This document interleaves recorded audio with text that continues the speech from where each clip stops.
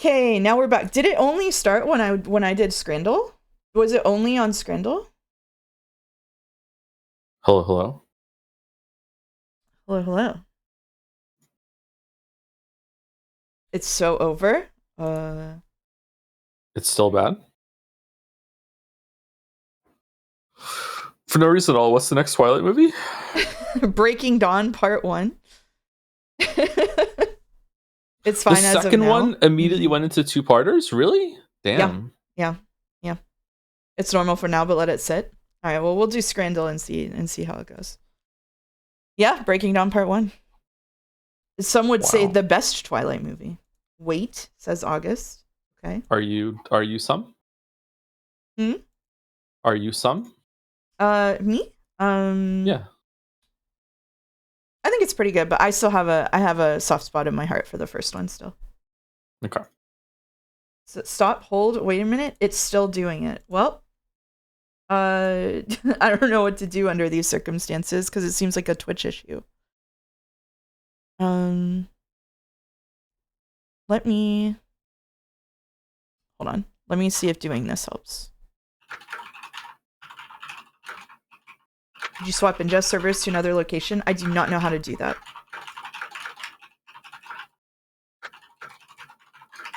So not everybody is having a problem now.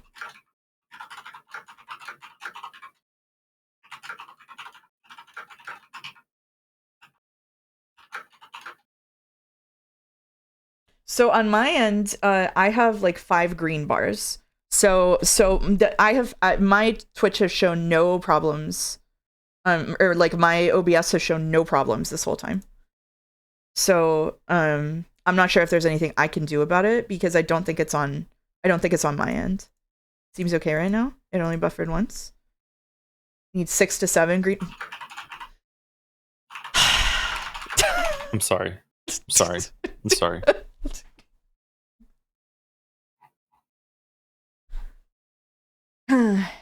Internet has been wonky in general lately. Well, welcome to chat, Sakamoto Mamoru. As soon as you start talking about Scramble, it starts buffering. Right now, it seems fine. Is the Scramble dev DDoSing us?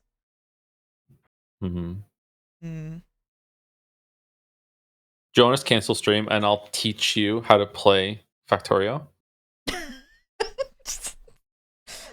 Yeah. If we can watch Breaking Dawn on the side while we do it, that would be a perfect evening. Oh my god, you're gonna let me teach you something? Oh, yeah, okay. of course. Yeah, all right. You could have the whole time. Damn.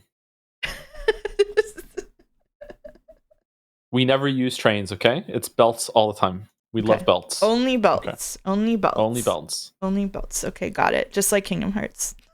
Yes, exactly. Yep. In return, she gets to teach you how to cope with tall women. I do have heels that would make me 3 inches taller than you. Well, what's this cope? What do you mean? What? What do you mean? Where's the cope coming from? I don't have to cope with tall women. I'm fine with tall women. It's good. Now I buffer client side instead of Twitch side. Oh, okay. Anyway, what are we saying fuck trains for? In Factorio, specifically. In Factorio trains, they're overrated. Just use a belt.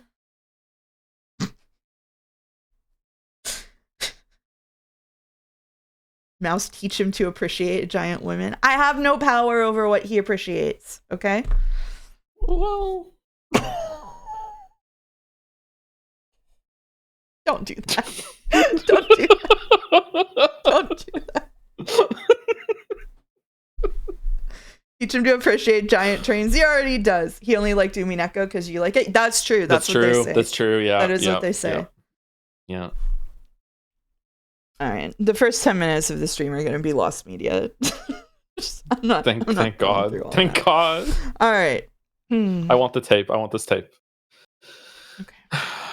Opinion on Snowpiercer. I liked it a lot. It was a really good movie. He only liked FF6 because of the train. Oh, taught him to like Umineko. I didn't teach him anything about Umineko. I didn't even teach him to install the mods. I did it for him. Which Final Fantasy is better, by the way, 6 or 7?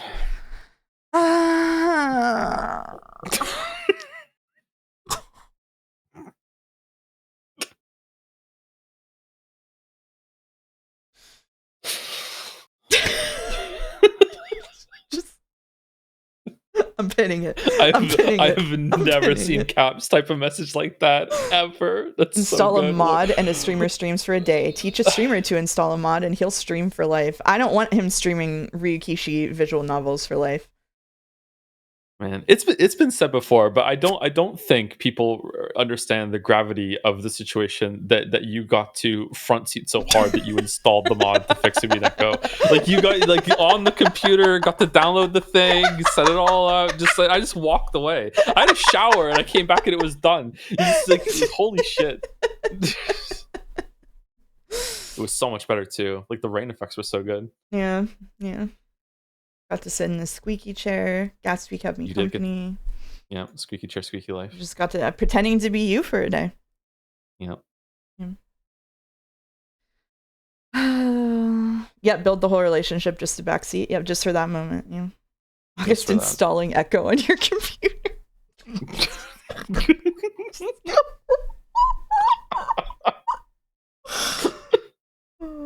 Got to be shown the drive-through Burger King. Yep. Got all the classics. Yeah. Speaking of Burger King, is the stupid SpongeBob SquarePants meal still going? The promotion, because the kids love SpongeBob SquarePants. So I think I might go get it in that if it's still going. And is it good or no? Was it overrated? That's a question for. Does anyone know about this? Yeah. I don't go to Burger King anymore. The chicken promotion. They apparently sometime in December they had celebrating the new movie. They had like a Krabby Patty meal or something like that. I don't know. It's the Grinch meal right now. That's at McDonald's. Maybe Burger King also has a Grinch meal.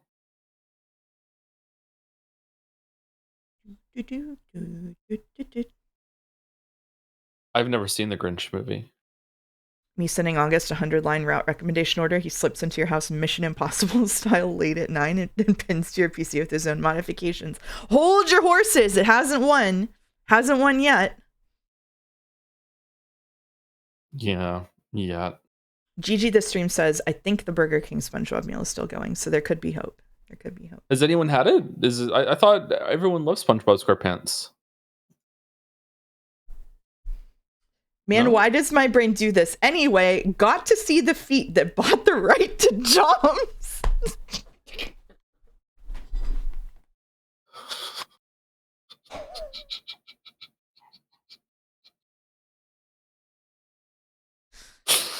Thank you, Rolfus.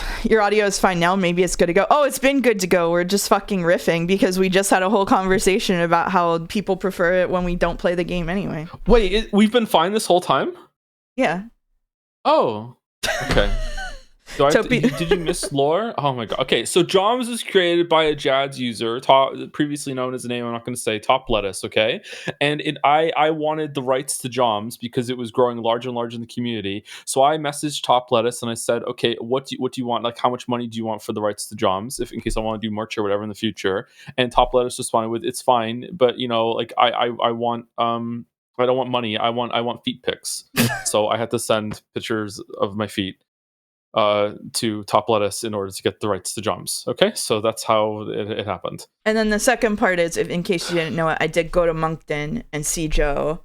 At which point, I probably did look at his feet at some point. I didn't really focus on that. Yes, that and Lettuce are the same person, Repnir. Yeah, and lose the rights to Joms. There was also a second stipulation about the rights to Joms that I will have to make public if like merch ever goes through or whatever like that. Yeah, which is actually is a good stipulation. But yeah, okay. I haven't spoken about that yet. I think I told you that. I wonder if you remember. I don't think I remember. Okay. How scary was Moncton? It was okay. We didn't really go anywhere in Moncton, so I didn't. It reminded me of a town where I grew up called Altoona, which is coincidentally the town where Luigi Mangione was captured after Fortuna. So my time at Moncton, yeah.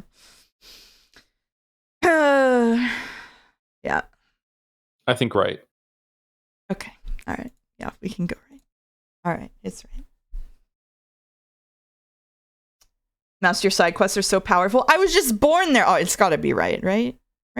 Hail hot dog and a waffle. Half the price.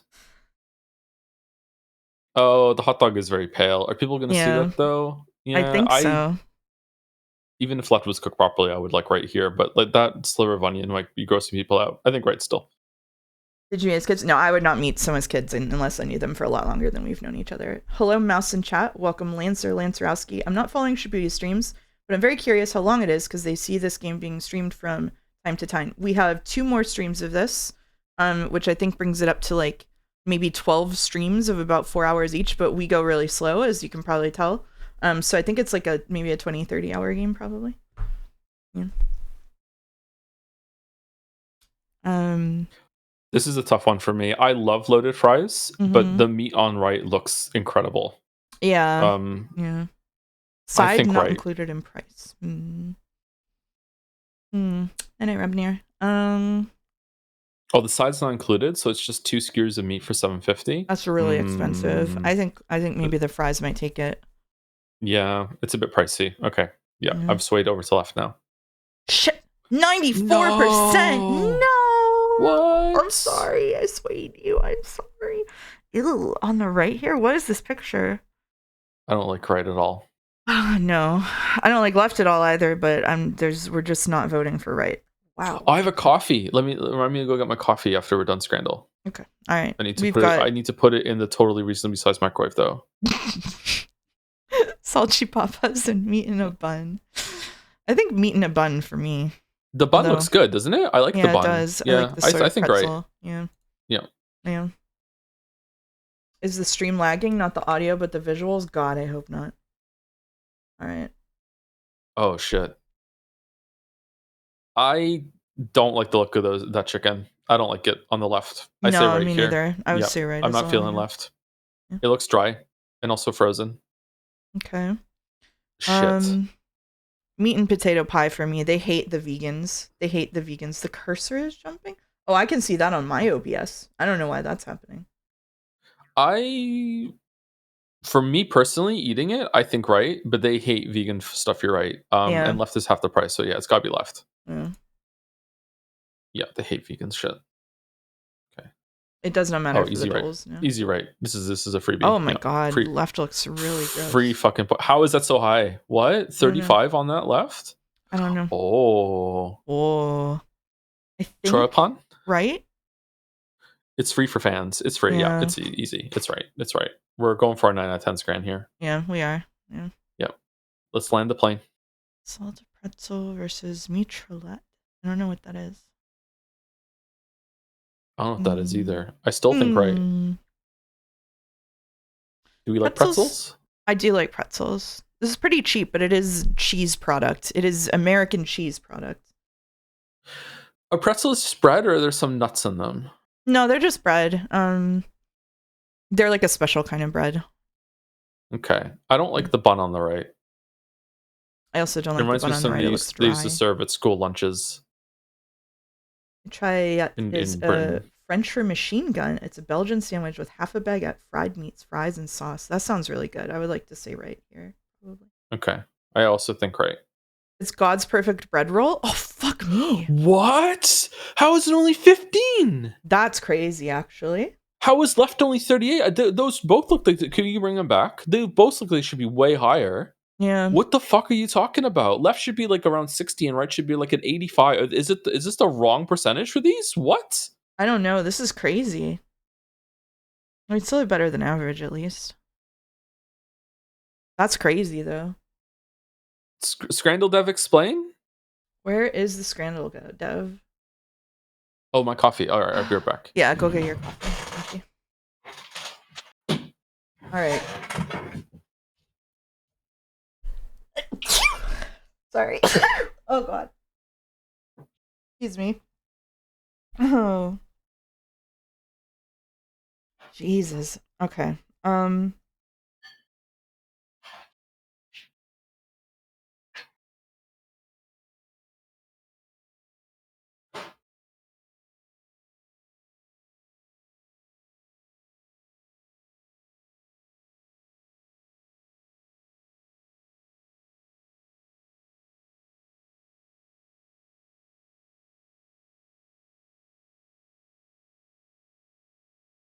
Let me see.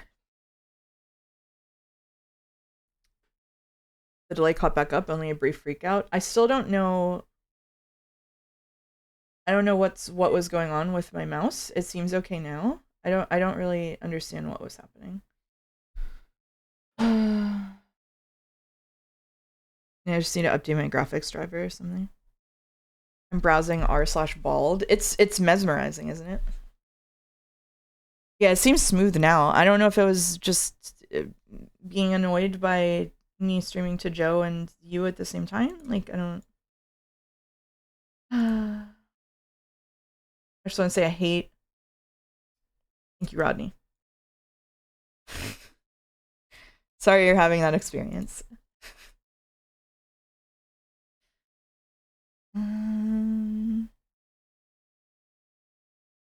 I've seen the browser capture lag during fan art too. I think it's just your computer. Yeah, that could be. That could be. I need a new CPU really badly. That could easily be it.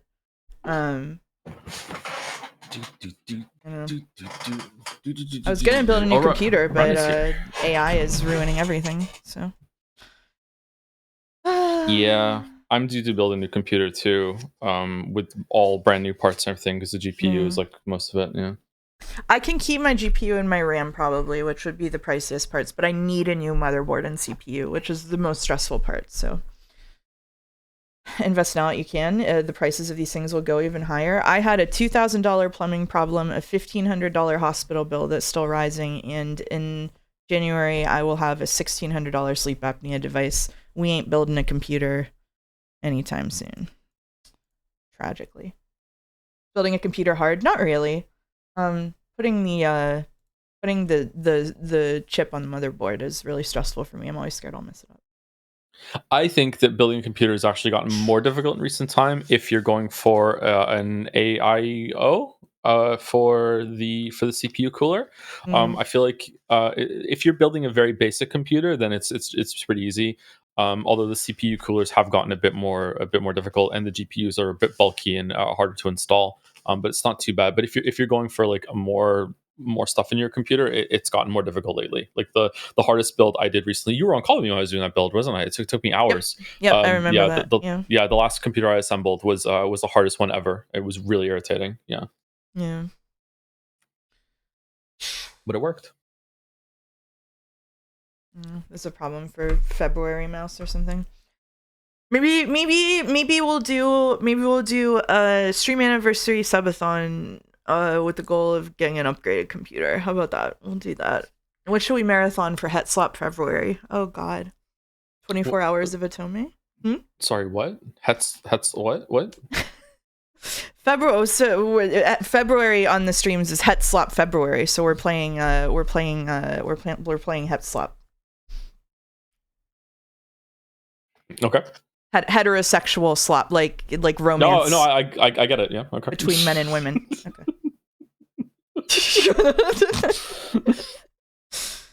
I got my current MOBO CPU and cooler pre-mounted, shipped with a hole cut in the motherboard box with the cooler just poking out. That sounds kind of nice, actually.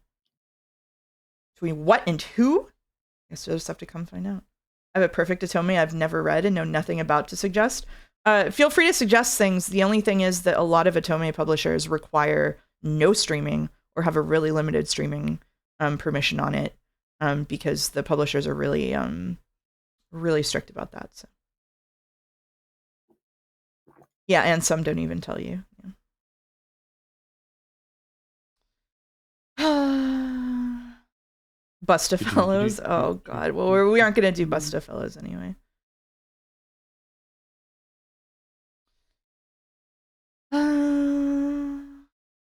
All right. Well, you're top. We know that. Well, chat. It's time. It's the time of the stream where I ask, can we Steam it? Yes, we ham. Yeah. Thank you. Thank you. Man, you were my joke. I wasn't gonna take top. I was just gonna tell you that you're bottom. All right, Crazy Machines 3 is the latest, greatest, most amazing, and craziest part of the series, and fascinates once more with the physics-based puzzles. Build your own crazy machines and share your awesomeness across the world thanks to the Steam Workshop. And on the power bottom, we have Void Crawler, a horror game set in a dystopian future where you pilot a vehicle nicknamed the Mole into a mysterious void deep within the earth to collect an extremely valuable material for a company dedicated to solving the world's energy crisis. I have no idea. Can we see some screen caps? Like, Top has a lot of reviews. That's a lot of reviews. It looks a bit... Whoa, it's a boat? This looks kind of cool. This looks like Little Big Planet to me for some reason. This looks kind of neat.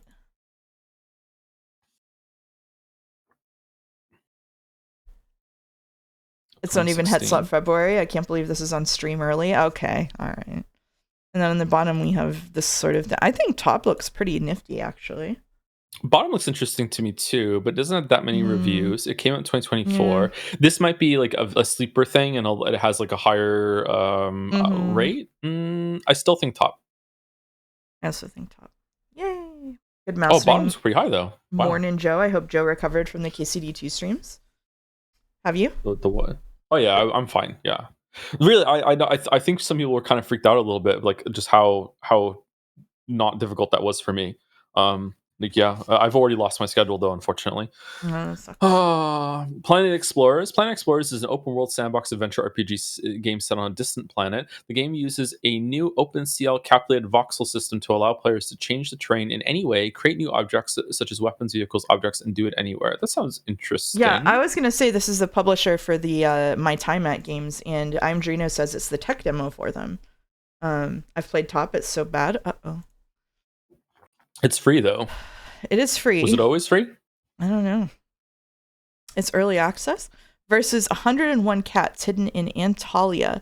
Join this adventure and discover the hiding places of 101 kittens in the handcrafted Antalya landscape, and lots of achievements.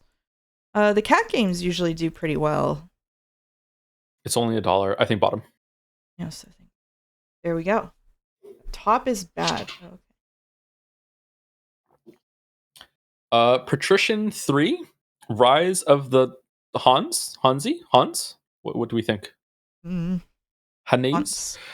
Become a fellow of the famous medieval Hans Trading Association in the 13th century. Manage the politics, prestige, and economic success in your city and the known parts of Europe. Okay. All right. Looks like a much older game than it is. KCD2 slop. 2010. Wow. Roman Triumph Survival City Builder. What do you mean? At the farthest reaches of the empire, a new Roman city is born. Manage and grow your city, please the gods, and survive against barbarians and mythological threats to achieve Roman triumph. Hansa? Spanish slot. It's a Spanish-like. Okay. Oh, it's got some combat to it. Early access from September of this year, actually. 674 views, Roman Triumph. I think... Oh, it's a sequel up top. It's a 3. I think bottom. What do you think? Oh wait, it's $5 a top. I don't know either. It does look decent for EA.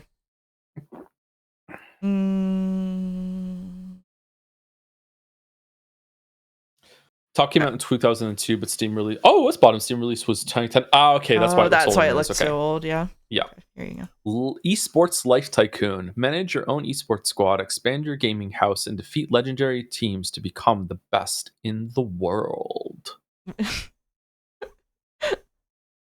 Why does she look like that? Sneh. Snebel. Sneh. German game? Is it? Snowbell's ring. Heroes of Valor. This is war, soldier. Pick a class, gear up, and hit the front line. Whether you're storming beaches, piloting fighters, or holding the line with your squad, your orders are clear. Fight hard, fight smart, and never back down. Enlist now. Become a hero of valor today. Wow. Yeah. Wars change. Yeah.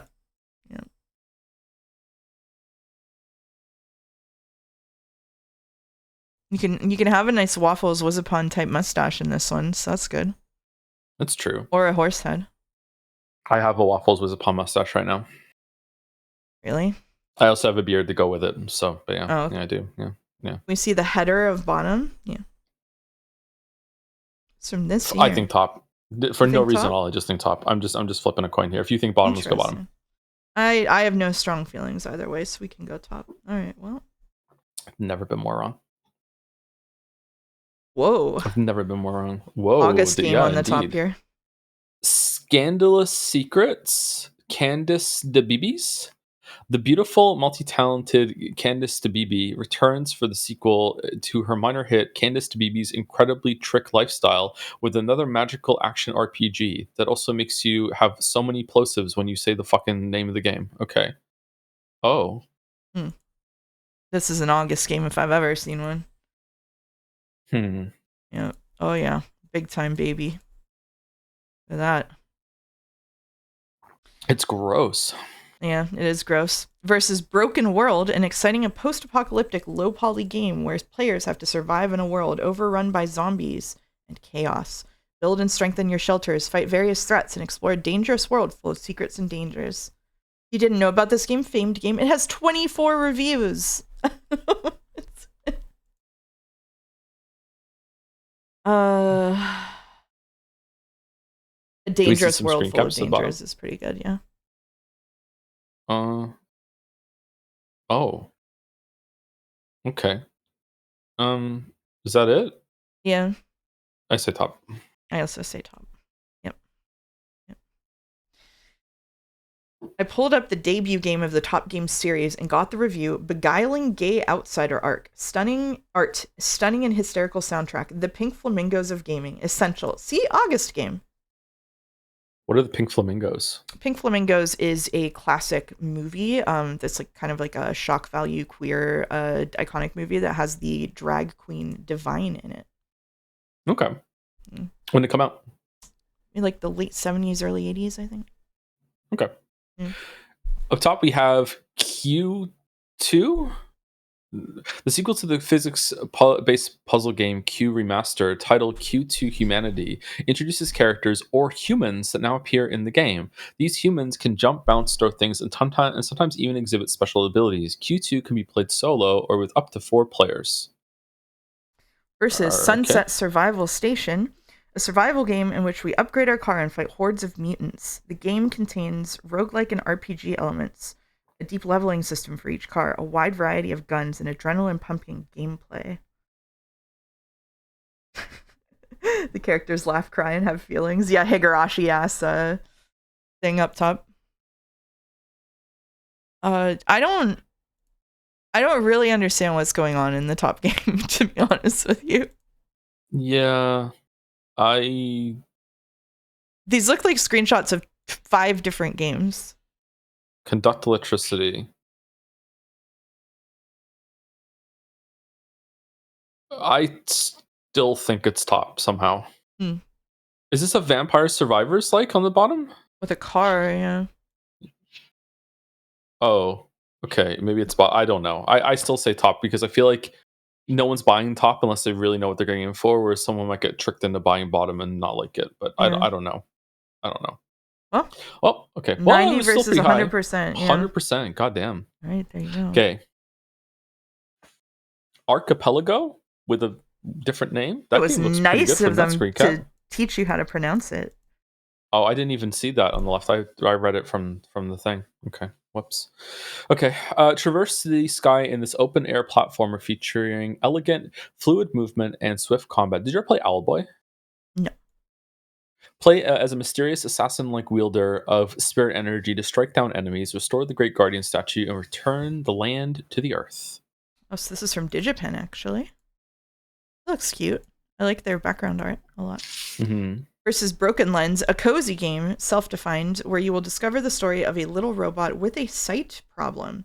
Explore manifold, cute environments at your own pace and investigate to understand what happened to them. Will you be able to uncover all the secrets? Is it a spot the difference game? Looks like it. Something like that. Yeah, point and click hidden objects. Like the art on the bottom. Something about top calls to me in a way that bottom does not. Yeah, top is also free. I really want to go top here. What do you think? I do too. Yeah. Yeah. Well, fuck me. Okay. It was close though.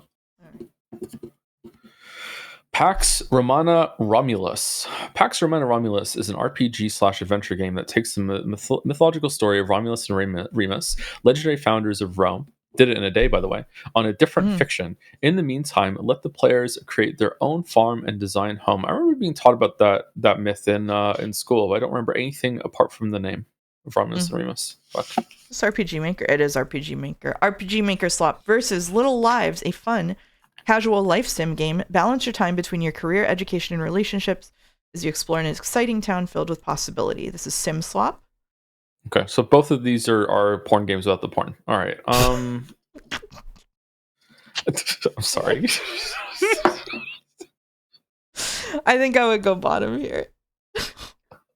Fuck it, let's go bottom then. Okay. Just the question marks in chat. Behold, my field of question marks. Look how they grow. Thank you. Thank you. Very have Unformed is one of the most Souls-like Metroidvania 2D horizontal RPG. Sorry, is one of the most Souls-like? Okay. Players will explore the Eastern Dark World, seeking the astonishing truth behind the mysterious events. Okay. Doesn't look too bad. Like, one of the pass away. What? Versus Nexus 5X. Explore, expand, exploit, exterminate, express. I hate this. All of the depth, diplomacy, conflict, and conquest of a turn-based 4. If it's a 4X game, why would you put 5 X's in it? Are you stupid? But play it in fast-paced 60-minute competitive sessions. Play solo or multiplayer for 2 to 8 players. Okay, you know what? I want to play this. That sounds like fun. If that's good, I would love it. Holy shit! I want to play bottom. What the fuck? Which lists me now? I'm actually going to Nexus 5X. Where is it? Well, you can't look at what it's rated. I'm not going. Don't worry about it. I'm not going to. Don't worry about it. Don't worry about it. I'm just gonna go here, and I'm just gonna. I'm looking away, and I'm just okay. I close my right eye and add to wish list. Oh shit! Okay, Nexus 5X is. Oh my god. Okay, I didn't see it. I didn't see anything. For no reason at all, I think bottom. Okay.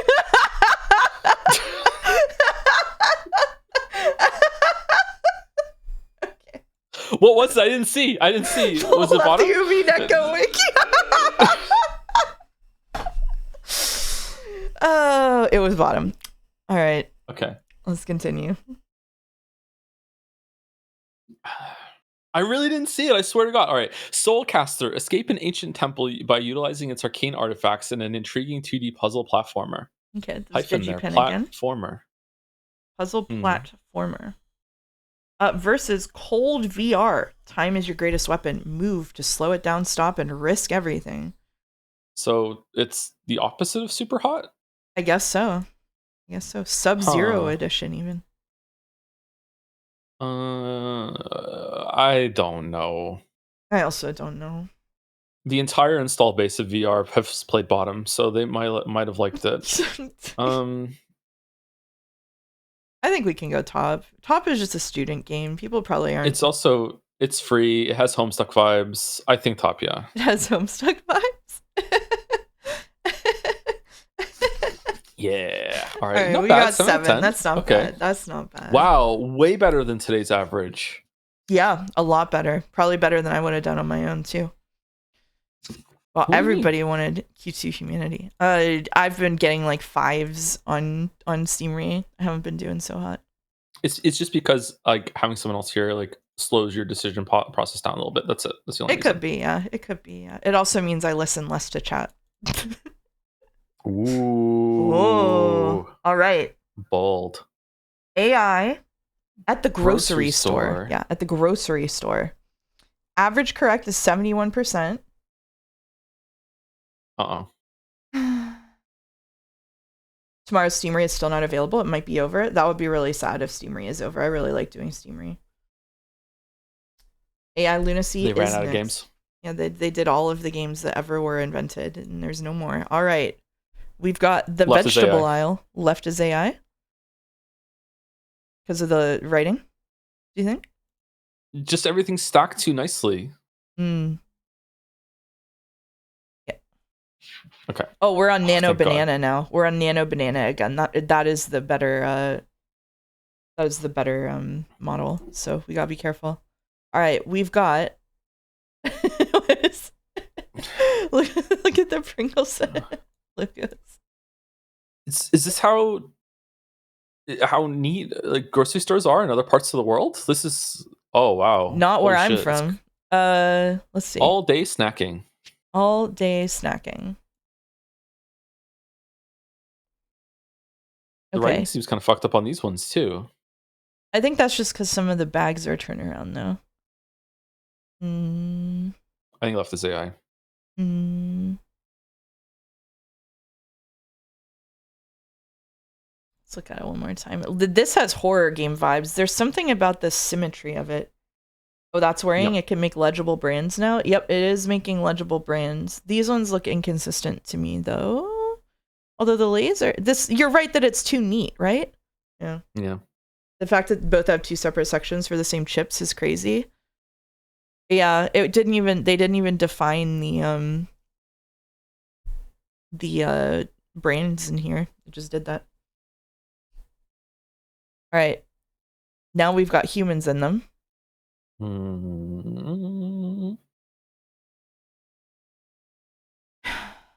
What are they selling? What's in the bag?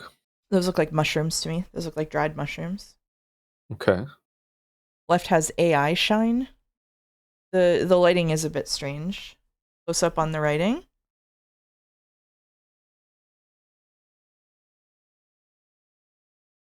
That's not Japanese, that's scribbles. I was wondering because this looks like some of these look like but they don't, but I don't recognize them. Oh, this has to be real, right? Every single Japanese grocery store I've ever been in looks like this. That's Chinese? I actually have no idea. Like, just based off of the lighting, like, I agree with chat. Left has, like, the fake lighting thing. Yeah, it's left. Okay, all right. There we go. 3 left in a row, so the next one's right. What? What is with these wobbly shelves? Something in the bottom right is fucking with my eyes. Is it like a microwave that's being seen on the back shelf through the glass? Yeah, I think so. I think so. And it's perfectly framed underneath the counter like that. I guess someone who's taking the photograph might have done that.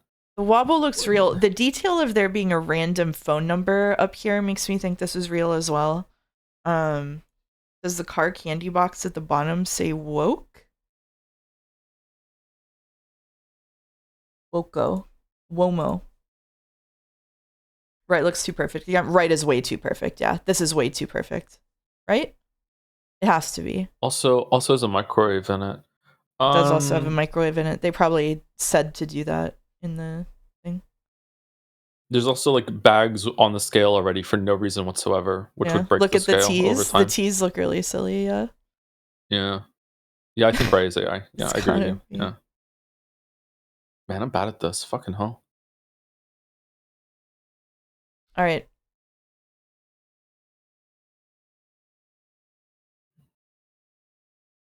Okay. These are labeled the same thing, but this has really? And then have they been printed?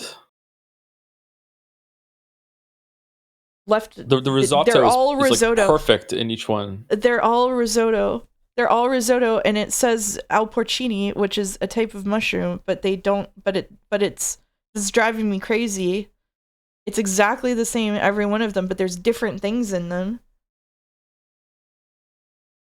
It says AI right there in the picture. That's true. That's true. It should be al, right? It should be al. It should be Rivoto al stuff, right? The 2 tartufos are completely different looking.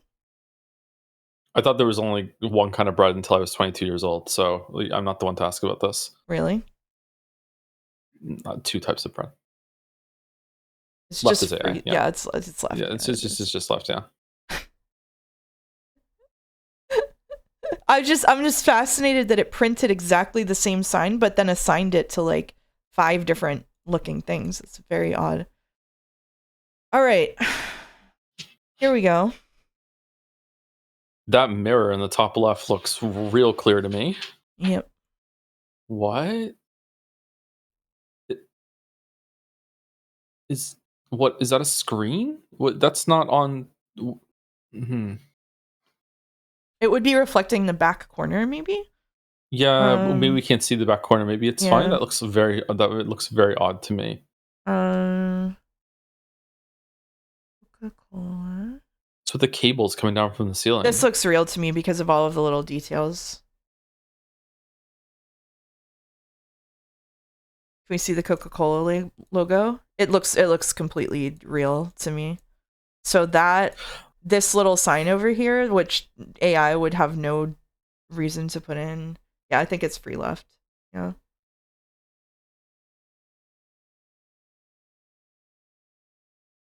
There's a certain symmetrical nature to the Yeah, it does like doing symmetry in these if this is AI, isn't it? I think it probably is. What about the guy's mask on the left looks weird. Looks like somebody's hanging down his face. Yeah.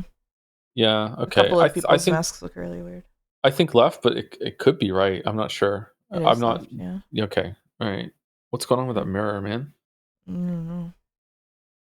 The sliding doors on left are too clean for the rest of the store. Oh yeah, that's true. It is a bit extra clean, isn't it? Okay. All right. It's just from, again, we have these perfect symmetrical lines, right? Like it's gotta be this one. Green leaf softly. Do you want to test it? You just want to go right? You just want yellow? Look at the 20 pounds of potatoes here. Yeah, I kind of coming out of the bag, even though it's not even open. Yeah. Yes. Yeah, the bag just stops. Nano Banana has no idea how to handle this topic and makes the same image over and over. Yeah, it does kind of feel that way, doesn't it? All right, we've got spinach. I love spinach. I'm not a huge fan of spinach, but I can get down with it once in a while. Yeah. What's going on with the basket? Kind of just... It's just sort of basket error. Yeah. It's around the... Well, I guess the celery is already in the basket. Is it? Yeah, like it's the just basket a big continues. Basket. Yeah, it's a really big basket. Okay, that's a big thing of celery there. All right. It is a lot of celery. What do you think about the prices zooming in? Are they consistent? They look okay? Yeah, 199, 349, 149, 199, 170. This 99 cents. Let's look at the first one again. This is doing the weird focus thing that AI does sometimes.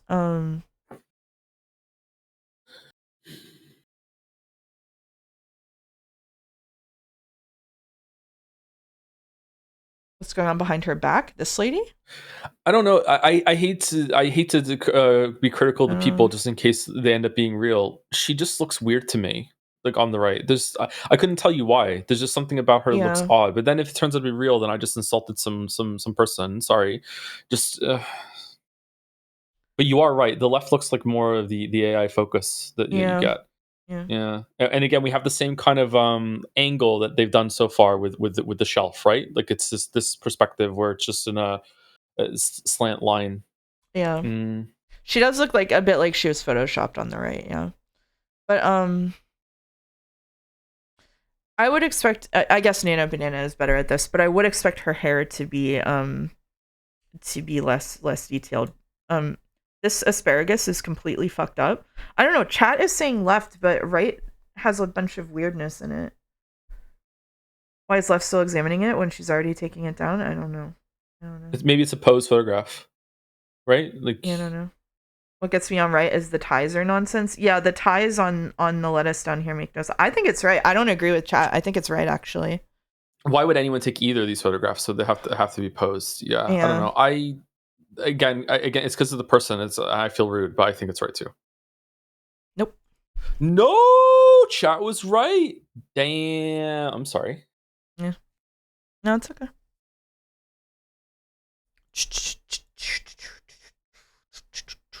All right. Do you just put loose stuff in the cart like that? I wouldn't. What are they're sort of piled up on each other.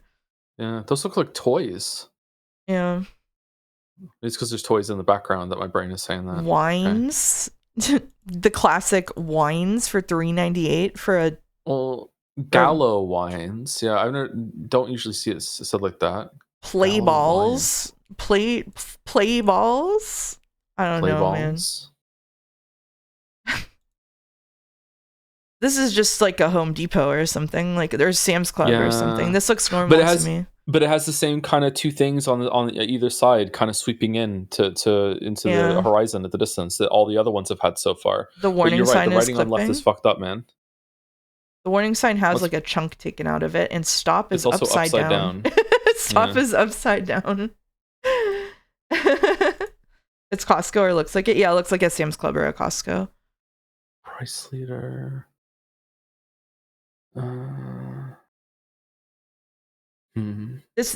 I feel like this is too perfect. People are standing past the warning sign on left. Yeah, but that might just mean that you're not supposed to go in here. Maybe they just closed it. What does the sign say? About 23. This place is very strange. This is a very strange place. What does it say at the top? Nuts and what snacks? Something snacks.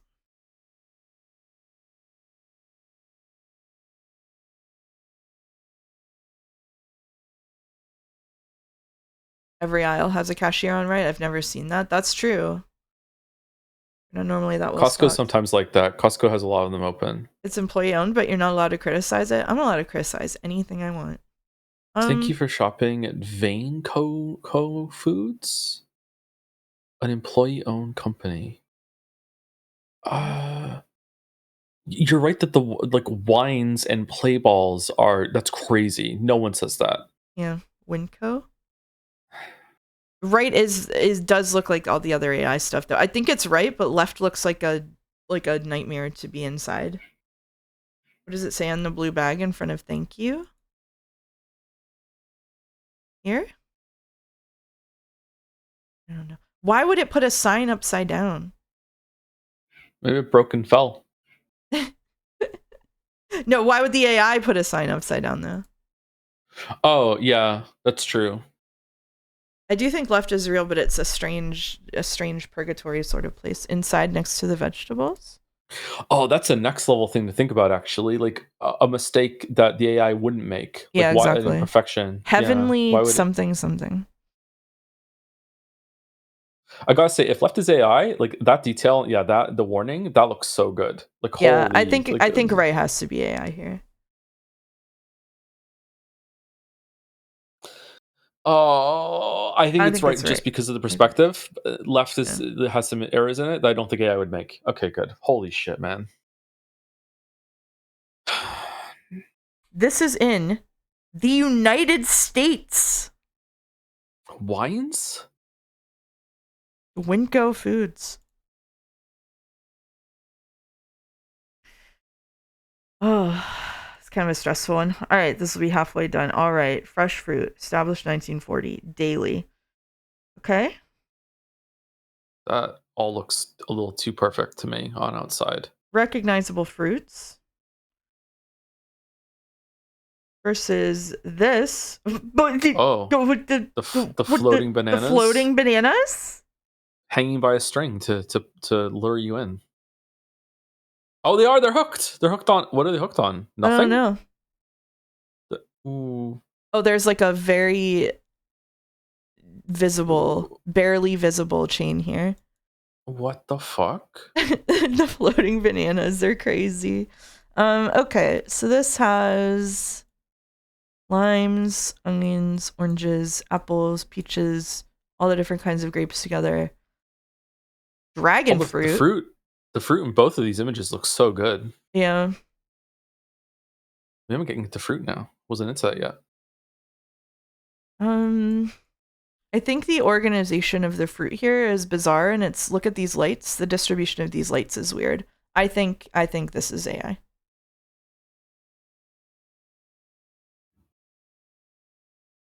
The upside down box on right makes me think it's real. Yep, that's a good point. Yep. I think left. I agree with you. Left.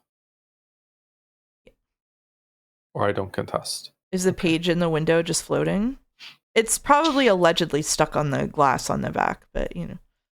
Oh god. Doesn't look like there is glass. Okay. All right. Based off what we've seen so far, right? before we even look, it's left. Yeah, it's left. But everything's too organized and too in parallel. The floor is so clean. Oh, the reflection of the light on the floor is wrong. There's a horizontal light in the reflection that isn't up above it. Is there not? Yeah. Where or is it at the end of the hallway? I don't know what's going on there. Maybe it's above you. I don't know. Fucking left. Yeah. Yeah. If you look at even just the way that the bags are distributed in this one, it just looks more real. All right, we've got 2 delis. Here's one deli. Delis. You hate delis? I hate delis. It's just I don't want to interact with someone when I buy my deli meats. It's annoying. Why is there fruit at the deli? Other side of the deli, maybe? Maybe we're not quite into the deli yet? We're not quite into the deli. Here is to weigh the fruit. That's a detail I don't know if quite high up for... It is quite high up, yeah. One of those banana keeps boxes is upside down. No way, it's AI. Oh yeah, that's true, it is. Versus peaches? Fresh peaches? Why are the peaches like different prices in the same thing on the left there? Yeah, it's right AI. Peaches versus fresh peaches. In the same container. All right. Onion, sweet potato. I recognize these logos in the back, but that doesn't mean anything, as we saw. Potatoes on the bottom. This all looks real to me. I'm going to be concerned if this is AI, so let's look over here. Okay. This has organic red onions in front of potatoes and organic red onions between red onions and yellow onions. Yep. And 2 layers of sweet potatoes. I think this is a giant eagle ass layout. That's right, you live here too. I forgot. All right. Is this the same image as before? Yeah, we saw it before. Yeah, is this a fake for? Oh, it's the same thing. It's right. Yeah, it's the same what thing. The fuck? Yeah. The one we just did. Yeah. All right. This is a giant eagle ass layout. This looks like it could be the giant eagle in like the north side. It might very well be. What the fuck are with the bucket lights? Bucket light is amazing. Only one of them has a handle. I love bucket light so much. Do you on the left is schmoove it? Yeah, look at him go. Bucket lights hanging off these rafters with exposed brick goes crazy. The handle folds up. Okay. I want to shop at this store. With the buckets? Is that lady weird on the right? Far right there? Is she like double exposed? Yeah. Oh, there's someone standing directly behind her. Yeah. Okay. Yeah. That's what it is. All right. And then here we have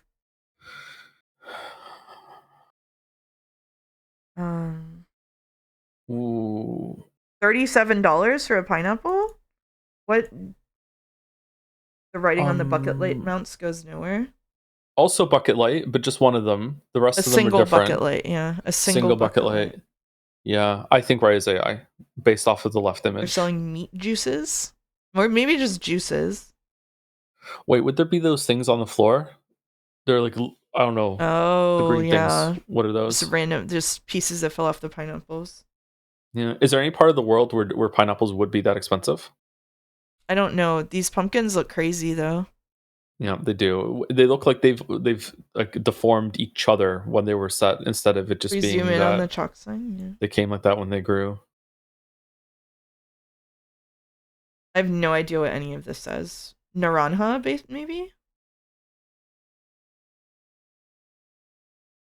Someone in chat says they don't like the roof. This is correct Spanish.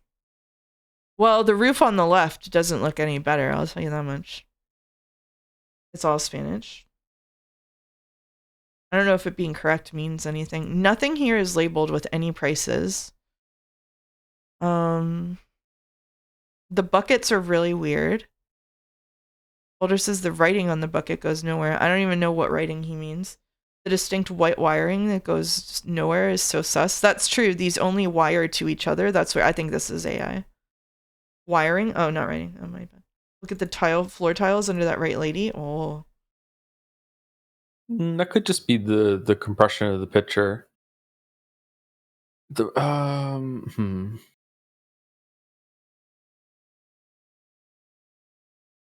No, it gets worse a little sooner than that. Maybe you're right. I don't like either of these images. I don't like either. All right, let's go left. Either. Consensus seems to be left. Yeah. It is left. Damn. All right. We've got the bakery, oven fresh, with 5,000 onions.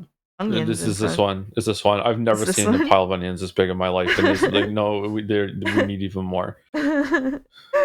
So many onions.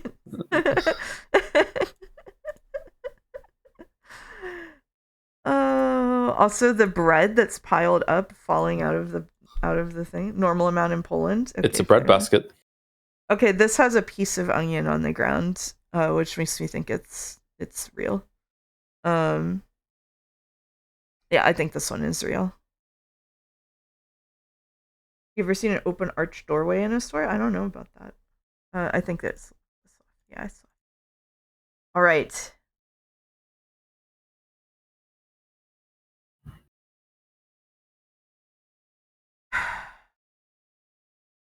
This is scuffed. This is so scuffed. The writing on the label with Portobello is so scuffed and inconsistent.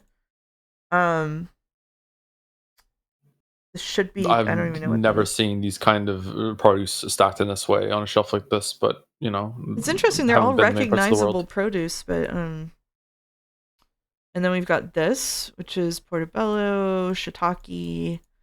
This is recognizable all the way back. Gold bell peppers. English cucumbers. Those aren't cucumbers, but eggplant. Oh, the cucumbers are between them. They're between the eggplants and the thing. This is very packed. Yeah, I think this one's real though.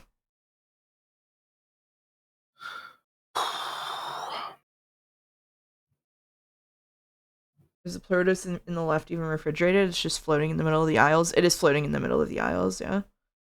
There's no reason for it to be set up this way, and like the back just goes into an abyss. That's why it's so fresh. Yep. Straight from the abyss. I think this is. I've never seen a setup like that left before, so I think left, but that's the only reason. Right. Damn. Save orange dot sale. Apples. There's so many fucking apples. $1.99 a pound. I have seen a lot of apples, but that's way too many apples. No idea what that says. Is it common to have fruit stacked all this well? Like in places I've never gone to a store and seen it like that. It's always just like a big bundle of shit. Orange dot it's also a lot of apples. It is a lot of apples, yeah. These ones look stacked even neater in the bags. The branding on the big sign up here and here is consistent. R24, I don't know what that means. Royal something? Royal Gala apples.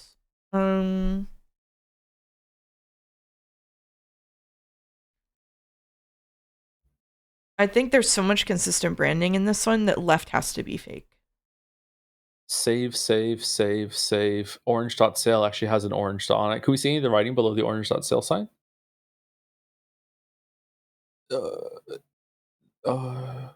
No. February 2016? Yeah. Well, that's before AI, so it has to be that one, right? I knew a girl who worked in a produce department and took Adderall at work, and her shelves looked like that. Did you know what? Fair point. Fair point. I think this is fake. I think right is fake just to be different. You think right is fake? What does chat think? Just to be different. We should go with you think. Okay. I'm being contrarian for once in my life. All right. Yeah. See, being contrarian doesn't pay off. For once in your life. All right.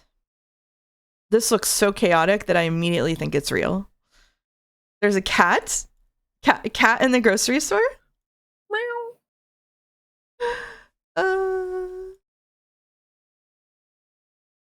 This is the grocery store Republicans want. This is soulless as fuck. How much does the cat weigh? It doesn't say, sadly. Right has the perspective we've been seeing over and over and over again today when it comes to the AI. Yeah. So that's the only reason I think Right is AI. That's the only reason. That's Poland in 1989. Completely fair. Right has children of men lighting. True. Right is a cashier who's checking out from her fruit fort. Yeah, she sure is. But this could be so just to defend it, even though I think this is fake, this could be a farmer's market where she's I've been to a place where they would be selling from the fruit fort.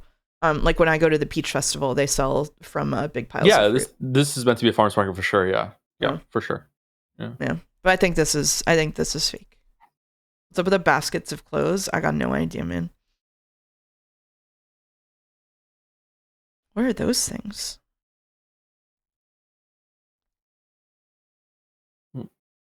Order passes?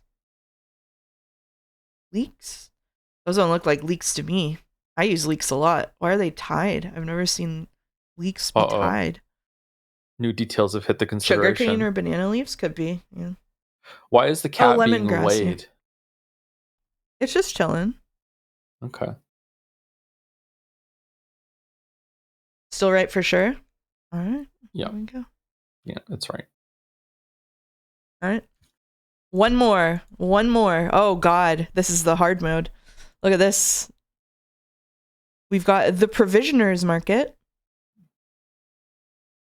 Everything here costs $75. I've been in a grocery store like this. I went to a grocery store like this in Ottawa, and it was so fucking expensive. Oh, shit. Okay. I went right to be fake because the amount of open space annoys me. I mean, the amount of open space is nonsensical. We also have the perfectly stacked stuff again. Although in this one, you can see that it's inside things that keep it perfectly stacked. This looks like an airport. It does look like an airport. It is a nightmare realm. What does the sign say at the top? Fruits and vegetables, presumably. It's spelled different. These are two different languages. You see the sign at the top? This one?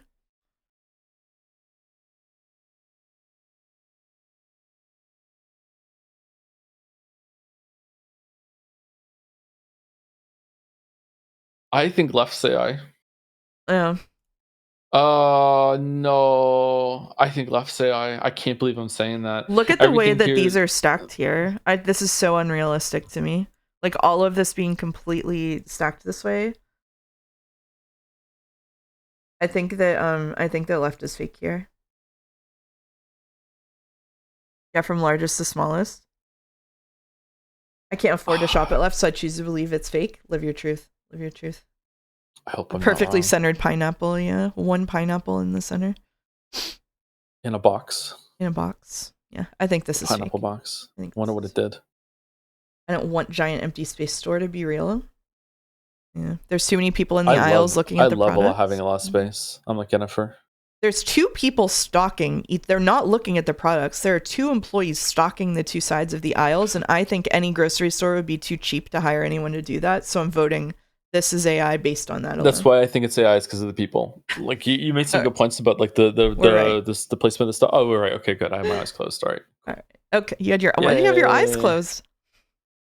I had my hands over. I was scratching my forehead. All right, 95% accurate. That's pretty good. Where was right from? Oh God, I don't know. I don't know how to go back on these ones. Gotta go back. I can't go back.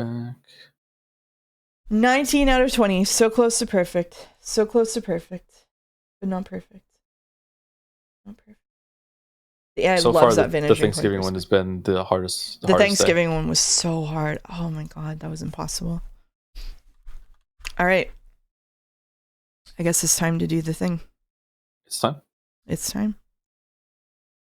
So, chat, I think from my understanding, there is a pretty good chance that we're going to get almost to the end of the main story in 428 today, and then we're going to go on next week to do side stories and stuff. Thanks for the stream. Bye, Caps. Thanks for dropping by. See you later, Caps. It's time to do the thing. No, not the music. Ah, sorry. Sorry. Bum, bum, bum, bum, bum, bum, bum, bum, bum, bum, bum, bum, bum,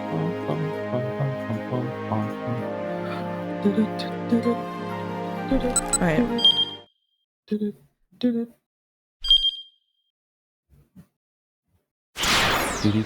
Volume is loud. What the?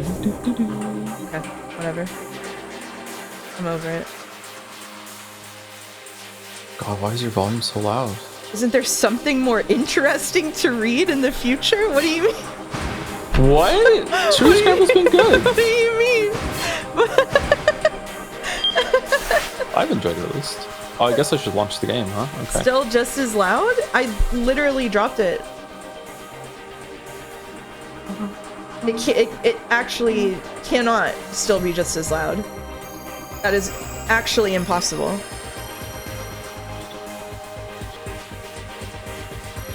What is this No, game? it is. Angeline Era that's on my recommended list.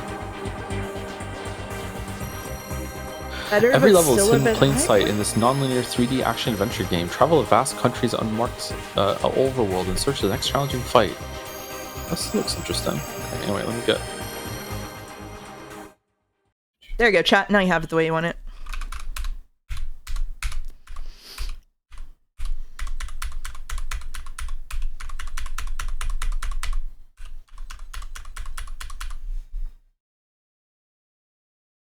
Baking pancakes, making pancakes. Put some bacon in, put it in a pancake. No difference. Pancakes, that's what it's gonna be. Bacon pancakes. No, it wasn't fucking doubled. Jesus Christ. I'm the one who doubles audio, not mouse. It's happened like twice. I'm gonna stop streaming forever. I swear to God. We're gonna finish this, and I'm just gonna be done. Yeah, I feel like that a couple times a year. That's why I just leave. Yeah. Yeah. Yeah. Yeah. Oh, that's totally. Oh, I could do that. I could do that. I could do that, couldn't I? Okay, we're on Keep Out on Jack Stanley. We're on End of Maria. We have Asawa's ended, and Minorikawa's ended. Wait, we're done? We have nothing else to do? Do we have to do a jump or something? Or I think we have to do a jump. Yeah. Thank you, Don to the Dons, for subbing with bacon Jack pancakes. Stanley, I think, right? Or jump to Tateno. You gotta jump to someone. I have a question for you. Yeah, what's up? What is the story even about?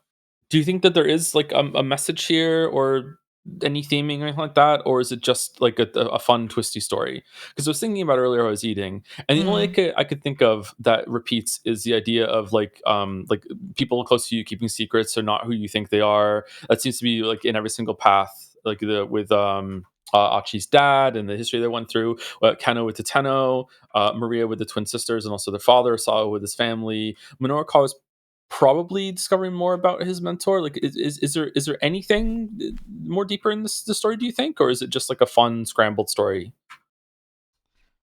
To me, if they're attempting anything deeper, it doesn't land. So they might be trying to make a bigger point, but I'm not getting anything out of it. Okay.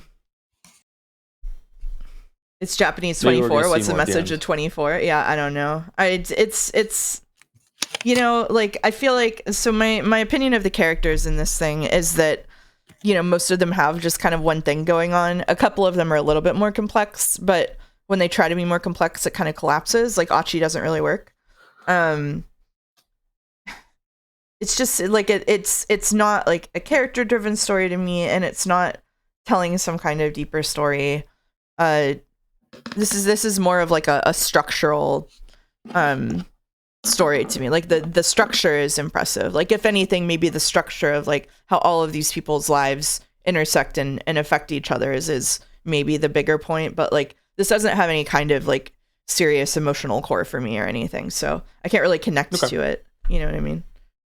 Don stole my joke. I was waiting to say it when there was a lull. Yeah, the message of 24 is torture works. How could you, Don? Fuck. How could you? God damn it. I think sometimes the story is just a fun thrill. Yeah, I agree, Balder. Yeah. So this is like Silent Hill 2. Okay. All right, chat. I'm going to turn the sound back on. but you have to be good.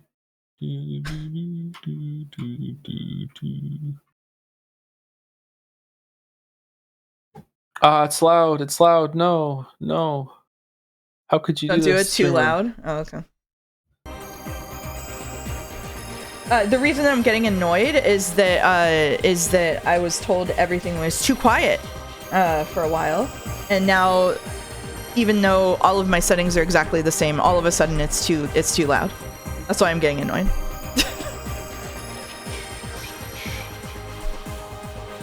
I get so annoyed when there's a Crackle-y event.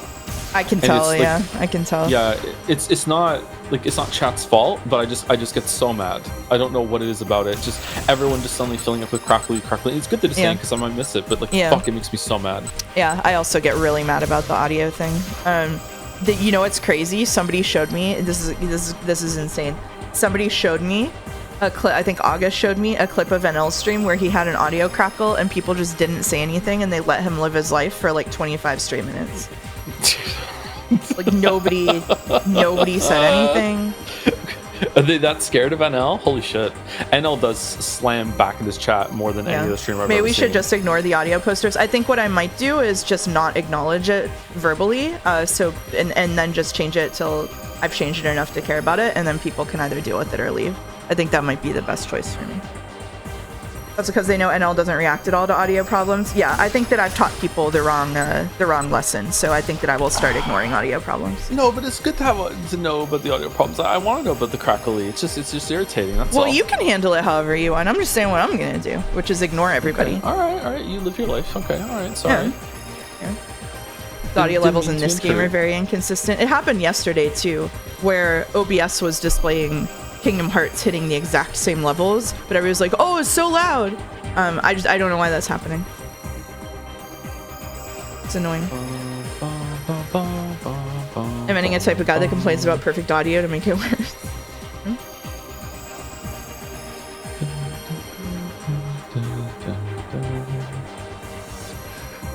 Have you considered you should change your stream volume to match my personal computer's level? Yeah, that's fair enough. I genuinely think Windows changes volume without any actual cause. That could be true, but then why OBS look same? You know? Like, I don't know. Whatever. True. Why OBS looks same. It can be about different pitches being harsher at the same volume. That doesn't explain streaming Kingdom Hearts twice at the exact same audio levels with the exact same noises in songs and music, and people complaining about one and not the other. Maybe it's the same people watching on their phones one day and their computers the next day. I don't know. Whatever. Anyway. I think that Kingdom Hearts is always too loud. Yeah, we should turn down Kingdom Hearts. Yeah. Nothing could possibly extreme streaming Kingdom Hearts twice. That's true. I can't believe we got another game. Oh, I was going to ask you, Joe. Me? And now that I'm done crashing out about audio issues, do you want to come on stream for the Kingdom Hearts finale stream? Do you want to come hang out with me? When's that? Probably Monday, December 22nd. So if you can't, because it's Christmas. So soon? Yep. December 22nd? Yeah, sure. Yeah. That should be fine. Nice. Doing it. If you want to say no later when we're not in front of people, and then I'll say that it was my fault, we can do that too. We're definitely going to do that, yeah. Okay, yeah. Cool. Wow, now you've taken that out away from me, because now people are going to know. So now it's like the double pressure after the initial pressure. Yeah, that I exactly. Can't say no in private exactly. now, so I have to come along. Okay. Yeah, right. I really took care of that one. Okay, yeah. Mouse punched through a huge chunk yesterday. Yes, they were very impressed because I got through Monstro in half an hour. If you would like to guilt me more in private in order to come on, then I will definitely be welcome to come on Monday 22nd, sure. Okay, yeah, sure, that sounds good. Do you want me to trade and come on for a Yeek stream or something? To help? Do you really want to be there for Yeek? I think it would be funny, but I, you know, it's up to you. Oh, we're definitely. Or should we announce it? We're doing OG Yeek. We're going OG. We are doing OG Yeek, yeah. Oh, I could use my English degree on Yeek. Yeah, that's a good point. Yeah. We wish you a Merry Yeekmas. We wish you a Merry Yeekmas. Yeah. We wish you a Merry Yeekmas and a Happy New Year. Yep. Yeah. Okay. I think we're also doing the tier list stream on Tuesday instead of Pathologic. But doing Pathologic Wednesday. before they get upset. Wednesday, yeah. And then Yeek Thursday. Although I kind of want to finish Kingdom Deliverance too. I actually really enjoying the game now. Sorry to say. That's okay. Nobody's perfect. You forgive me? You forgive me? Nobody's perfect. Okay. All right. Can I come on stream for Kingdom Hearts to make it up to you? Yeah, absolutely. You know what? That would be a perfect way to make it up. Okay. All right. It's fine because you're gonna get to a near replicant and hate it, and then I'll get really mad about it. Okay. I think we have to go down to Kano's line and jump from 1950 you think it's to Kano's? 1820 for Stanley. Yeah. I'm already there. I know it's Kano's actually. I thought it was Achi's. My bad. Okay. If Achi works too, I'll back out and go to Achi's. No, it wasn't. It wasn't a jump. I was mistaken. Okay, so it's Kano's and at 20 at what time? 1905. 1905. Oh right, we're already down into this. Okay, 1905 to Stanley. Stanley, yeah. Okay. Or at least that is a jump that works for me. It is a jump that works, so we might as well do it. Well, if it's Jack Stanley, I believe you're reading. Hell yeah. Stanley. All right, let's do it. It's me, Jack Stanley. All right, what happened last time with Jack Stanley? He's like having a Claire Danes moment from Homeland where everything's coming together. He got his backstory revealed, which is that he had a younger brother named Frank Stanley. Frank Stanley. Actually, what's the button to get the recap? What's the button to get the recap? Help! August, help! I can't tell you. August, it would be backseating. I'm requesting it. The audio thing traumatized me. Oh my god. Check behind you.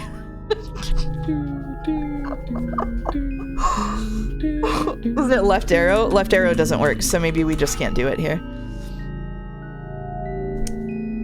Alright. Don't shoot. I'm sorry, Godot. I didn't mean to traumatize you. Don't shoot. Don't shoot. I think I've quit Hunt Showdown again. Have you? What are you going to do on Saturdays? Yeah. Well, the only time I play Hunt Showdown in the past 3 weeks has been on Saturday with Bill. So we did 2 sessions, and it was 2 sessions in a row, week to week, that we went up against teams where like we were counting, we were keeping accountability of everything's going on, and they're just not missing. Like no one is missing us ever. So I don't know if all the people that weren't cheating in Hunt Showdown are currently playing Arc Raiders, not shooting over there. But like yeah, it's ridiculous. What we're going up against. Like we downranked a lot, and it's getting worse rather than better. I don't know. It's weird. Not fun, but that's how online games are right now. Yeah. I'm sorry. Still too loud. I just don't want you to kill me for that. I didn't know what the deal is compared to Kingdom Hearts because I was doing other shit yesterday instead of listening closely. You should time out like Crazy Fist or someone. Ooh. So just to give you context, I am at negative 14 decibels on the game right now, and before it was way lower than that. So I just don't, or like it was turned up way higher than that. And I just don't know why that is, but it's fine. It's not a big deal. It's fine. It's just, you can take a time out. We're not timing out Crazy Fist. I like Crazy Fist. Crazy Fist wants to be timed out. Is it okay now? Is the sound okay now? I'm losing at the idea of a pantomime show where the audience goes behind you and the actor fucking loses it. That's just so you know that Kingdom Hearts has an open back seat policy, but if you're in the front seat, you get precedent. And I was playing and I wasn't sure where to go because it was a really confusing place in Tarzan World, and I was given the advice behind you. I lost it.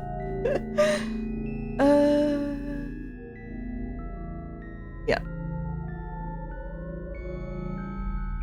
Have you been enjoying all the backseaters of combat in Kingdom Deliverance too? That's been a real fun time. That's been such a fun time.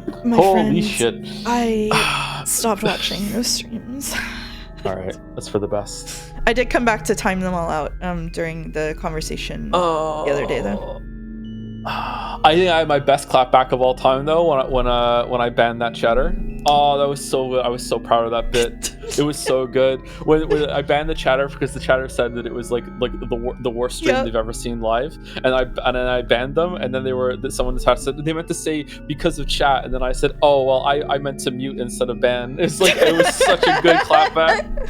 I've been awake for like 27 hours at that point too, and I did that clapback. I was so proud of it. Oh, it was good for me. I banned them though. The person that you banned came to my stream and gifted me subs right afterward.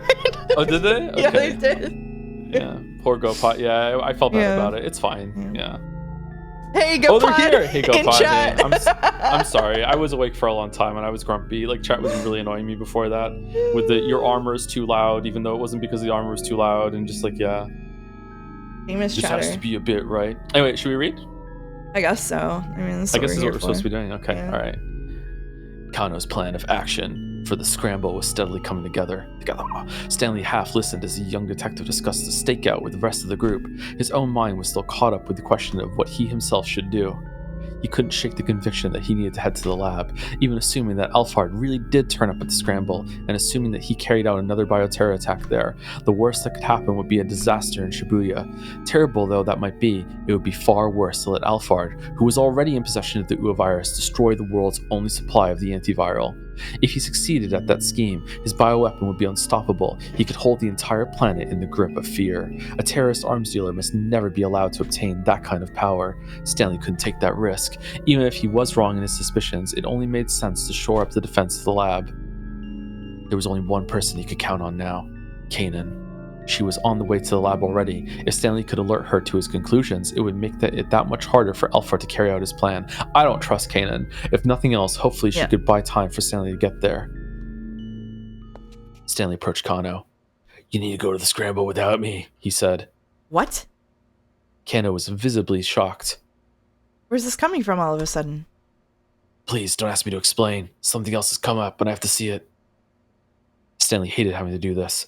He wished he could explain everything. If he made any unusual moves now, though, there was a risk Alphard would pick up on it. There was no telling where the mastermind might be watching. It was better to keep his companions in the dark, just in case. I understand. Kano said. Do what you have to and come back soon. "I'm sorry. I wish I could tell you more." It's all right. I'll find a way to get by.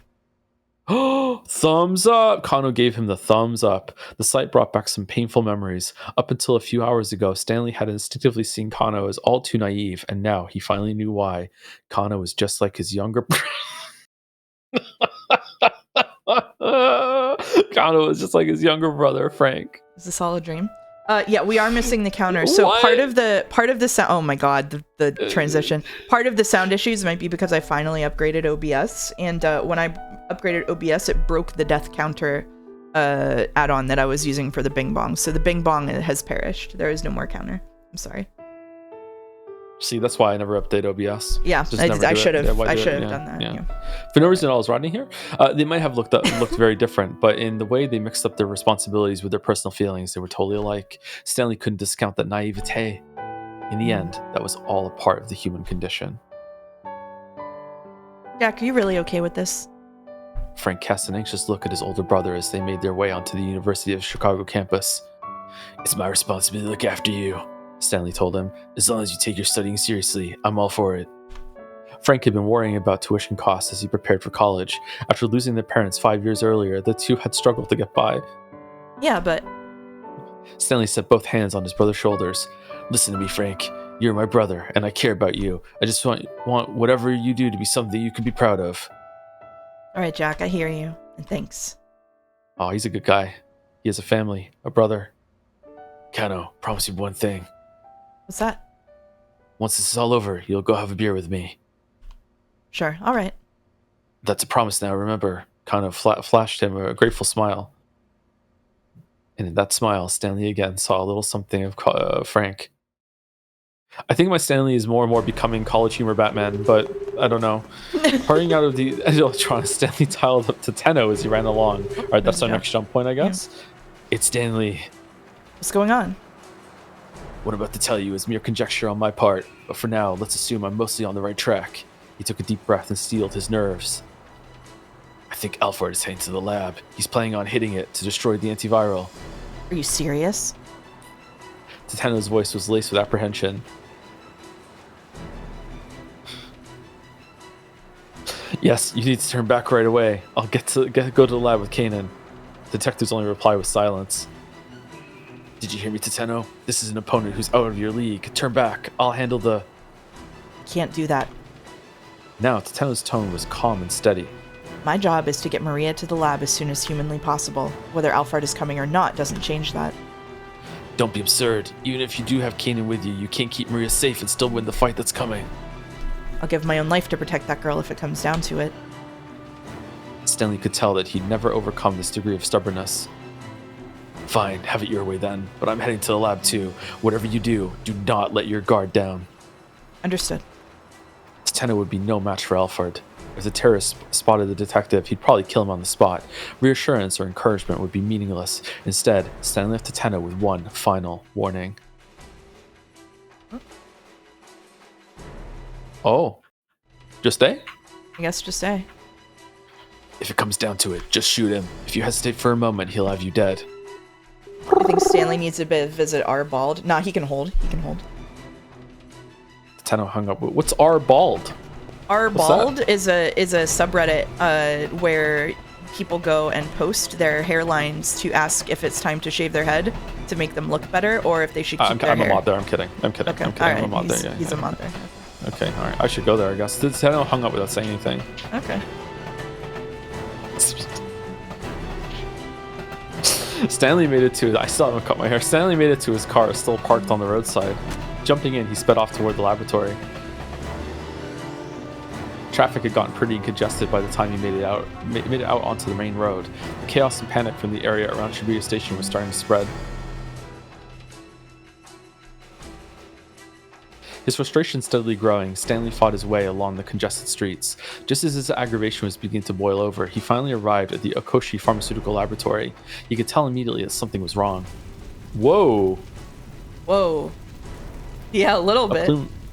A plume of smoke was rising from one of the laboratory windows. It was thick and black, clearly the result of a fire of some sort. Gun out already? Stanley hopped out of the car, drawing his gun as he approached the door.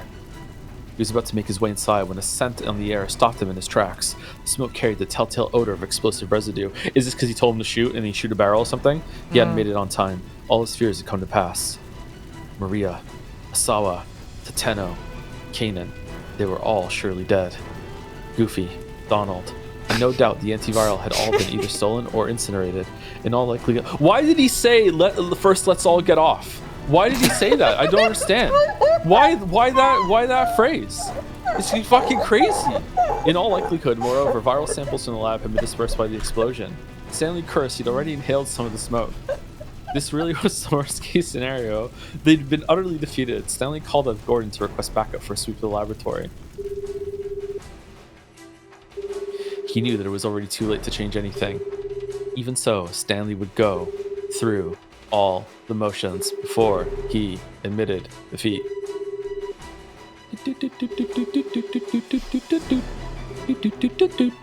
Should we reenact the other clip from yesterday? Nope. We've already done enough of that on stream today, apparently. Let's go jump to Tateno from Stanley. Okay. Oh, we don't want to try the other endings here? I think we want to see what it made happen. Oh, I see. I think Tateno's going to follow his advice, yeah. That makes sense, yeah. What was the other clip? Don't worry about it. I've been banished from doing it. Don't worry about it. Redacted. Don't worry about it. Hey, don't worry about it. Are you Tateno or do you want me to read? You can read Tateno. Once they'd made it past Shibuya Station, the roads were relatively clear. They ought to make it to the lab in no time. That's not the other clip that I was talking about. That's the clip that Joe was talking about. Tateno's phone rang. It was Stanley. What's going on? He asked the American. What I'm about to tell you is mere conjecture on my part, but for now, let's assume I'm mostly on the right track. Stanley's voice was filled with tension. Tateno braced himself for bad news. I think Alfred is heading to the lab. He's planning on hitting it to destroy the antiviral. I think Alfred's in the back seat, but okay. Are you serious? It was even worse than he had feared. It's you that's reading, not me. It is, yeah. Alfred heading to the lab? Yes, you need to turn back right away. I'll go to the lab with Kanan. Is something wrong? Kanan asked, peering at him from the back seat. He couldn't hide the fact that he was trembling. She seemed perfectly calm, unfazed by the possibility of further complications. Perhaps she had already anticipated something like this happening. Did you hear me, Tateno? Stanley said. This is an opponent who's out of your league. Turn back. I'll handle the... I can't do that, Tateno replied, managing to regain his composure. My job is to get Maria to the lab as soon as humanly possible. Whether Alphard is coming or not doesn't change that. Don't be absurd. Even if you do have Kanan with you, you can't keep Maria safe and still win the fight that's coming.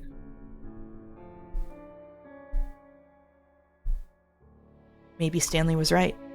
Almost certainly he was. But Tateno couldn't put Maria's life in danger by turning back in order to save his own. Kanan!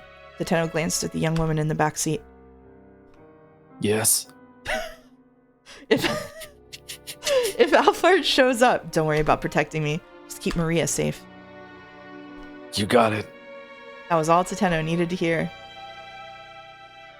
I'll give my own life to protect that girl if it comes down to it, he told Stanley. Fine, have it your way then. But I'm heading to the lab too. Whatever you do not let your guard down. Understood. Tateno hung up. Wait, we didn't hear the line about... Oh. That was Stanley? Kanan asked.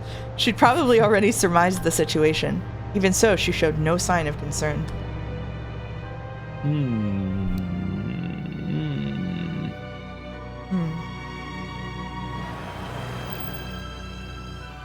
At last, the minivan arrived at Okoshi Pharmaceutical. Tateno pulled up at the front gate and got out of the vehicle. Off to one side of the entrance was an intercom for contacting the security room. I'm assuming you've already heard the details from the director, Tateno barked into the intercom. Open up. We haven't heard anything from Director Osawa. The security guard spat back. And moreover, the laboratory is currently on lockdown. I'm sorry, but not even Director Osawa is allowed inside. That's ridiculous. Tateno scowled at the intercom in frustration. Then a car came racing towards him along the street. The sound of screeching brakes filled the air as the vehicle skidded to a halt, and then Kenji Osawa jumped out from the driver's seat. Maria! Osawa rushed over to Tateno, then to Maria where she lay in the minivan. He looked carefully at his daughter's face. Oh, thank goodness. She still hasn't gone symptomatic.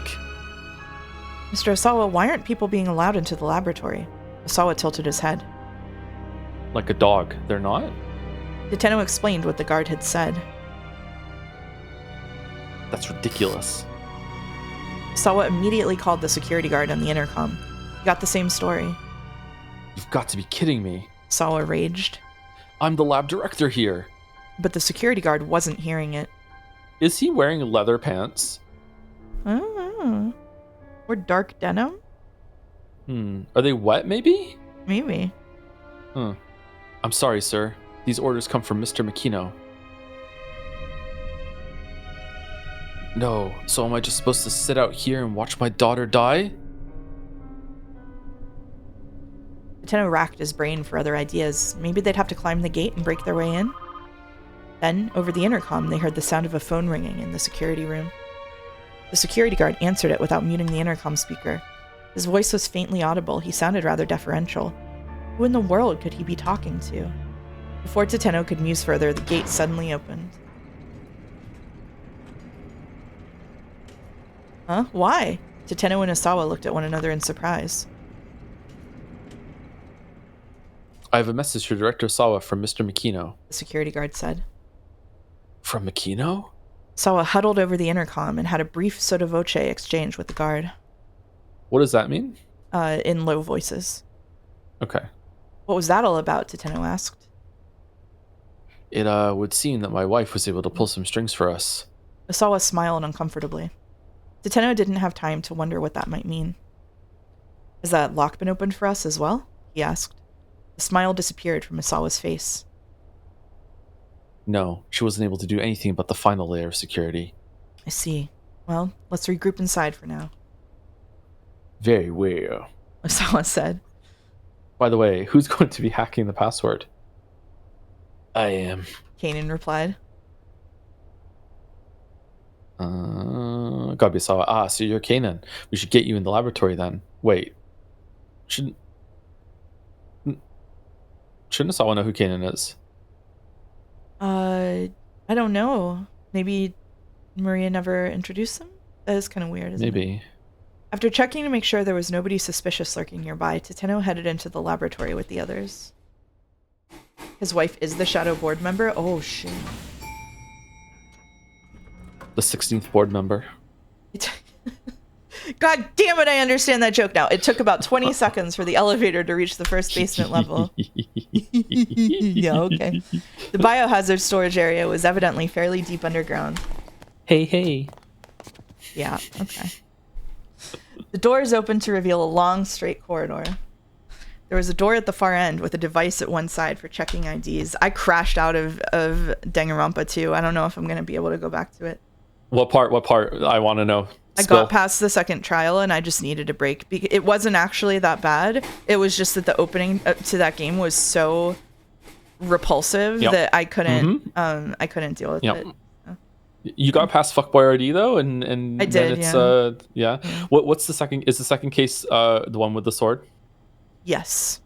Yeah. Okay, I remember having a big fight with Chad about that. There was no fucking way. Yeah, fucking ridiculous. You have to make it to the fifth trial. I'll see. I'm doing a tier list stream on New Year's Eve of all the games that I played this year, and I really want to get through Danganronpa 2 so I can put it in the worst tier. But we'll see if I make it.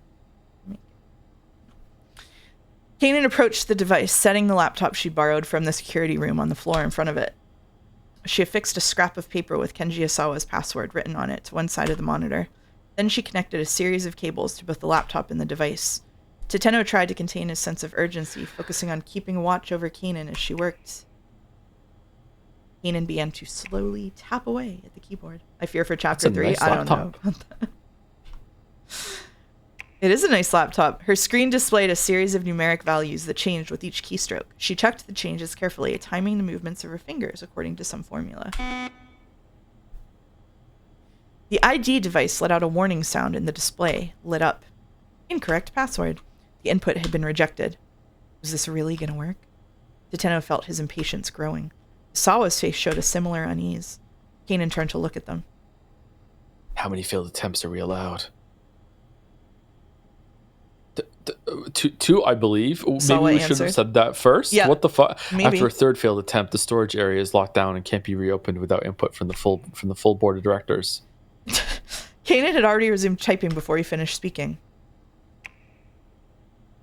Who's this? I think this is probably Kanan. Yeah. There's a very slight difference in power consumption from the device when it processes the correct password compared to an incorrect one. There's a minuscule difference in the time it takes to run the process as well. If I can analyze those and compare them... Kanan's voice trailed off. She continued working. Beep. There was another warning sound. A second failed attempt. A single bead of sweat ran down Tateno's forehead. But Kanan didn't so much as bat an eyelash. Oh my god, that's what I do? I'm so excited. Good for you! I see.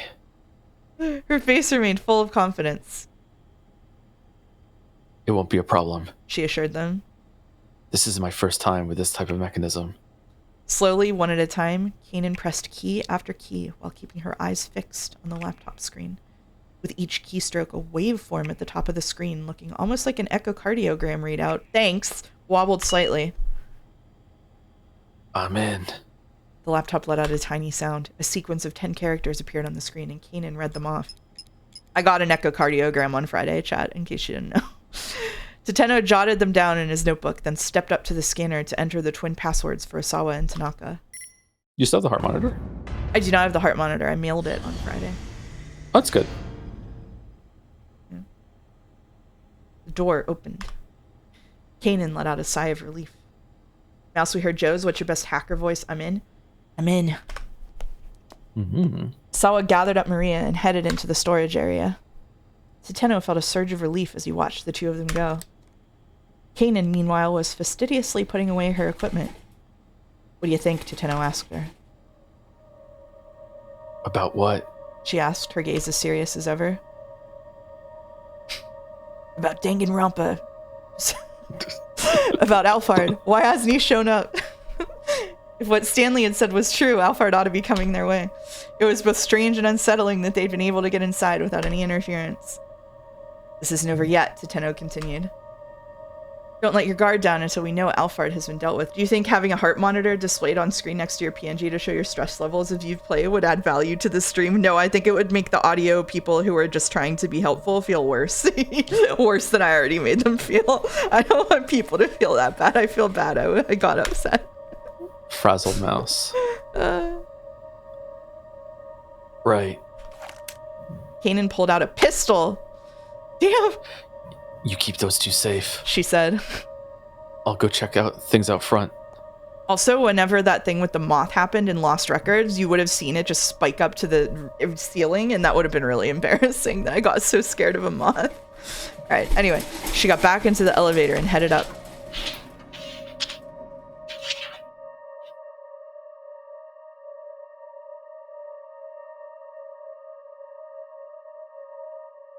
Left alone in the hallway, Tateno was enveloped by an eerie silence. He drew his gun from its holster, then went into the storage area to join Asawa and his daughter. His cane and the soles of his shoes echoed on the hard surfaces all around. Maybe Kanan can only turn into Alphard if no one's looking. Oh, it's like a transformation. Anime bullshit? Yeah.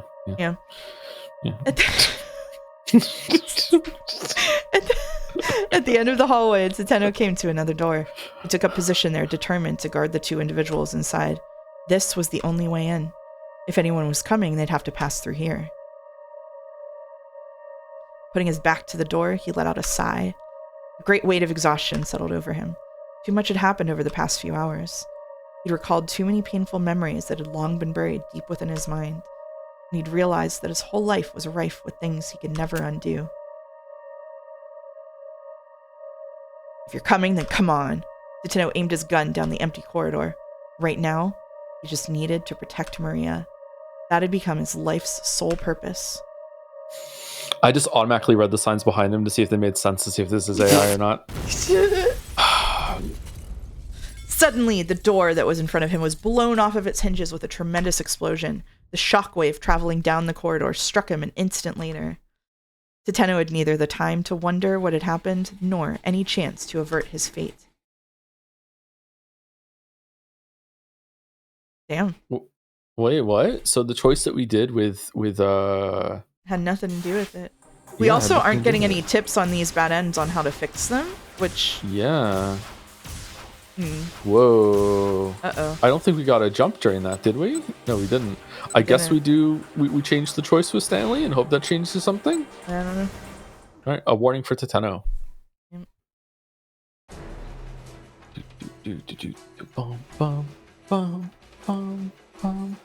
Try B?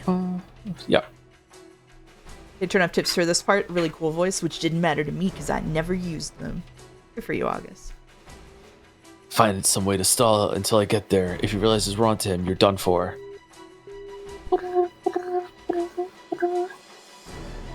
Is this you again? Right? I think so. Oh, now I can go all the way down.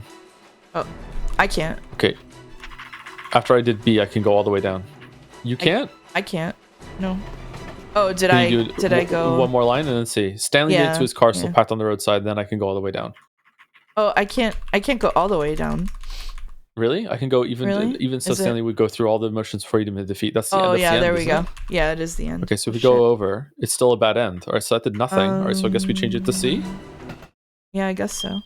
A warning for Tateno? Maybe we have to change something in the Achi part. Just keep Maria safe. Just keep Maria safe. That's your job. Yeah. Send me this car still parked on the roadside. I can go all the way down again. And then I go down to F2. Nope, it's the same. Uh-oh, Reggie. Okay, inspection maybe into Tateno's line at 1820. We also didn't do a quavering voice with Kuze. Who convinced Daisuke? We haven't done that either. Oh, maybe it's something... Oh, there's a lot of choices we didn't do. Yeah. All right. Oh shit. So let's hold on. You know, let's be a little bit more whatchamacallit about this. Let's look at Achi's line to make sure we did all of Achi's. I think we did. All right. So we swapped A and B for at the end of Achi's. And then a rising emotion, we didn't do that. We didn't go to B or C in rising emotions, I guess. Okay. Is it worth it to do these or no? I don't know. I don't think this is gonna make a difference to where we are right now. Okay. Well, do we want to go through them anyway, just to see? I don't know. I think it's gonna be the Stanley thinking of things is gonna be the one that changes it. Okay. Let's flip that at 1850. So who convinced Daisuke? Who do we think convinced Daisuke? This is 1850? 1815, I think, yeah. Or 1850. Oh, 15. I'm not sure. Okay, 15, sorry. Yeah, sorry. I think I misspoke. If Maria didn't run... Oh, who convinced Daisuke? Okay, it's at 1810. Okay. Yeah. Which... Oh, was it doubly wrong? I'm sorry, my bad. Which meant the reason Alfred had Daisuke carry out the kidnapping was to create an alibi to keep his Shirogane secret to carry out some other objective. Okay, so what do we want to do? Just want to go down the list and see? Yeah, sure. We can go. Keep his Okay. other true identities. Okay. To keep his true identity secret, Alfred needed someone completely unrelated to him, a stooge like Daisuke who, even if they were arrested, wouldn't be able to lead the way back to the mastermind. Was that the thinking here? No. The fact was that as soon as Daisuke was caught, he spilled everything about the organ trafficker. That was a predictable weakness that Alfred must have anticipated, so why had Daisuke been chosen? Stanley felt like he was right back to where he'd started. If Maria had been mistaken for Hitomi in the first place, the situation wouldn't have become nearly so complicated. That was the thing that really made him wonder. Daisuke may have been an amateur, but would he really have made such a rudimentary mistake when his daughter's life was on the line? Stanley decided to take it up with the man himself. Okay, so now we're back to the beginning then. Down. Okay, so did that change anything? No. Okay, so do we want to flip that over to C then? Yeah, I guess so. Okay. Some other objective.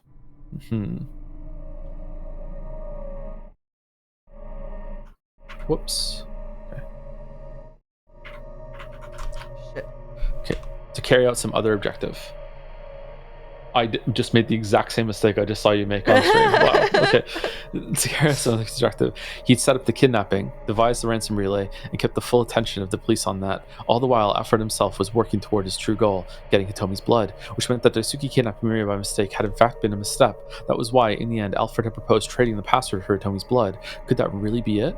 Stanley decided to take it for the man himself. Okay, so now we can go all the way down. All right, so I guess these don't matter then. All right, so we go to 1820 now. The place where Maria was held. If Maria didn't run.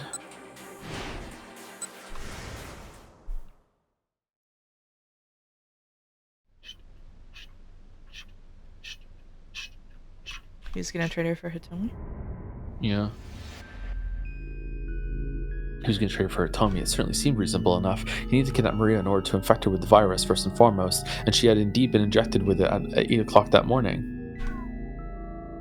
Next, Alfred would have carried out a hostage exchange for Hitomi in order to obtain her blood. Maria would be free to go, but infected with Ua. What purpose would that serve? It was wait, hold on. Did I miss something here? If they kidnapped the twin in order to infect them, but they wanted to kidnap Hitomi, but she was already infected, so they couldn't have infected her. So she was already vaccinated, so they couldn't have infected her. Why did they inject Maria then, when they thought Maria was Hitomi? Because it wouldn't have done anything. Am I missing something, or is that a clue? I have no idea. It's a good question. What purpose would that serve? It was simple enough to deduce. Once he learned that Maria had the virus, Kenji Asawa was certain to take action. He would bring her into the storage facility in order to administer the antiviral just as he'd done with Hitomi. That meant the storage facility would be opened once more. That was what Alfred was really after. A way in, so he could destroy the antiviral samples at the lab. It was the only logical conclusion. Infecting Hitomi 6 days earlier had ensured that she would be carrying the DDS in her body, but it also served as a sort of dry run for today. Okay, if it turned out that Asawa wasn't able to access the antiviral storage on his own, the entire plan would fall apart. Hitomi had been a test case in order to make sure. But they wanted Hitomi for the negotiations of the scramble were almost certainly a smokescreen. Alfred wanted to lure Stanley the others to scramble in order to clear the way for an assault on the lab in the meantime. The first order of business was to stop him from getting inside. But how? Should Stanley leave the stakeout at the scramble for Kano and the others while he headed to the lab himself? He couldn't decide that alone. He headed back into the shop with Daisuke to see where things stood with the others. Okay, so now now we can go all the way down. Okay, did that change anything? No, we're still on bad ends. Holy shit. Okay. I don't know what we're meant to be doing right now. Do you? Nope. I got no idea. Okay, if Maria didn't run, let's switch it to C. Are we trying to make it so Stanley gets to the lab with them, or are we trying to make it so Stanley goes to square with Kano? I'm not sure. Okay. I feel like if he goes to the square, he'll just get blown up too. Yeah. He was to release her at some later time. Okay. Since he'd gone to the trouble of infecting her with the virus, it only made sense. So Stanley could only think of one reason to release an infected Maria. to turn Shibuya into ground zero for a pandemic that would sweep through all of Tokyo. A virus with a mortality rate of 1,000% would have spread throughout the region before anyone even realized it. You've heard of double-blind studies. Now get ready for double-blind stories, where not even the writer knows what the right plot is. Oh, that's most of the things we do on stream. Sorry. Oh, fucking hell. It would be impossible even to calculate the scope of such a disaster. First, it would run the circuit around the Yamanote line, and then, if any of the infected happened to head to the airports at either Haneda or Narita, the virus would spread throughout Japan and the rest of the world in a matter of hours. But that hadn't come to pass. They managed to secure Maria before she could develop symptoms and become infectious. Is that because we were better than Alfred? No, that can't be it. Alfred wasn't the sort to commit such indiscriminate acts of terror. The threat of the infection spreading, horrific as it was likely just cover to hide some other scheme. But then, what was the ultimate goal? Stanley still didn't have enough clues to go on. Stanley made his way behind the stack of cardboard boxes. He spotted something that had fallen out on the floor. Oh, this is new. It was a cell phone. Next to it was a woman's handbag. Stanley unzipped it. It held a jumble of makeup, tissues, and other personal effects, but nothing at all unusual. If he was going to find any clues here, it would probably have to be from the cell phone. He tried turning it on. There was no response. It appeared to be broken. Let me see that. Daisuke said from behind him. I'll see if I can fix it. Do you think you can? Stanley asked as he handed it over. Sorry, I tried to read for you. I won't know until I try. But that sign out front saying I run an electronics shop isn't just for show. Have we cracked it? I think we've cracked it. Turning his attention back to the handbag, Stanley searched it more thoroughly and found a photograph tucked inside that he'd overlooked on his first inspection. What the hell? Oh, we're gonna find out the Kanan is Feinen. Fuck you.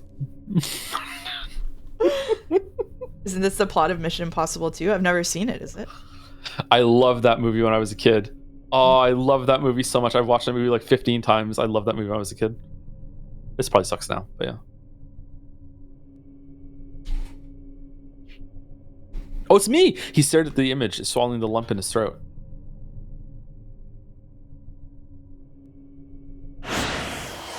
Bro, fuck you. Nuh-uh. Ruh-roh, Raggy. Uh-oh. All right, so this is at 1825.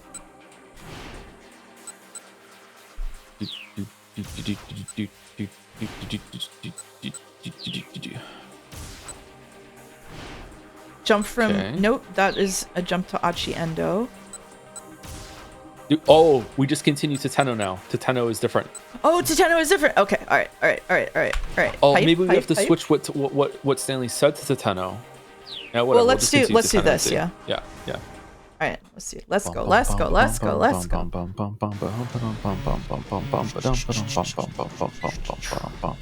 Tateno's phone rang and he picked up as he sped onward. Were you able to break through safely? It was the voice of... Yeah, it was the voice of Detective Kajiwara. Tateno had thought he was at the Osawa residence. A patrol car just now, that was you? A call came from Task Force HQ saying that Kano had found Maria. I figured maybe Kano was planning to take her to Okoshi Pharmaceutical, and so I thought he'd need to make his way through one of the checkpoints here. But the fact that it was you, Detective Tateno, haha, now that was quite unexpected. He let out a weak chuckle. Kajiwara, are you hurt? No, don't worry about me. Just please, help Maria. I made a promise to her father that I'd save his daughter, no matter what. Tateno could hear the energy draining from Kajiwara's voice. Understood. I'll keep that promise for you then. Oh, shit. What's that noise? Thank you. Car. This is car? Okay. The line went dead. Is the sound okay now, chat? You can answer. I won't attack you. The song's a little bit louder, so... He'd crashed headlong through that barricade. There was no way he'd come out of that uninjured. Don't shoot. It seems fine. Okay. I'm sorry, Kajiwara, Tateno said to himself under his breath. And thank you. He bit his lip, then stepped hard on the gas again. I wonder if, What the fuck? Are we gonna have one on Achi now? God, I hope not. I don't want to play as Achi again. Yep, we have one on Achi. Do you want me to be Achi? Wait, and Kano. And Kano? Oh, shit. Okay. Do you want me to be Achi and you can be Kano? We're almost at 2 hours. You want to take a break? We're actually above 2 hours because we have to restart the stream, you're right. You're right. Yeah, let's take a break. Good, cliffhanger. Right. Break time. We'll see you in a bit, chat. I've been taking longer breaks, so it'll probably be 10 or 15 minutes because I'm gonna have to eat slowly. Time to kill the Europeans. Yeah. Right. Yeah, make a tea. All right. We'll see you soon, chat.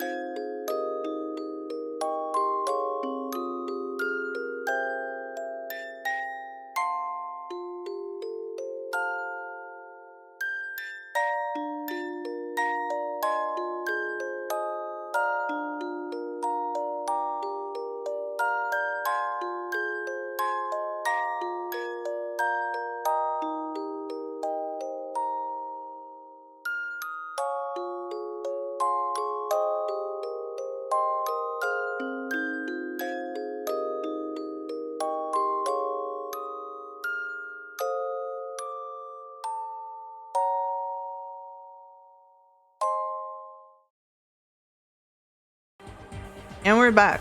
We're back. We're back. It's kind of hard to hear you. Can you turn your sound up?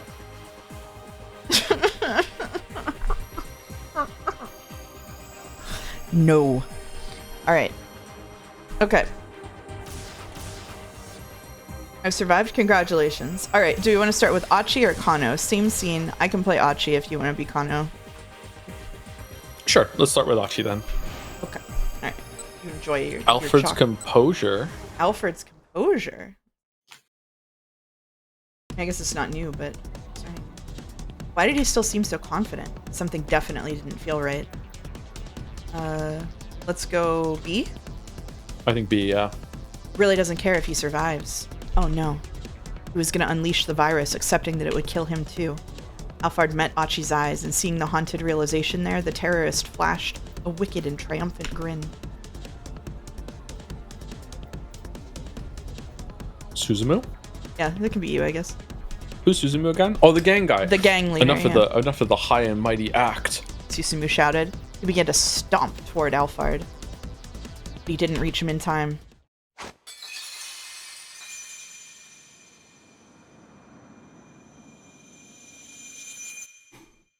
The vials in Alfred's hand went sailing high into the air.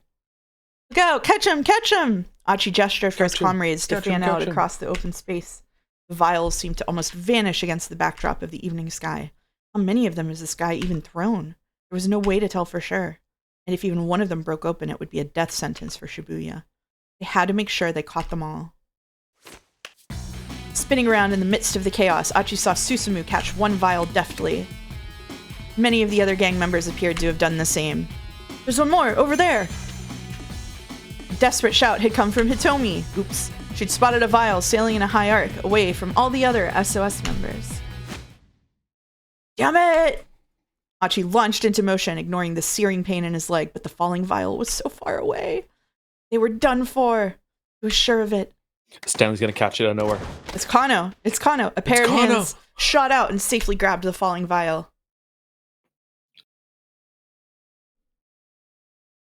It was Kano. Tension drained from Achi's body. We did it. We didn't break a single one. Damn it. Oh, that's you. Kano cursed under his breath as he stared out into the throng. Alphard had disappeared. They hadn't been able to capture him after all, which meant they'd lost their last chance to get the password for the lab. They hadn't just lost, they'd failed utterly. But we did everything we could have, right? We didn't make any wrong calls. We'll just have to leave everything to Kanan. Have to trust that she'll be able to save Maria. Achi stared up into the night sky, trying to reassure himself. Is this the end of Achi? Bad end. Failed capture. All right. Okay. All right. We're going to Kano. We're going to Kano. Whatever. Whatever. Whatever. We're going to Kano. This is funny as an ending to have it all tangled up like this. I kind of like it, actually. All right, so we can scroll down from Kano's line down to what a shame. Oh, good catch. Good catch. Yeah. Imagine how much more affected it would be if the guy just threw it against the ground. I know, right? Does Palmer think he's like acting? Was he paid to come and do this? Is I don't it a know. joke? Palmer swung his right arm up high. Oh, we get to see this for a 5th time. Yay!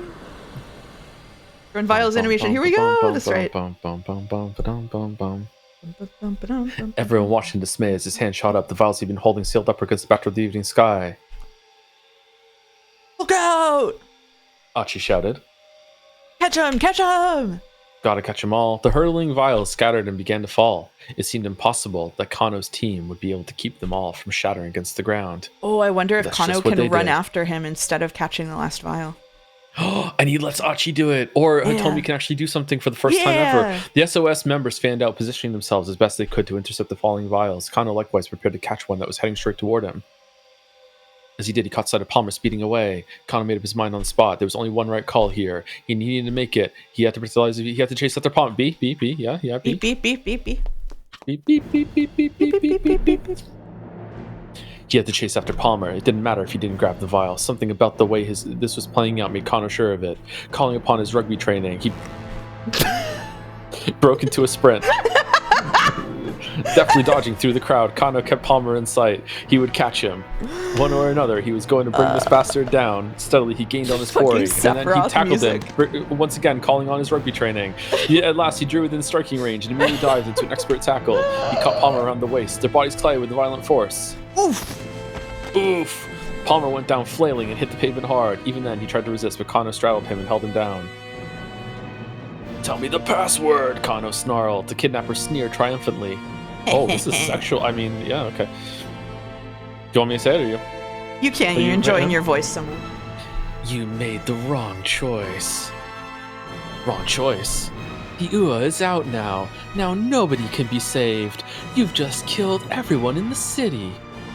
No, Kano shot back. Nobody's going to die. And what makes you so sure of that? The way you fled the scene just now, if the virus had really been in those vials, you could never have hoped to escape infection. Running off on foot would be pointless. Palmer said nothing, which means there was no virus in those vials. They were just a decoy in order to buy you time to escape. Now Palmer gritted his teeth and glared up at Kano. Look on his face confirmed the detective's hunch. But more importantly, it was your eyes. You didn't have the eyes of a man who was putting his life on the line. My eyes? Who do you think you are, Sherlock Holmes? I know full well the look in a man's eyes when he's willing to die. Dictum number fucking 67.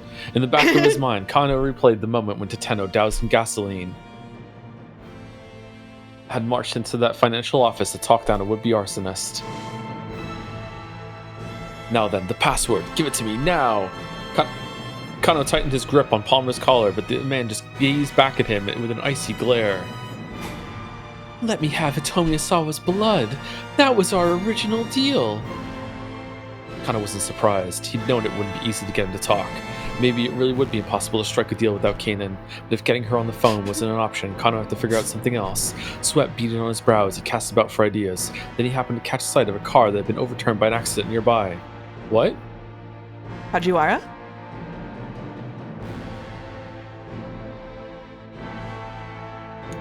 Gasoline had spilled from the vehicle, creating a broad, dark puddle on the pavement. Is he gonna douse both of them in fucking gasoline? Oh my Kano god. took out his handcuffs and cuffed Palmer's arm to his own. Come with me.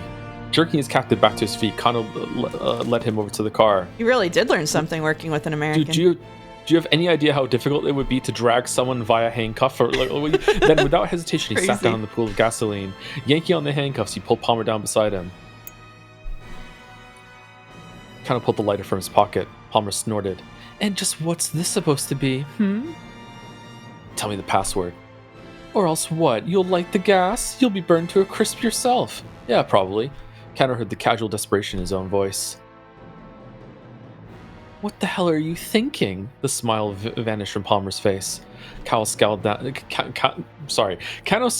him. I just want to know the password. I'm getting revenge for my partner. Even if I die, my friends will avenge me. Should we just go top to bottom? Guess so. Just want to know the password. If that's I bet really it's what C you're for the after, power of friendship.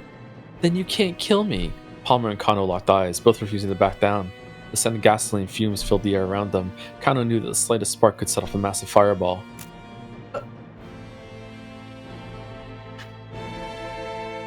Uh-oh. Calmly, he flicked the lighter on. You can't be serious. Palmer's eyes fixed on the tiny flicker of flame.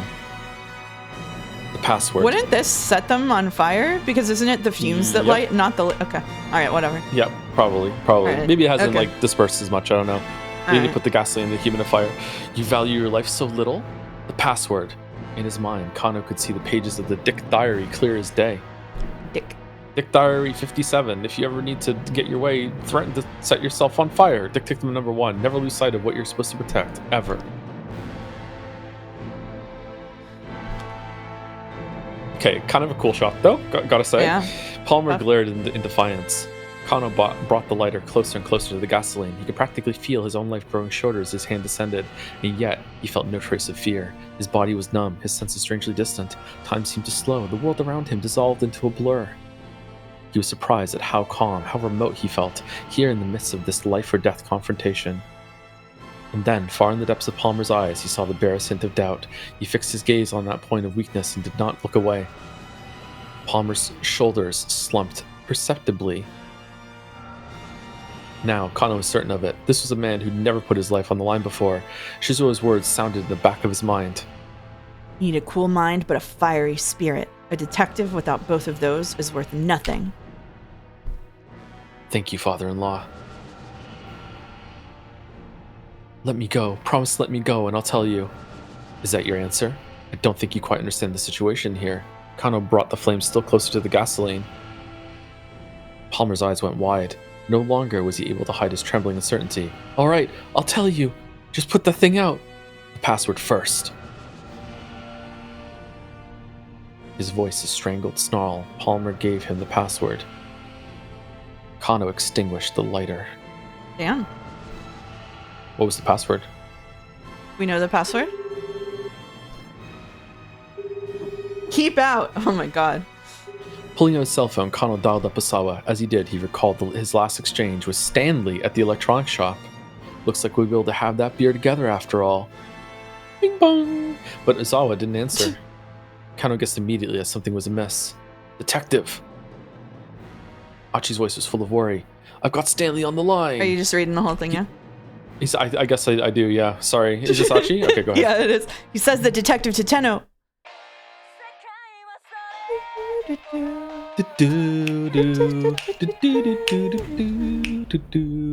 Kaboom!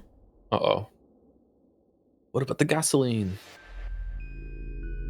That's what happens when you pick top on Steamery? Yeah, I guess so. Kano didn't get to hear the rest of Achi's words. A thunderous blast hurled him to the pavement. Where had the explosion come from? His lighter certainly hadn't set the gasoline ablaze. Kano hadn't been that clumsy. So what had happened? Only one possible answer came to mind. Palmer had blown himself up. But that only confused Kano further. His captive had already given up the password. What would prompt him to set off a bomb at this juncture?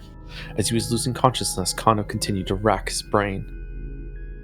But he found no answers. So it's the phone setting off the bombs, right? Yeah. Yeah. Ayakimiki, the harbinger of death.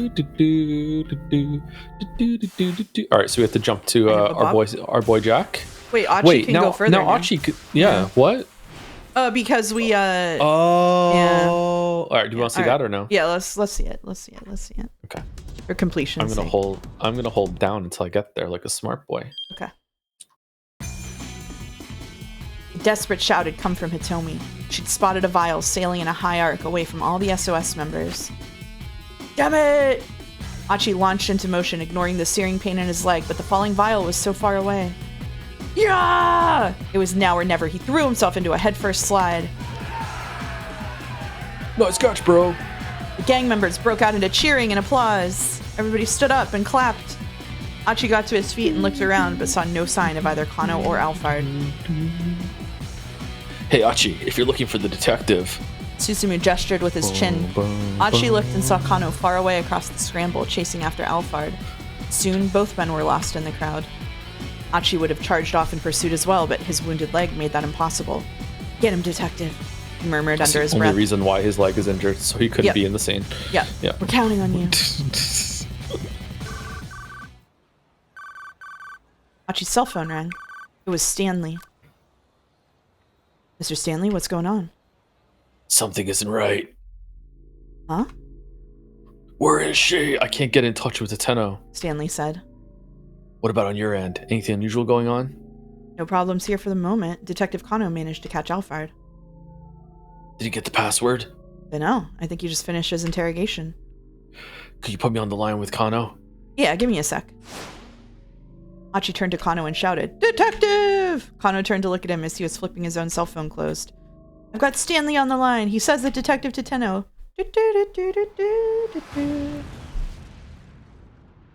Before he could complete his sentence, a massive explosion blasted Achi off his feet. Tiny bits of metal tore through his arms, legs, and torso. He crashed to the ground and crumpled like a tattered rag, like a puppet with his strings cut. There were screams coming from all directions, but as Achi started to fade from consciousness, the voices got softer and softer. Through the haze of pain, he saw a bloodied arm stretched out before him. He saw a hand that had been clasped with his hand all day long. The fingers feebly reached for him, and Achi intertwined them with his own. It took the very last of his strength. Then both hands subsided into stillness. Yeah, like a puppet caught in an explosion. Like if you cry every time. Yeah. F to the het slap of 428. Okay, so we want to do Stanley, right? Because now so I think that this is the endings that we would, like, we need to prevent the explosion from happening. Probably by figuring out that Kanan is evil. So we jump to Stanley? Yes, we jumped to Stanley. And that was from Kano's last part, right? Yeah. Yes.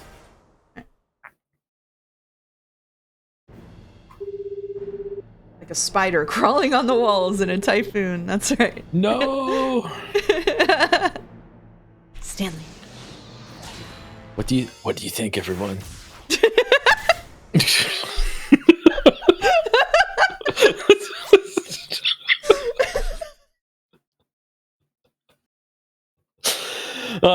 Turning his attention back to the handbag, Stanley searched it more thoroughly and found a photograph tucked inside that he'd overlooked on his first inspection. What the hell? He stared at the picture, swallowing the lump in his throat. It was a photo of Maria standing next to another young girl. There was something written in marker on the back. Yeah, the cup has no candy in it. I put that there.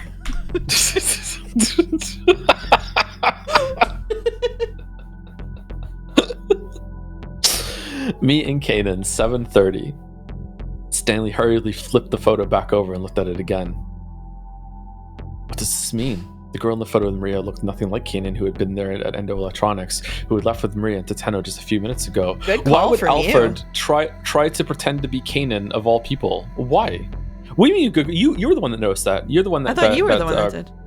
I thought that you're the one that said that the reason why we're not seeing Kanan in the flashback is because of someone else. Yeah, I thought it was you. Was it me? It was both of us. Yeah. It looks like the same actress in a bad wig. Yeah, it does. It does.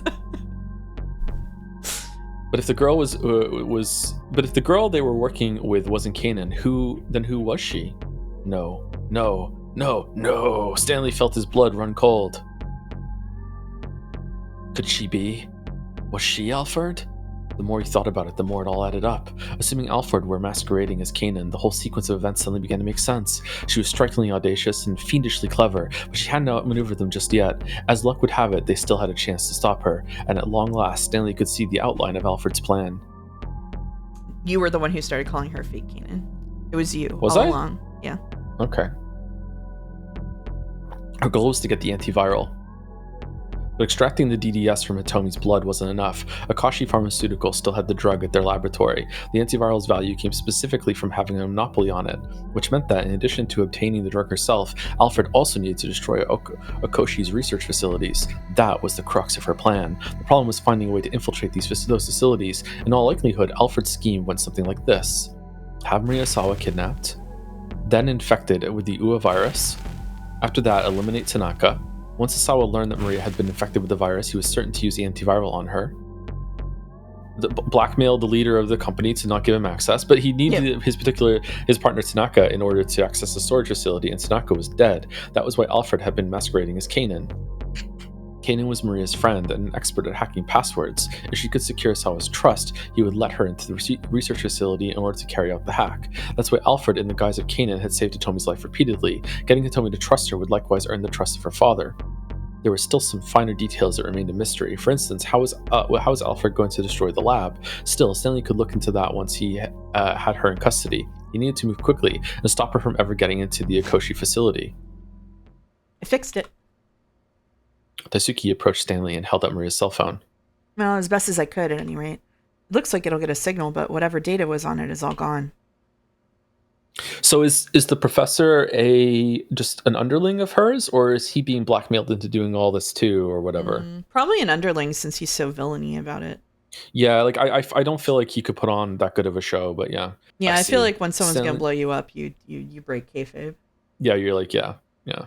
Okay. Stanley took the phone and put it in his pocket. He hoped he might be able to learn something useful from it, but luck evidently wasn't on his side. He was just going to have to go up against Alfred with what he already had. Now that he guessed what was really going on, Stanley went to talk to Kano. You need to go to the scramble without me, he said. What? Kano was visibly shocked. Where's this coming from all of a sudden? Please don't ask me to explain. Something else has come up and I have to see to it. Stanley hated having to do this. He wished he could explain everything, but if he made any unusual moves now, there was a risk Alfred would pick up on it. Okay, is this the same? No, we can't. Okay. Nope. It was better to keep his companions in the dark just in case. I understand, Kano said. Do what you have to. You come back soon. Sorry. You know, now that we're at the last stream of this, we really should have just let whoever was saying it, like say the speech, like notes for next time. Okay. Yeah. I'm sorry. I wish I could tell you more. It's all right. I'll find a way to get by. Kano gave him the thumbs up. The sight brought back some painful memories. Up until just a few hours ago, Stanley had instinctively seen Kano as all too naive, and now he finally knew why. Kano was just like his younger brother, Frank. Are we going to do the whole thing again? Really? Okay. They might have looked very different, but in any way it makes it the responsibility of the person feelings were totally like. Stanley couldn't discount that naivety. In the end, it was all part of the human condition. Jack, are you really okay with this? I'm just going to read her through it. Sorry. Frank, the constitutionally told brothers humanity was going to diversity. Okay, never mind. I'm wrong. Sorry. Oh, sorry. Okay. University of Chicago, a private university in Chicago, Illinois, lauded as one of the foremost research institutions in the U.S. More than 90 alumni have been awarded the Nobel Prize. The school has made a number of major contributions to the world beyond simple academics, including the construction of the world's first artificial nuclear reactor, Chicago Pile 1, and the Chicago School of Economics, a school of economic thought that stresses monetarism. As opposed to the first natural nuclear reactor? What the hell is an artificial nuclear reactor? Okay. It's my responsibility to look after you, Stanley told him. As long as you take your studying seriously, I'm all for it. Frank had been worrying about tuition costs as he prepared for college. After losing their parents 5 years earlier, the two had struggled to get by. Yeah, but... Stanley set both hands on his brother's shoulders. Listen to me, Frank. You're my brother, and I care about you. I just want whatever you do to be something you can be proud of. All right, Jack, I hear you, and thanks.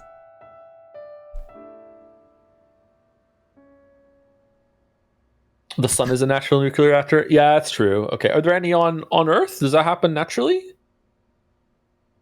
I remember reading about something like a couple years ago, something I could never imagine to happen naturally that actually does, but I don't think it was nuclear reactions. There are also places on Earth where natural fission also happens. Yeah, maybe that's what I'm thinking of then. Okay, maybe it is that. All right. Kano, promise me one thing. What's that? Once this is all over, you'll go have a beer with me. Sure. All right. I think we've seen this like 6 times. That's a promise now. Remember, I've already had a couple myself. Kano flashed him a grateful smile. And in that smile, Stanley again saw a little something of Frank. Promise me, Kano. The importance of being frank. Hurrying out into electronics, Stanley dialed up to Tateno as he ran along. Listen carefully, your life may depend on it, as he said as soon as Tateno picked up. He knew that the detective wouldn't be able to respond openly since Alfred was right there with him. On the spur of the moment, Stanley devised a simple code for how he should answer yes or no.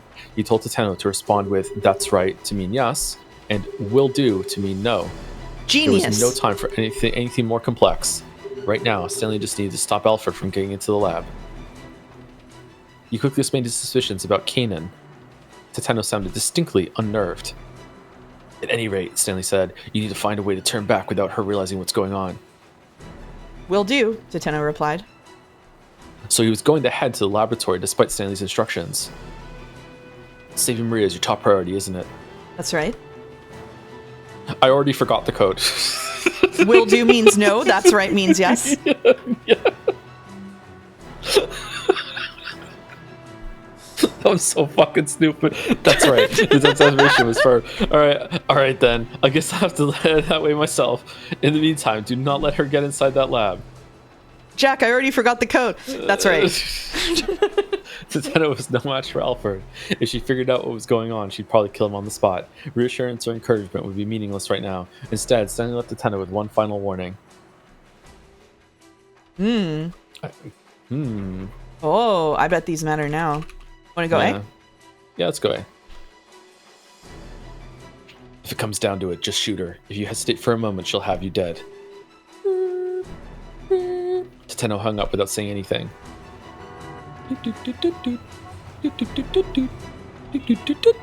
The area around Dogonzaka was in disarray. The government had declared a state of high alert, and the people on the street were milling around uneasily, unsure just what was going on. State of high alert. Modern-day Japan lacks both the infrastructure and the legal framework to properly deal with a large-scale bioterrorist threat. Coordination between the police, Japan Self-Defense Force, JSDF, health centers, and so forth would be a monumental task. In all likelihood, if a bioweapon was ever unleashed there, the target site would fall into chaos. Isn't that reassuring? Aw, dude, high alert. Aw, dude. I almost just told you something that I should not say on stream. Okay. The main roads had been blocked off, and automobiles and motorcycles were at a standstill. Some vehicles had overturned on the curb. And you okay? In an apparent attempt to circumvent the blockade. Any moment now, Kano's team would be putting their plan into action at the scramble. Stanley wasn't sure who they might have gotten to help, but Kano was certain to put them to good use. Please stay safe. Don't you dare die on me. This better not be the end of Stanley's route. Stanley prayed silently as he darted. I don't know why I took a piece of chocolate underneath the railway overpass. He made it to his car, still parked on the roadside, and fortunately beyond the blocked off area. Jumping in, he sped off toward the laboratory. Oh, he drives a Chevy. Like an American. Did they drive on the right-hand side of the road in Japan? I don't know, actually. I don't know. What about in France? Is that left or right? I don't remember. Japan is left-hand drive. Is it was left-hand drive? We were on the right side. Yeah, we were on the right side in France for sure. Yeah. Well, the wheel is on the right, so this is left side of the road driving. Yeah. Okay. As he drove along, Stanley again tried to deduce Alfred's plan of action. If Alfred herself was on the way to the lab now, then what was the objective of the fake who'd been sent to the scramble? A call came in for Tateno. Stanley here. He picked up quickly, but as he did, he wondered, why was Tateno calling him? Alfred was right there. There was no way the detective should be risking a phone call. What's going on? Tateno said nothing. Stanley repeated the question. Still, Tateno did not reply. Is this Maria's phone? Or no, it couldn't be. Stanley's apprehension spread like a droplet of ink in water. Like blood and milk. Hey, has something happened? Hey, answer me. Yeah, sorry. I almost leaked the office bioweapon response plans. My bad.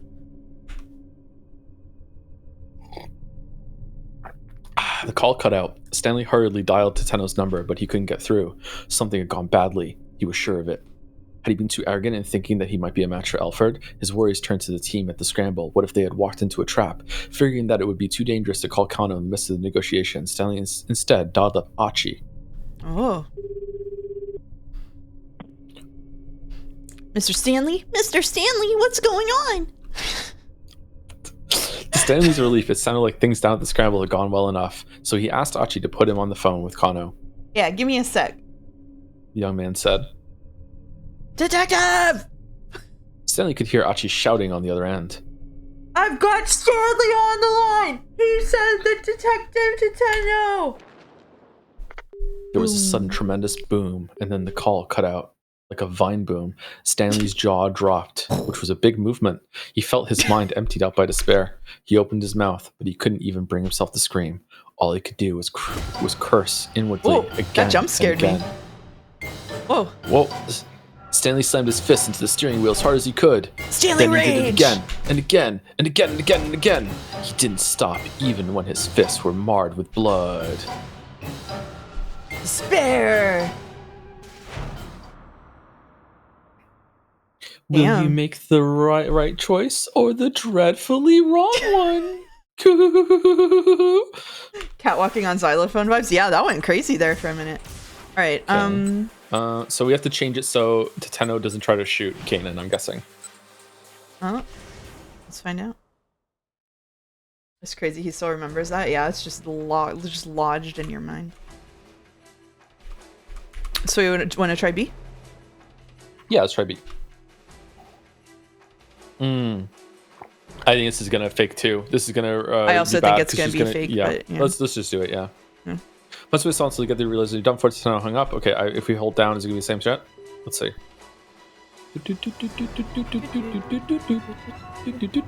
Yeah, it is. Yeah. Okay, so we have to switch it to C. Okay. Oh, shouldn't Tateno's line be completely different now that Tateno knows that it's Feinen? Yes. Do we want to do C here just in case though? Yeah, let's switch to C. Yeah. Wow,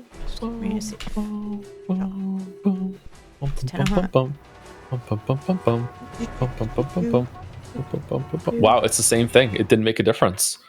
Holy shit. Whoa. Oh, we have to jump to Tateno. How are we jumping to Tateno? There's a... Nope.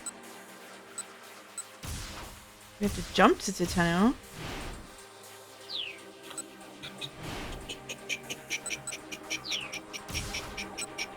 Where is the jump to Tateno?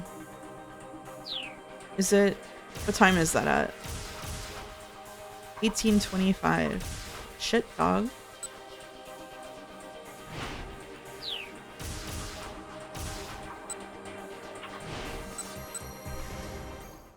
Is this... Uh-oh. Uh-oh. It was all going so well. I would even go as far as to say, uh-oh, SpaghettiOs. Not this. I think I remember how to do this, and it's diabolical. Oh, good. Do we have to flip something else over in one of the other lines?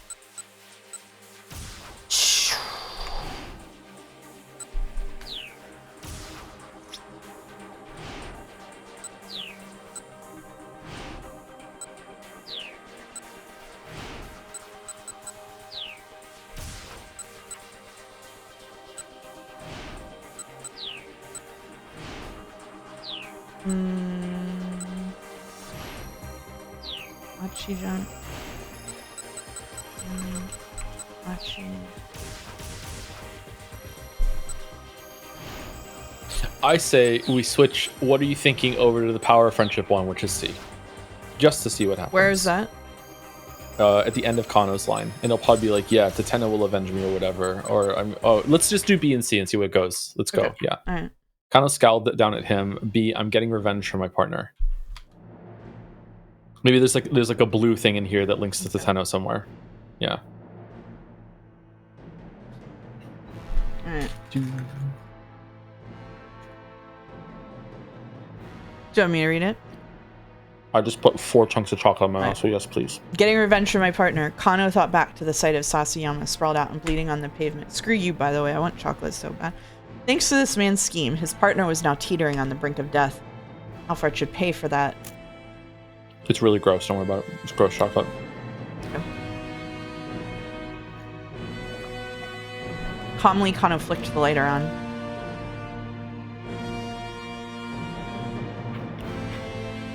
You can't be serious. Palmer's eyes fixed on the tiny flicker of flame. The password. Oh, now it's... Okay. So yeah, this didn't do it. Okay. Yeah, that did not do right, it. so I think we have to change something friendship. else so it doesn't get exploded. Yeah, power friendship. Let's just try it just to see. Yeah, we can choose power. I don't think it's going to be it now, though. I think all these are the same thing. Yeah. I think we need to change something up in someone else's line, probably. Even if I die, my friends will avenge me. Kano met Palmer's stare dead on. Palmer and Kano locked eyes, both refusing to back down. The scent of gasoline fumes filled the air around them. Kano knew that the slightest spark could set off a massive fireball.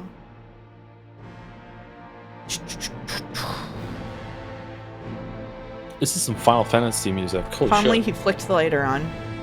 You can't be serious. Palmer's eyes were fixed on the tiny flicker of flame. All right. Nope, there we go. We're back in okay. it again. Okay.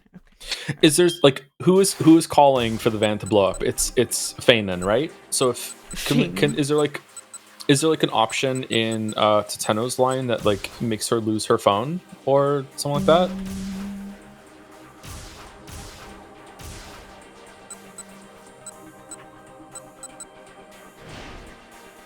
We haven't done any of the options in Tateno's line, so we could do the options in Tateno's line. Do we want to start from the top? Yeah. A quavering voice. Okay. Yeah, let's do a quavering voice.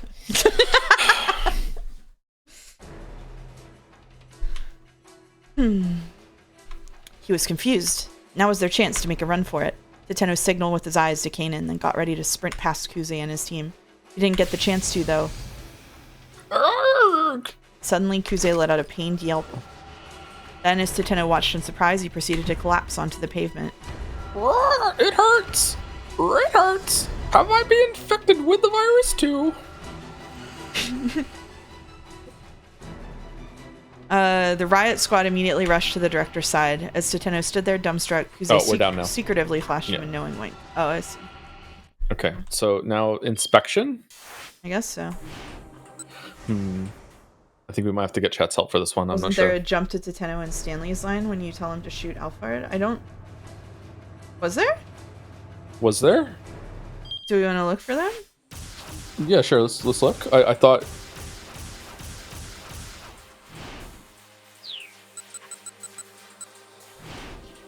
Oh my god, there is. Well spotted, chat. For fuck's sake. All right.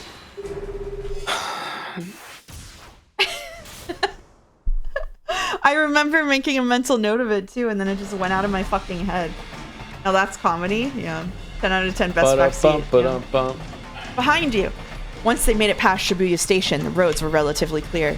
They ought to make it to the lab in no time. The phone rang again. It was Stanley. What's going on? He asked the American. Listen carefully. Your life may depend on it. Look at Kanan in the background now. I'm going to ask you some questions. Kanan. If the answer is yes, say that's right. If it's no, reply with will do. Do you understand? For a moment, Tateno was bewildered. That was a lot of rules to think about. From the urgency in Stanley's voice, however, he realized there was some kind of emergency. That's right, he said after a moment's thought. That ought to let Stanley know he understood the code. Is Kanan with you right now? That's right. That Kanan is an imposter. Tateno gripped his phone more tightly, hoping it would stop the trembling in his hand. It's her, Stanley said. She's Alfred. The detective had to stifle a gasp of alarm. I don't have time to fill you in on the details, but I've got some pretty incontrovertible evidence. You need to turn back now. Gatsby bark? He's having a dream. Oh. Tateno struggled to come to terms with what he'd just heard. He glanced at Kanan through the rearview mirror. She was holding Maria tightly in her arms. Was this really all an act on her part? And if so, why? There was only one possible reason. If Kanan really was Alfard, then she had only one goal. She was pretending to help Maria in order to get into the lab, where she would be able to steal the antiviral. Wasn't Alfred the one that blew up and killed Stanley's brother? So how old was she when that happened? 14? That was 5 years ago, wasn't it? Maybe it's like the Dread Pirate Roberts, where Alfard is a title. Ah, okay. But wait, hold on. Kanan was Maria's friend, wasn't she? Hitomi had said as much herself. Kanan is my sister's friend. Maria certainly knew what her own friend looked like, and since it was obvious that Maria might be present, it didn't make sense for a clever imposter to pretend to be Kanan. Or did it? When Kanan showed up on the roof of South Hill, making her surprise attack on Tateno, Maria had taken off down the staircase without ever looking back. And when she turned up at the endo-electronics workroom, Maria had already collapsed and fallen unconscious. Tateno felt a chill spreading through his body. As far as he knew, Maria had never actually seen the girl who was now sitting in the back seat. Then what about Hitomi? Shouldn't she have known what Kanan looked like? Tateno tried to remember just what Hitomi had said. Thank you, Kanan Katsuki. is my sister's friend. I just met her for the first time today. If they'd never met each other before today, then maybe Hitomi didn't know what the real Kanan looked like. That was the only explanation that made sense.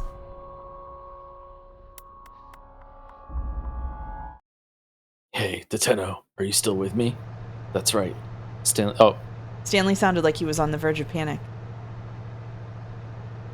At any rate, you need to find a way to turn back without her realizing what's going on.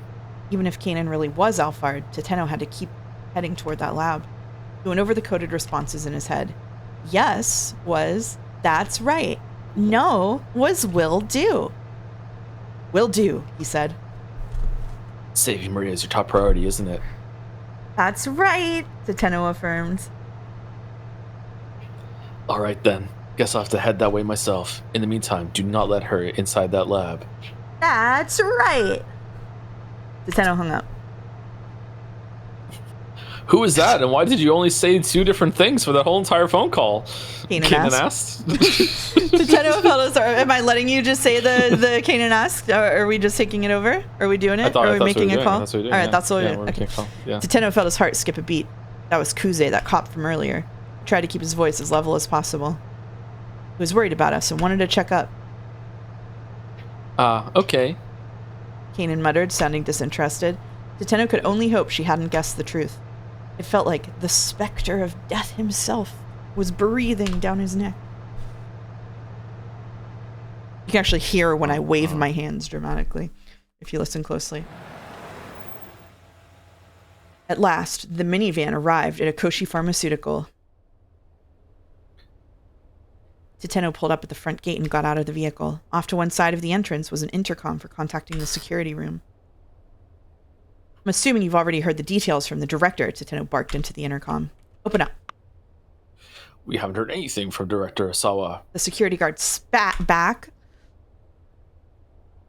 And moreover, the laboratory is currently on lockdown.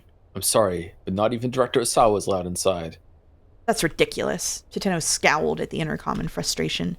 Then, a car came racing towards him along the street. The sound of screeching brakes filled the air as the vehicle skidded to a halt, and then Kenji Asawa jumped out from the driver's seat. Maria! Asawa rushed over to Tateno, then to Maria, where she lay in the minivan. He looked carefully at his daughter's face. Oh, thank goodness. She still hasn't gone symptomatic. Mr. Asawa, why aren't people being allowed into the laboratory? Asawa tilted his head. They're not? Tateno explained what the guard had said. That's ridiculous. Sawa immediately called the security guard on the intercom. That's right. It's a Christian stream. Ave Maria. He got the same story. You've got to be kidding me. Sawa raged. Is he wearing leather pants? I'm the lab director here. Are we running it back? But the security guard wasn't hearing it. I'm sorry, sir. These orders come from Mr. Makino. No.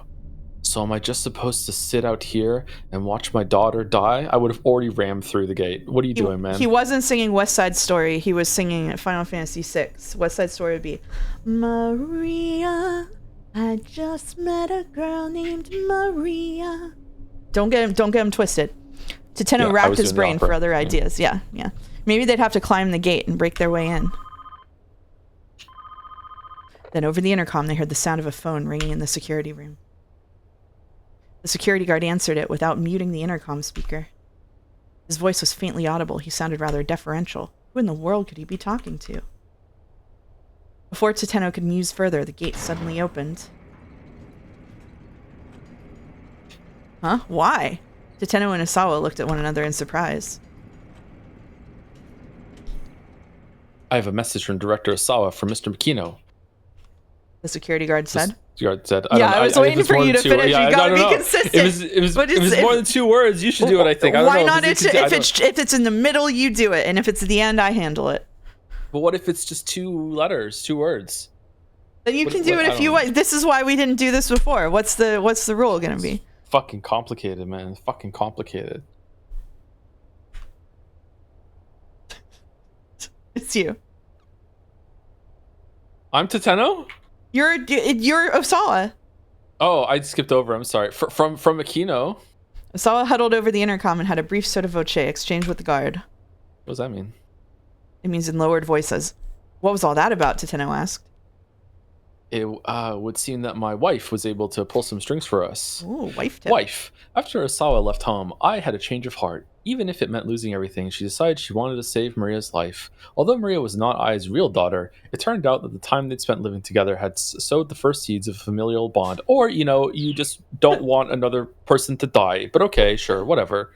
When I read the line, you say that's right. And when you read the line, I say will do. Oh, God.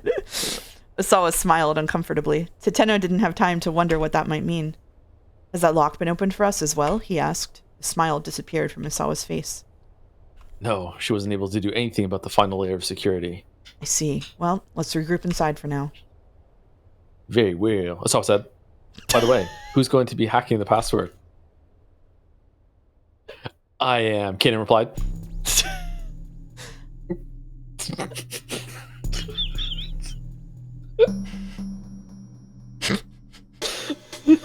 Is this me? So you're Kanan. We should get you to the laboratory then. Osawa began to lead the way inside. Kanan followed. Yeah, we're doing this now. We're at the dramatic fucking climax of the story, and we're doing this. That's right. If Kanan really was Alphard, Tateno couldn't let her into that lab. But without getting that lock open, there was no way of getting Maria the antiviral she needed to survive. What was the right call? Should he still pretend to be in the dark and let Kanan try to hack the password? Boop-a-doop, boop, boop-a-doop, boop, boop. I think B is the right answer, but should we do A just to see? Let's do A, yeah. Right. He was going to have to let her into the lab. Tateno had made up his mind.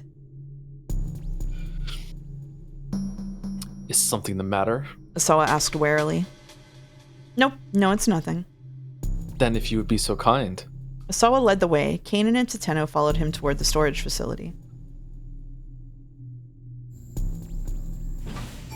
Ding dong. It took about 20 seconds for the elevator to reach the first basement level. The biohazard storage area was evidently fairly deep underground. Doors opened to reveal a long, straight corridor. There was a door at the far end with a device at one side for checking IDs. Kanan approached the device, setting the laptop she borrowed from the security room on the floor in front of it. She affixed a scrap of paper with Kenji Osawa's password written on it to one side of the monitor. Then she connected a series of cables to both the laptop and the device. Tateno kept his hand on his holster as he watched her work. Wait, maybe there isn't a tracking device in the necklace. It's a bomb. Oh, because Kanan's the one that gave it to her. Oh no! Oh no! It's a bomb. It's a bomb. Well, she was injected with small bombs instead of the UA virus. Oh shit, you're right. Kanan began to slowly tap away at the keyboard. Her screen displayed a series of numeric values that changed with each keystroke. She checked the key changes carefully, timing the movements of her fingers according to some formula. She's playing a rhythm game? The device let out a warning sound and the display lit up. Incorrect password. The input had been rejected.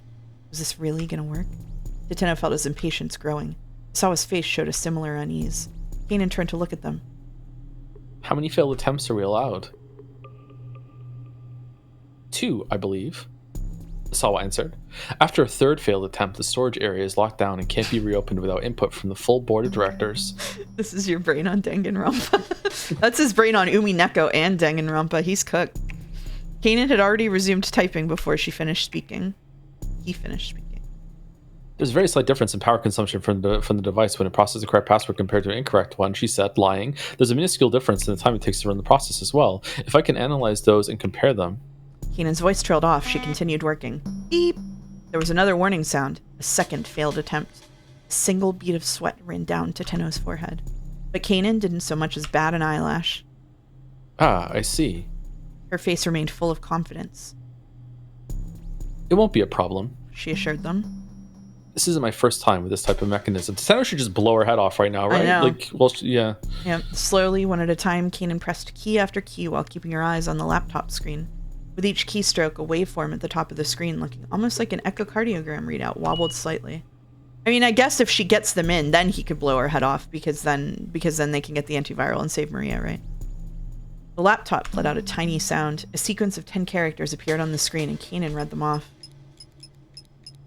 Tateno jotted them down in his notebook, then headed over to the scanner to enter the twin passwords for Asawa and Tanaka. Oh, isn't this different? Yeah, because he was staying out before.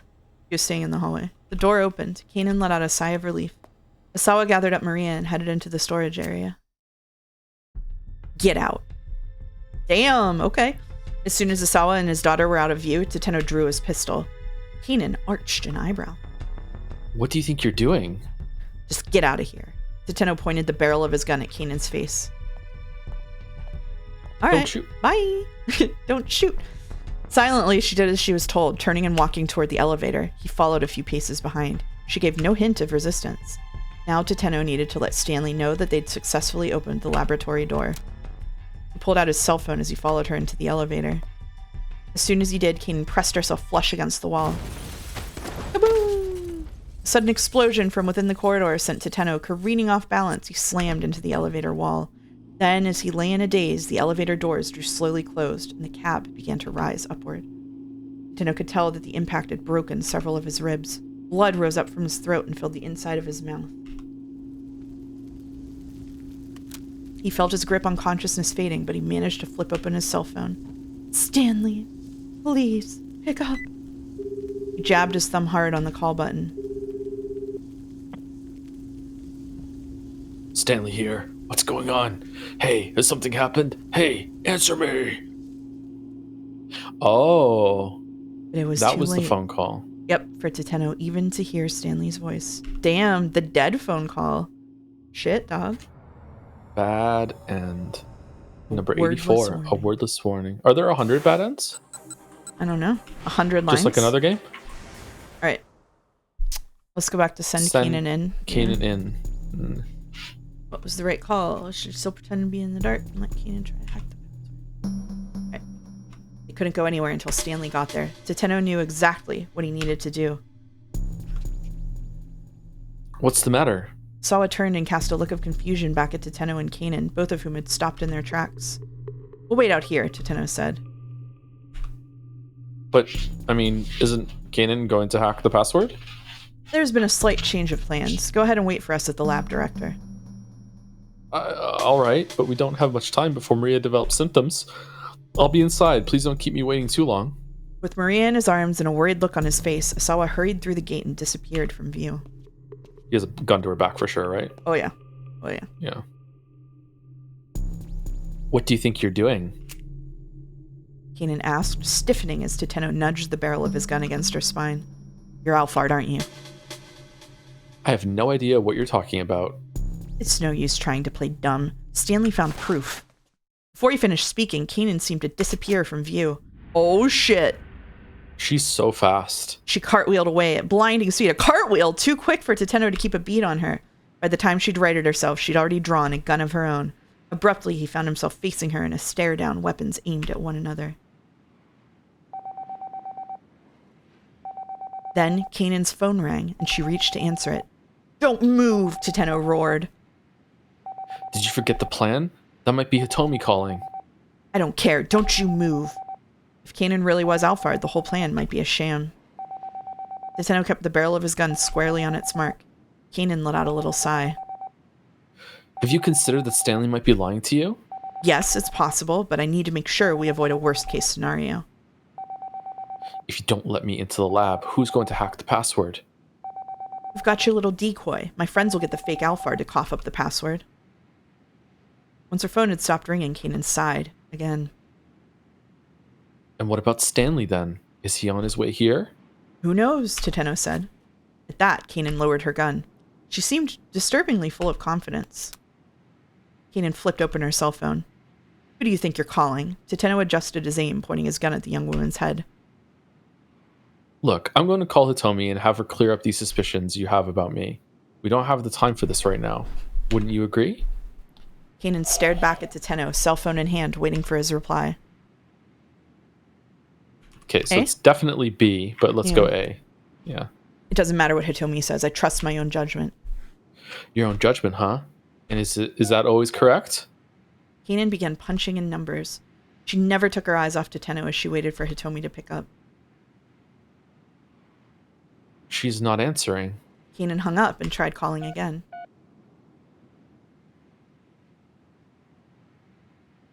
It's me? It looked like she'd gotten through this time. That detective doesn't trust me. Apparently he thinks I'm Alfred, not Kanan. After a few moments, Kanan held the phone out to Tateno. Here, Hitomi says I'm definitely Kanan. Oh, for sure, yeah, man. Tateno didn't reach out for the phone. Instead, he advanced on Kanan with his gun still on its mark. This is a farce, Tateno spat. Hitomi's words don't mean a thing. You might be Kanan to her, but you aren't to me. I don't even know if there ever was a real person named Kanan in the first place. So maybe you're Kanan, and you're Alphard. Kanan shook her head, then put her phone away. If you're really Alphard, then you don't actually need to hack the password, Tateno said. I'm guessing you've already gotten it from Tanaka, which means you'll be able to get your hands on the antiviral as soon as you get into that lab. Kanan didn't so much as flinch. The only thing stopping you is the antiviral still in Hitomi Asawa's body. Possessing the antiviral and having a monopoly on it are two very different things. You want to eliminate Hitomi. That's why you lured her down to the scramble. Am I wrong? If that's true, then how am I planning on getting rid of her? Using this so-called substitute Alfred or something? Yes, that's right. Tateno couldn't be certain, but he couldn't think of any other way. Kanan let out a laugh. You don't know the first thing about Alfred, she said. Alfred keeps the outlines of his plans blurred so that his deliberate actions just get lumped in with the coincidences. That's the crux of all his plans. That's how he's able to pull off his schemes by himself. He'd never solicit help from a third party. The words seemed like they were Kanan's, but also seemed like they were Alphard's. Whatever the case, Tateno had to let Kano know that Hitomi was in danger. With his gun still at the ready, he got out his phone and called the detective.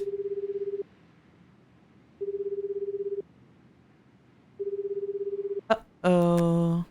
But the phone rang several times and nobody answered. Eventually he had no choice but to hang up. They must have been in the middle of a confrontation on the other end. For now, Tateno could only pray that Kano and the others would be able to handle whatever threat they were up against.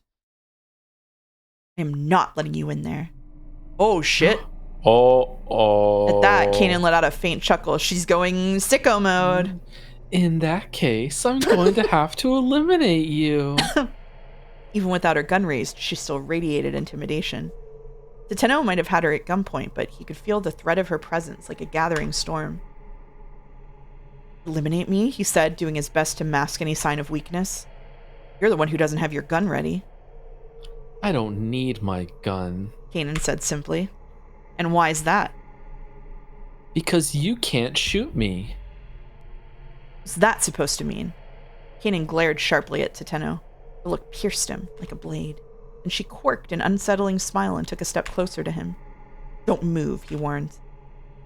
Tateno said, Just go, eh? Hey, yep. Try anything funny, and I'll make sure you regret it. He kept his gun trained on the center of her chest. You can't shoot me, Redditor. Kanan took another step closer. You're still traumatized from that time you let your friend's wife die. Oh, wait, shit. What? How do you know about that? Tateno was shaking now, his aim wavering. I heard you talking with the younger detective up on that rooftop. That was right, she had been there. Let's test my theory out. Kanan pointed her index finger at her own heart. If you think I'm Alfred, then shoot me, right here. Huh? The corner of her mouth twisted up. You can't do it, can you? Tateno's gun hand shook all the more. You're afraid to pull the trigger.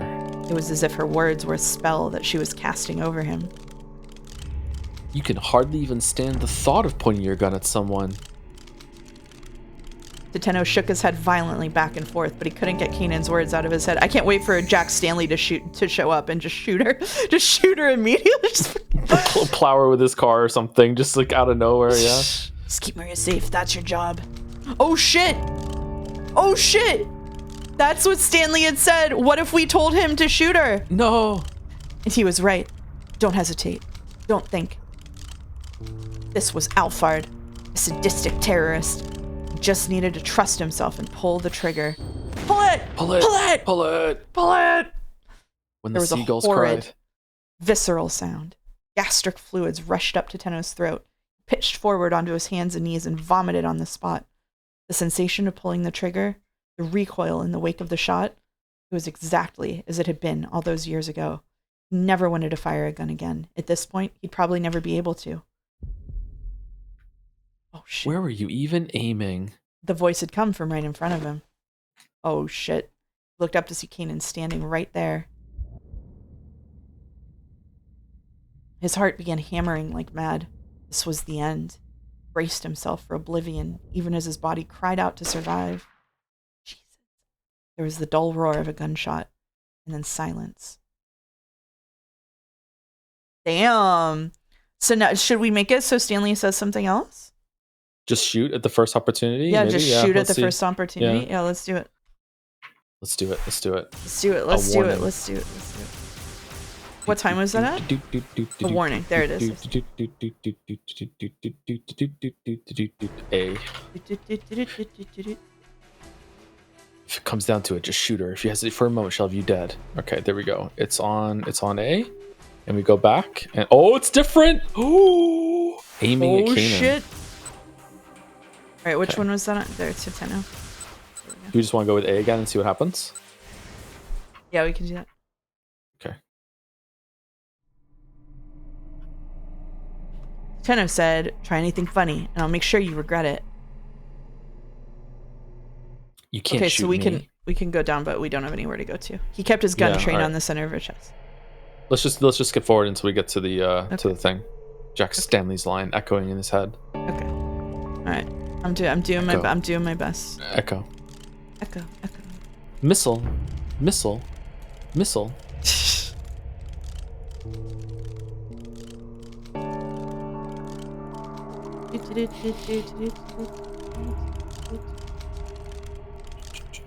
If it comes down to it, just shoot her. If you hesitate for a moment, she'll have you dead. I'm not there yet. Okay. Yeah, no, okay, I'm there. That's what Stanley had said, and he was right. Don't hesitate.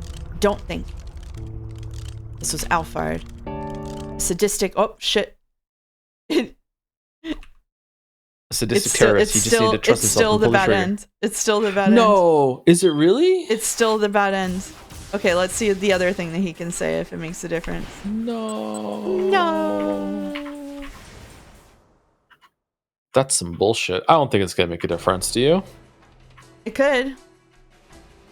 A warning. All right, we have to go to B. Yeah. To B.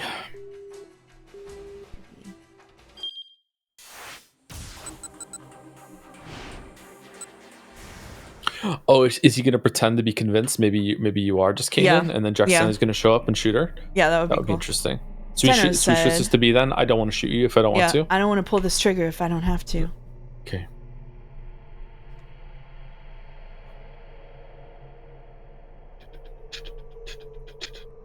It's not that you don't want to pull that trigger.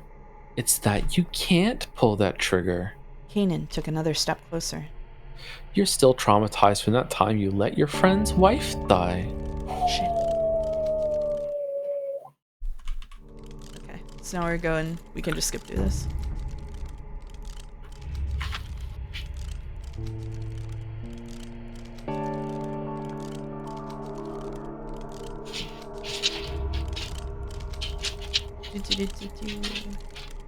Hey, Gatsby.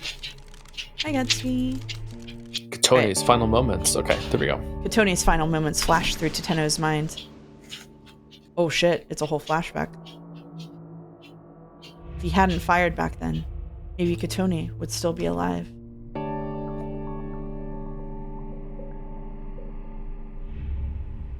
Your friend's entire life was changed because of you. Why hadn't he tried to talk the culprit down? He knew the reason why. Because he'd loved Katone. He'd still loved her even after she'd become Daisuke's wife. His desire to be the one who saved her, his warped sense of judgment when things had come down to the wire. Tateno, do you not enjoy being with me? There was a forlorn look on Katone's face. It wasn't that he didn't enjoy being with her. Her very presence soothed him. But the more serious their relationship had grown, the more it tore at Tateno's heart. The truth was that he didn't really know what happiness was, and so he was incapable of making someone else happy. If it were possible, he'd want Katone to be smiling always. And that meant her being with someone other than him. Hot take, this is the only good romance of the story. I think it would be best if we stopped seeing each other. Asawa and Kajiwara. Oh yeah, that's a good point. Yeah, Tateno blurted out the words bluntly, and Katone's face fell. He hadn't broken up with her because of any lack of feeling for her. Rather, the impulse had actually sprung out of his pursuit of human warmth and his growing fear of losing it. He'd just been so uneasy. More than anything, he'd been afraid that he wanted too much love and affection from Katone. This is the most human romance in the story. Just saying. Oh, this seems like the right answer. You were right to go back to that one. Cool. Bit by bit, Tateno lowered his gun, his hand ever more unsteady. His heart was on the cusp of breaking. And still, Kanan continued with her diabolic whispering. You can go ahead and kill me, but if it turns out I'm not Alphard, what then? Now she stared at Tateno with an almost pitiable look. You'll have once more done something that you can never undo. Something I can never undo. Tateno repeated the words dully, feeling himself forced into a trance. That's right. Could you ever accept that? No, I couldn't. Couldn't make the same mistake. His whole body felt like it might fall apart. He wanted to drop to the ground and curl up in a ball like a child. And that's why you can't shoot anyone. Can't shoot anyone. As Tateno muttered the words, Kano's face appeared in the back of his mind. I can! Tears fell from Kano's eyes as he looked down the barrel of his gun at Tateno. He'd become a detective who didn't lose sight of what he was supposed to protect, no matter the situation. Tateno had nearly abandoned his inward promise to be a detective worthy of that final salute Kano had given him. Wow, that salute's really coming back. Yeah. Brought his gun back up to bear. Don't be absurd. Kanan mocked. Oh, sorry. You can't shoot anyone. It's okay. Actually, I can. The words creaked dryly from Tateno's throat. When there's something I'm supposed to protect, I can shoot. The memory of Kano weeping but taking aim had given him the resolve he needed to face down an opponent who ought to have terrified him. I learned that from someone who was terrible at his job. Good line. Kanan's eyes went cold. Immediately, she lifted up her gun again. Once more, their eyes locked, sparks of hostility crackling between them. But almost immediately, Tateno could sense the difference in skill between his opponent and himself. The young woman radiated a deadly aura. The force of her stare was like a knife pressed to his throat. She had borne witness to carnage and bloodshed, the likes of what she couldn't even imagine. He couldn't win this. She would kill him, guaranteed. Tateno braced himself for death, never taking his eyes off Kanan's. If nothing else, he needed to buy time for Kano to get that password. Could he do that, given the opponent he faced? Yes. Somehow he would do it. As a detective, as a man, even if he had to give his own life to succeed.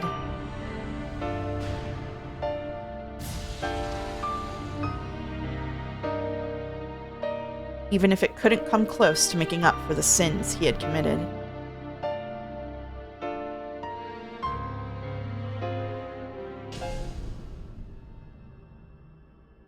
Oh. The end. So now we jumped to Stanley's line from his end of his story. Man, they're dropping like flies. And yeah. Bum, bum, bum, bum, bum, bum, bum, bum, bum, bum, bum. All right, Achi and Kano can now continue. Whoa. Because she didn't do the phone call, so they didn't explode. Oh, okay, do we want to do those? Go Jack, or do we want to do those? Let's do those. I like going back to them and seeing like what the next change we need to make in Stanley's line is. It's kind of fun, you know what I mean? All right, I'll do Achi. Do you want to go Kano so I can read? Oh, you just read a lot. Yeah, sure. I forgot that I was the if you want to keep reading, you can read Achi. No, it's okay. We can go this. Okay. So we go to. I guess we go to the Stanley. What are you thinking? Or I went to the Stanley jump because it's further down. Yeah. Okay. Ring, ring, ring. Ring,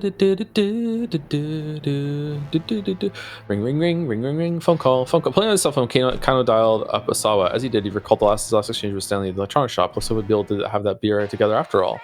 What? Wait, what? Takeout? Huh? What? Still? How? What? Wait a minute. Really? Kano was suddenly thrown down hard onto the pavement. Where had the explosion come from? His lighter certainly hadn't set the gasoline ablaze. Kano hadn't been that clumsy, so what had happened? 2 bombs? Only one possible answer came to 2 bombs. Palmer had blown himself up. But that only confused Kano further. The detective had already gone into the passwords, so it had prompted for a juncture. As he was losing consciousness, Kano continued to rack his brain. Okay. Yeah, but the future but he found no answers. The future refused to change, yeah. Oh, shit. Alright, well. That's my last impression. Do you like it? Yeah, it was pretty good. Okay. Okay, thanks. I don't even think we need to run through Achi's, right? We can just go to Stanley. Alright. Okay. Good old Jack. Let's jump from Tateno to Stanley. Oh, do we have to jump? I thought we could just continue. I thought it was a jump. No, it's not a jump. I'm silly. Never mind. Alright, here we go. Silly Billy. The area around Dogenzaka was in disarray. The government had declared a state of high alert. We read that one already, right? And the people on the street were milling around uneasily. Unsure. Oh, can we go? Wait, hold on. There was it was a spelling mistake. Okay. He made it to his car, still parked on the roadside, unfortunately beyond the blocked off area. Jumping in, he sped off toward the laboratory. Ba-da-ba-da-bomb. Ba-da-ba-da-bomb. Wait, what? Oh, for we do have to jump to Stanley. Ah, it's fucking. Okay, now I'm the silly Billy. Yeah.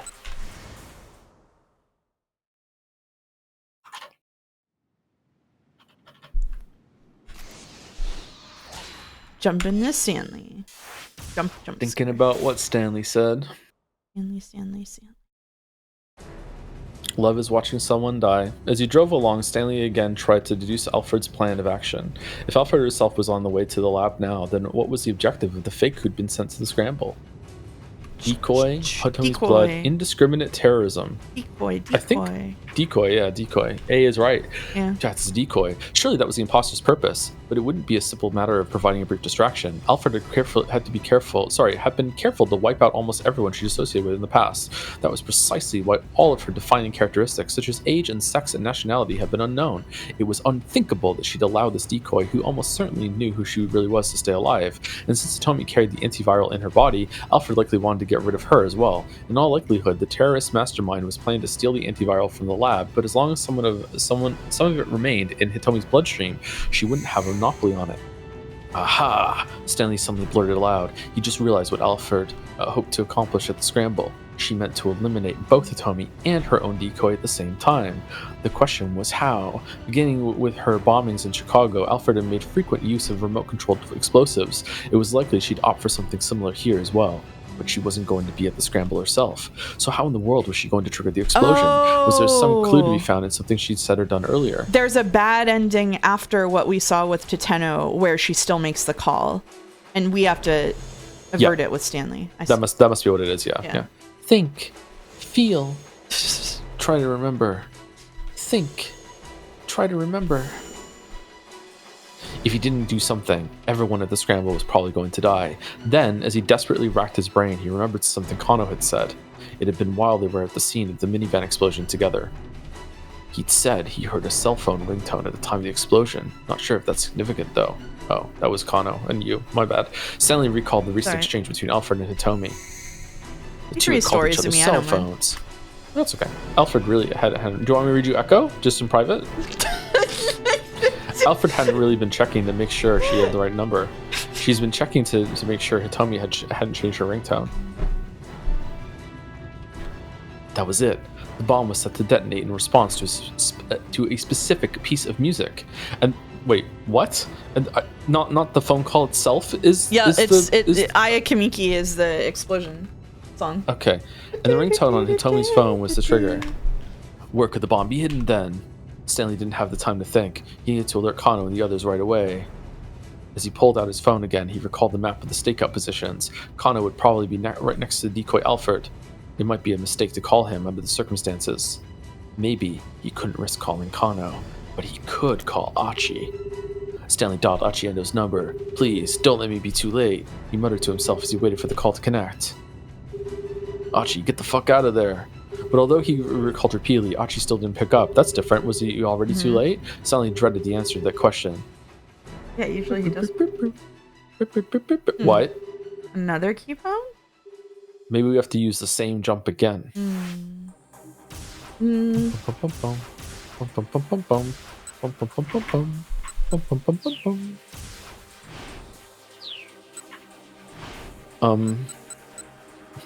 Do we want to go to Achi just to see? Do we use the jump from Kano to Stanley? Oh, maybe we do. Hold on. Reuse jump? Let's try it. It's at the right line. It is at the right line.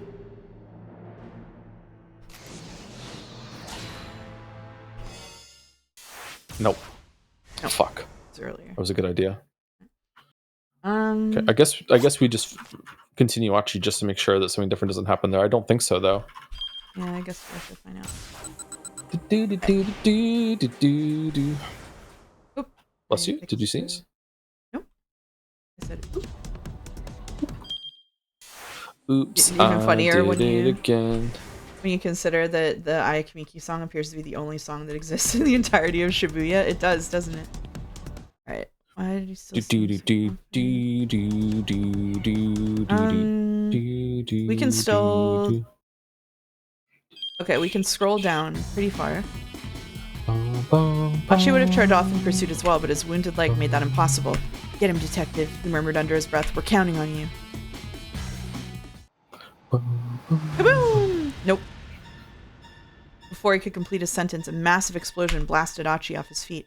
Tiny bits of metal tore through his arms, legs, and torso. Wait, this is earlier than it was before. Why is the call coming through earlier? I don't know. Oh, maybe them going down and hacking the computer takes longer than the exchange she has with Tateno, and then she just blows them up? Oh. Yeah, I guess it could be, right? And I'm still pressing it because I can still go down further. Yeah, just in case. Through the haze of pain, he saw a blade arm stretched over her. Yeah, it's the same as last time. Okay.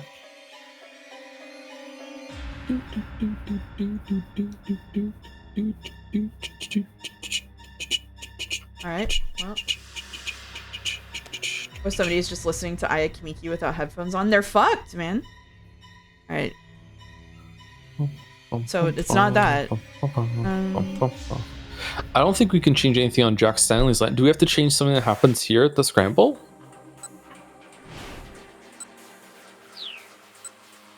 Like, Minorikawa's done, so there's no going back and fixing that. Asawa's done. Maria's done. Tateno is done, so I don't think there's anything to do on Tateno's line. Like, we got to the end. I don't think we have to undo the end. So... I don't know. For another one, we had to undo the end. Did we? Kind of. Do we have to jump to Stanley from Tateno at 7:05? I thought we did that one already. Should we just try it again? Maybe no, that we did do that one. It is the same jump. Fuck it, I'm doing it again. I'm doing it again. All right, we're doing it again. Same jump twice. No, it's the same one. It feels like it's very hard to sustain a level of narrative tension through the mechanics required to progress this ending. I would say they're kind of failing to do that. To me, it's doing the same as like a jump cut in a TV show would. I wouldn't say that it's destroying narrative tension for me. It definitely adds complexities, though. Do we just need to swap Stanley's the fake Alfred's goals? Maybe we just got that wrong, and then it goes somewhere else. Yeah, but then wouldn't it do a bad like we need something in another timeline to get a jump. Like changing stuff in Stanley's line won't get us a jump elsewhere.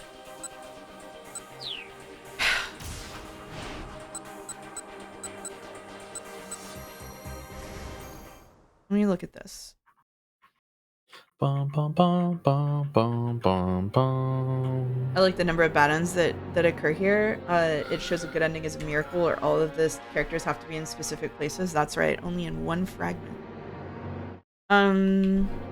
So I'm going to change Kano at 7 o'clock to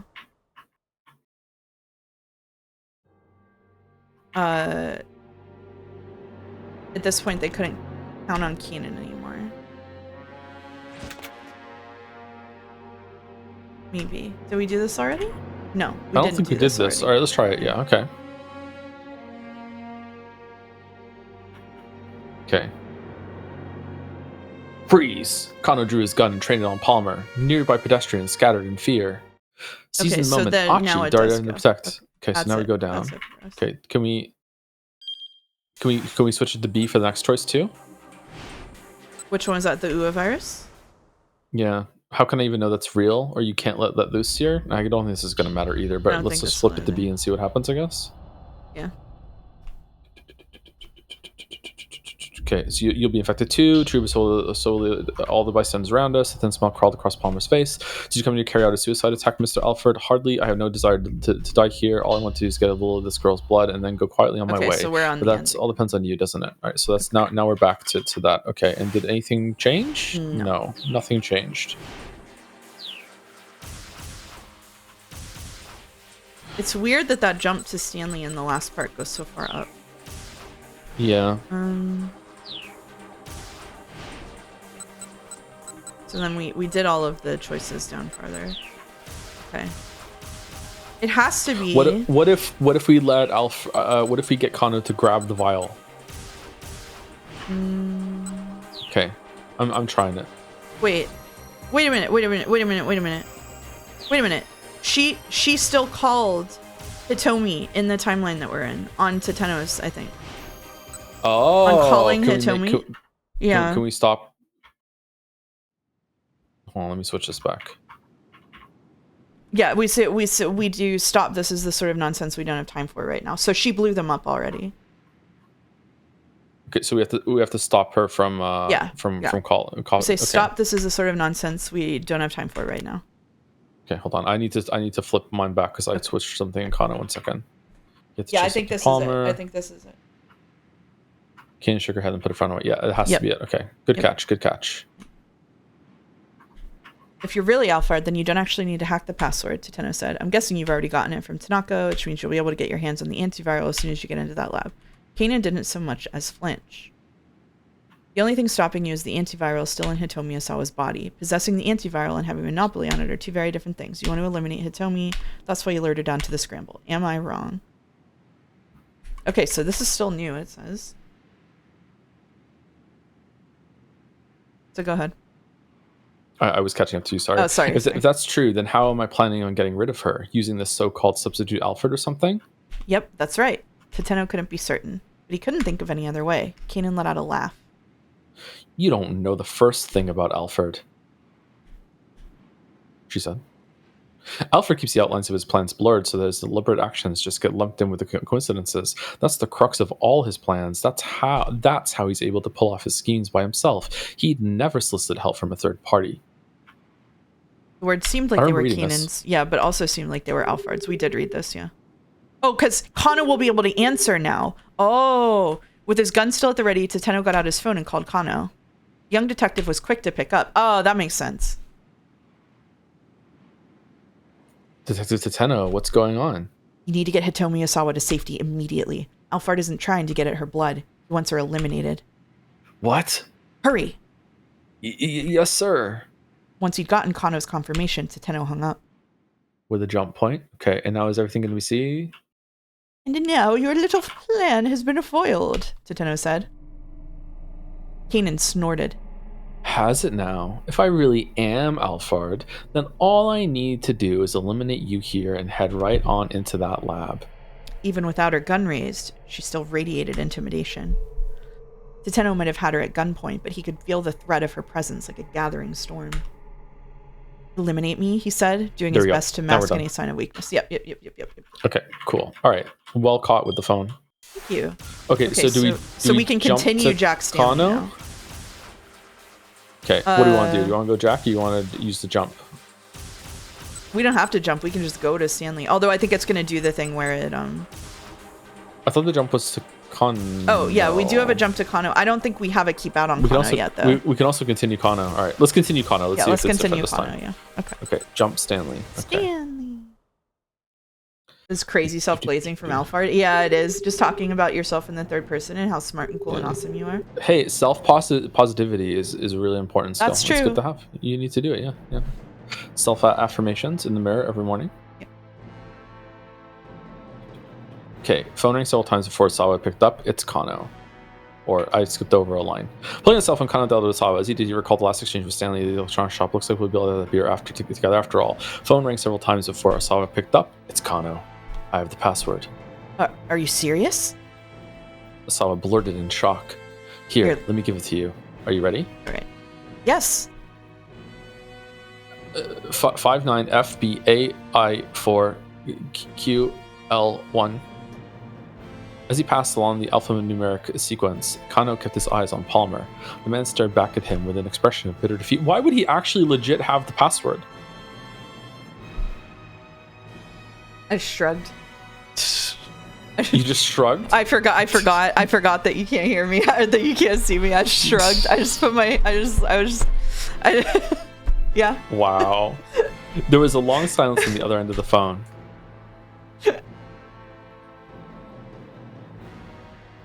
Then at last, Asawa's excited voice came through. That did it. Oh, that's you. It opened. The lock opened.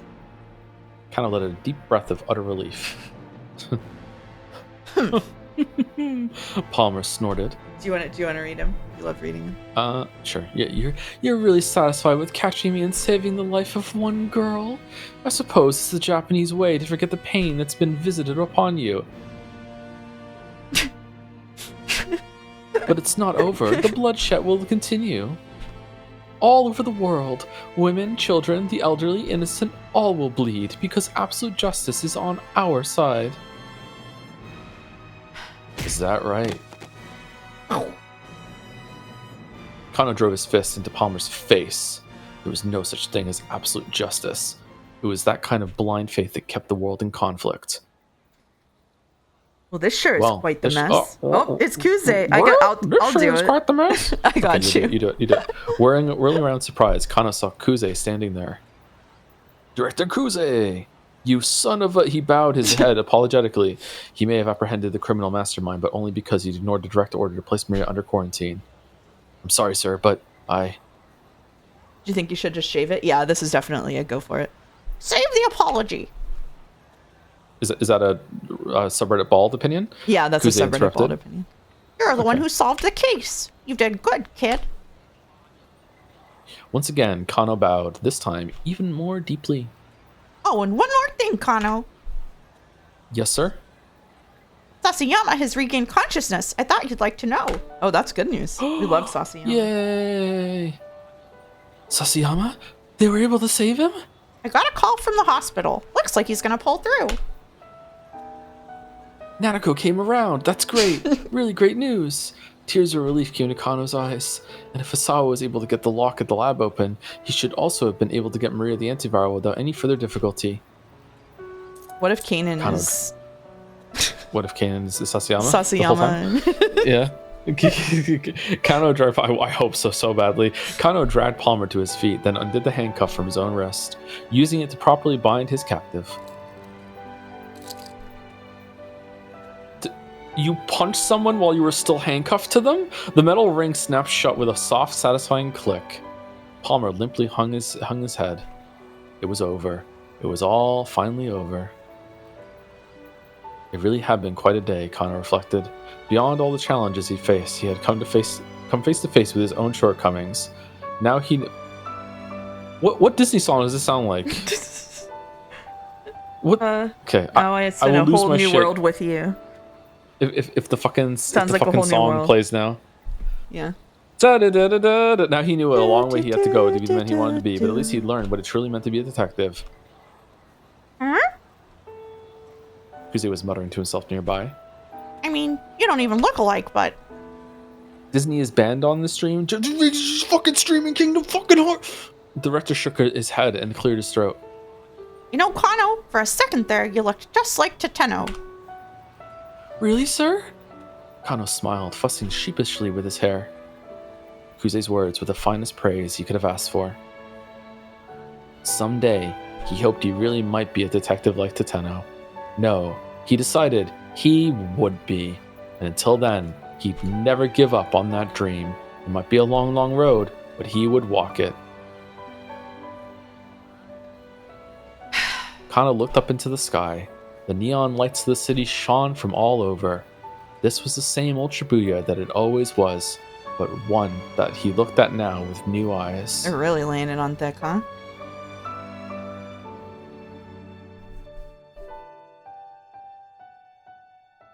I know every mile will be worth my while.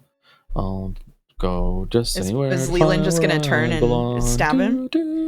No, it's a keep out. Right. We have the answer to that one already? We do have the answer to that one already. Do you want to do the answer to it? Is that what you would like to do? Or do we want to go and see what happens to Achi, the worst character? We could go and see what happens to Achi, the worst character. Let's see what happens to Achi, the worst character.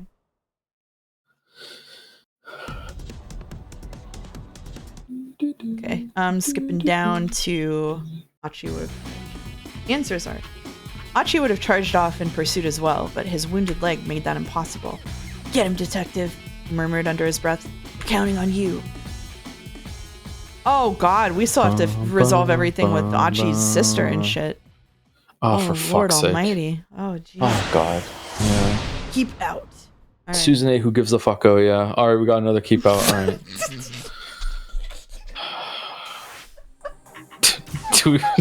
Do we want to do Jack or do we want to jump to Kano? I think we can jump to Kano. Let's jump to Kano. Susan A, who gives a fucko, really got my ass. Okay, alright, here we go. We have fun on the stream. We have fun on the stream. Yeah, we do have fun on this stream. Alright.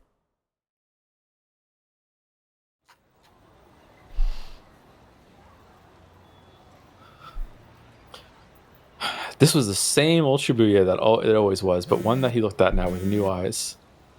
His cell phone rang. Tateno's name appeared on the incoming call display. Kano quickly picked it up. Tateno, what's going on? You need to get Hitomi Asawa to safety immediately. Alphard isn't trying to get at her blood. He wants her eliminated.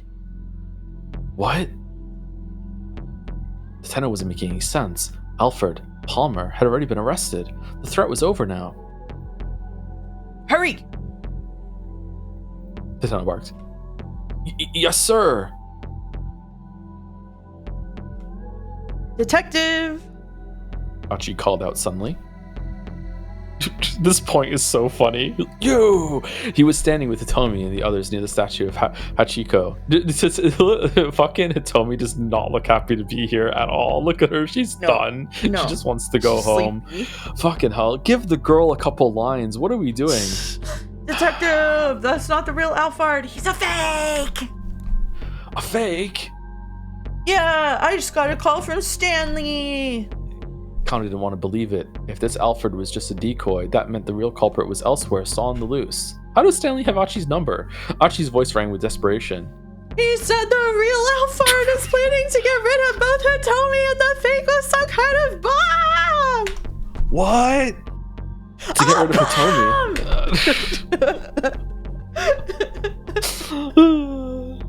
I arrested him with the plum. Thank you. That lined up with what Tateno had just called to warn him about. It must be true then. Once again, Kano tensed. A bomb? A bomb? But where? Get me the Explosive Ordnance Division. Someone squawked. Explosive Ordnance Division, a team made up of the Tokyo Metropolitan Police Department Security Bureau's 1st, 2nd, 3rd, and 6th Riot Police units, as well as the Support Vehicle Unit. Division members are trained in explosive disposal. Typically, a dangerous explosive is frozen with liquid nitrogen, then moved away from the site via support vehicle. The bomb is then detonated in a safe location. Explosives are almost never dismantled on site. Almost never. We've got an emergency here. It was Kuze, practically screaming into his cell phone. We're at the scramble outside the station. Hurry! The director started running toward the precinct, still shouting as he wove his way through the crowd. Kano felt himself starting to panic. If Hitomi and Palmer were the targets, the bomb had to be nearby. He stormed over to his captive. Okay, where's the bomb? He demanded. What are you talking about? Yeah, I'm just letting you do it because this is you. Don't play dumb with me. Already told you the password, Palmer said. What point would there be in keeping things from you now? He had a point. And if he had known about the existence of the bomb, he kept it a secret so far. Getting him to reveal it now would not be easy. Kano decided just to have to go look for it himself. Go take him back to the truck with the gasoline. Go get the gasoline, pull out the gasoline. he took a deep breath and tried to think logically. If he were Alfred, what would he do? How could he ensure that he'd eliminate both Hitomi and the fake Alfred at the same time? Make him swallow the bomb? Where would he plant a bomb in order to pull that off? On the fake, there was no other place he could possibly have planted it. On Hitomi, there was no that way he could be certain that he'd at least eliminate her. In a minivan, he was going to try the same ploy all over again. This whole time I've thought it's been in a minivan, but I think now it's actually on him. What do you think? I think it's on him too, yeah. Okay, let's go A. On the fake, there was no other place he could possibly have planted it. Kano began to pat Palmer down carefully. Achi! He shouted. Check the case! Hurry! He gestured to the attaché case Palmer had been carrying. I'm gonna check it for a bomb! Everybody hear that? There's a bomb! No! Don't move! Kano searched through his captain's jacket and the pockets of his pants, but he came up with nothing. Perhaps Alfred had fitted the bomb into the man's watch or belt? Or maybe it's like cheating at chess? Stop this. I'm not carrying a bomb.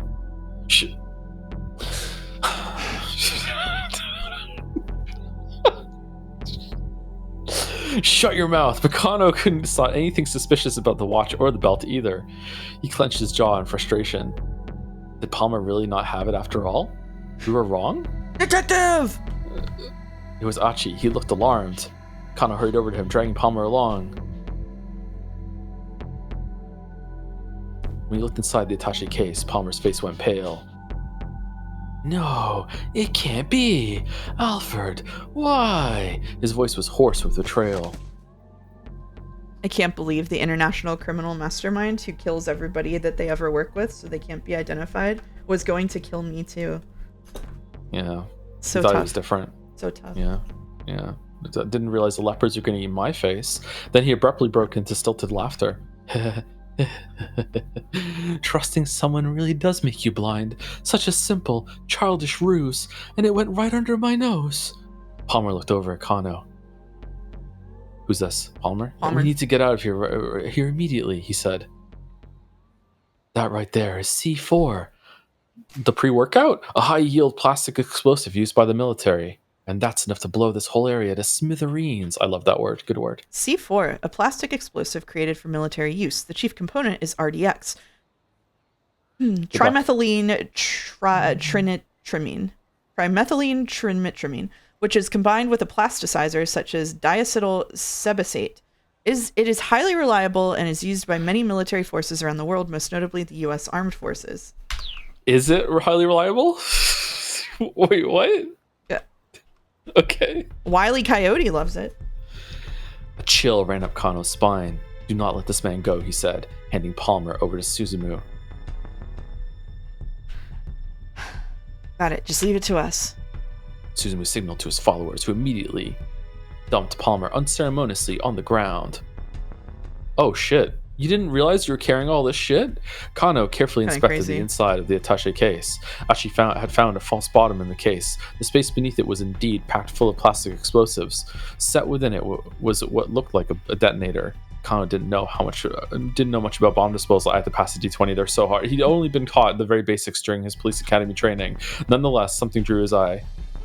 Okay, on what? What even D20'd there? Hate false bottoms. A microphone. There was a parabolic microphone.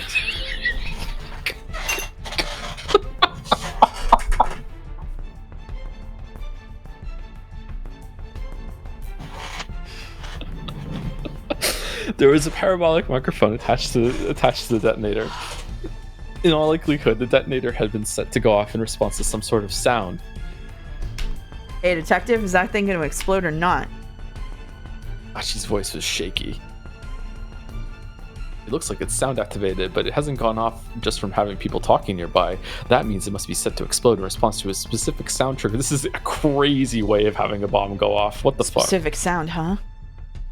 Achi took a moment to think.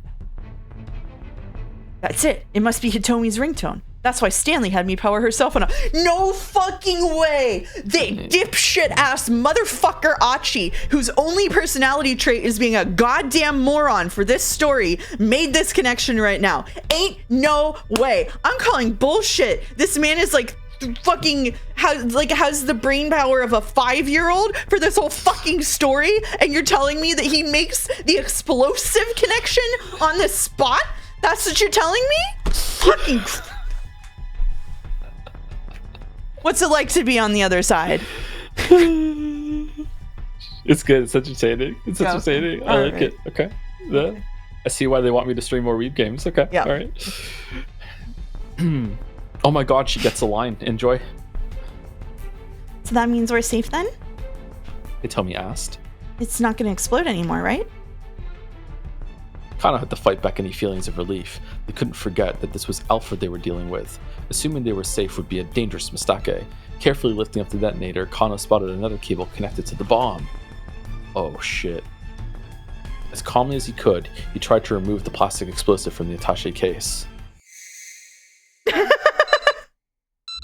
He quickly discovered that the thinly stretched sheet of plastic explosive was... You okay? Yeah. Yeah? Yeah. Was only an intermediate layer concealing a second false spot.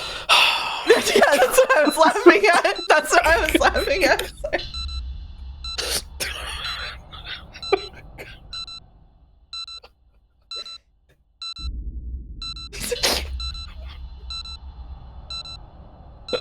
Have another. How about two? A small timer had been set beneath. Yes. There's not just a sound trigger. Kano's mouth had gone dry. His voice came out as a whisper. The bomb has also been fitted with a countdown timer. Stanley had been right on the mark. The ringtone of Hitomi's cell phone would trigger the explosion. That way Alfred could eliminate both her and his stooge, Palmer, at the same time. Just in case the sound triggering were discovered. As a backup, the bomb had also been rigged to explode after a set time. Kano speed dialed his boss. Director Kuze, where is that bomb squad? 151, 150. Not even 2 minutes left to go. It didn't look like the explosive ordnance unit would make it in time. Kano scanned the area, weighing his options. He noticed Achi standing right beside the bomb case. I don't know why. I just imagined him going, Achi, eat it. Just, yeah, I was thinking that too. Achi, eat it. Yeah, just eat it. Achi. We're gonna have to eat it. Achi called out, leave that thing and get out of here. But Achi didn't move. No way. He pulls out a knife and fork. The gang members they all dig in.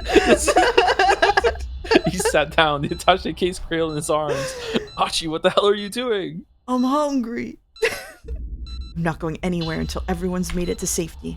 Detective, you need to get these people someplace safe right away. Clear the area first, then I'll go. Achi, that's not going to make a fucking difference, bro. There's no way I can do that. Damn it, don't you want to save these people too? Kano bit his lower lip in frustration.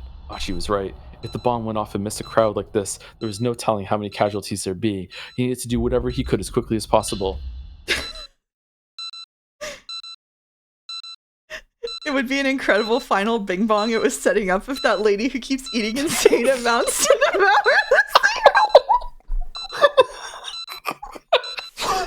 they all take turns and they all get full. Oh no, there's too much left. We're not gonna be able to make it. And then they just pan over and she's there.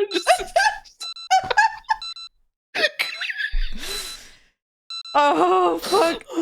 Get back! Everybody, get back! Achi shouted at the top of his lungs. There's a bomb! Everyone, get out of here! Just run! This is famously a really good way to evacuate an area. Yeah. Following his lead, Kano started directing nearby civilians to safety. I'm on a C4 diet. At C4, I eat it.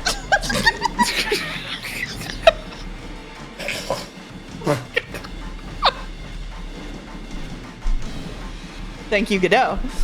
Holy shit! Tomi, Suzu, and the others added their voices. With his. Everybody run! Everybody Get away run. as fast as you can. Get away as fast as you can. Please, you all have to get out of here. But the crowd wasn't listening to their warnings. On the contrary, some people hurried closer to see what the commotion was all about. Oh, fuck's sake. It was no use. They were out of time. Kano had to save Achi at least. He turned back to him and called out. Why is Achi even there? Achi, that's enough. Leave the bomb and let's go. Achi! Tomi shouted. Come on! But Achi only clutched the bomb more tightly. What are you doing? Kano screamed. Come with us, hurry! Still, Achi would not move. Susunu's face went pale. Wait, Achi, your leg! What about my leg? Yeah, sorry. Oh, shit. Earlier when you kicked that steel pipe. What the? I don't know who's talking. What the heck? That was Susumu. Finally, Kano understood. It wasn't that Achi didn't want to move. He couldn't move. And so he decided to get all heroic and use himself as a human shield to minimize the impact of the explosion on everybody else. That idiot, Kano muttered. If his leg was busted, why didn't he say so? How do you even make it this far? There couldn't be much time left. If Kano rushed to help him now, he might not make it to safety before the bomb went off. He had to make a decision. He couldn't just rush in without a plan. Kano ran for Achi anyway. He couldn't just abandon him. Should we go? What should we do? Should we do A? Let's go A.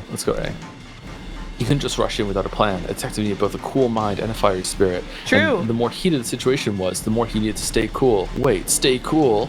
I know what he could feel the muscles in his leg begin to stiffen. He just passed to slow his racing heartbeat. No. Yep. As his mind thought that, it's going to be around the corner any second now. Sought desperately for a way out of the situation, but his eyes remained fixed on Achi holding that bomb in his arms. We called it last stream. Yeah, we did. I forgot about it though. Yeah, that was a whole week ago. Yep. Knowing that it could explode at any moment, it made it almost impossible to think. Moved. The harder he tried to calm himself, the more his panic grew. He cursed himself for not leaping into action immediately. He should have acted before thinking. That was the only thing he was good at. And still he's frozen, staring at Achi. You know what else is frozen? Then he felt the hairs rise on the back of his neck. White smoke was pouring from the approaching minivan. Jesus fuck.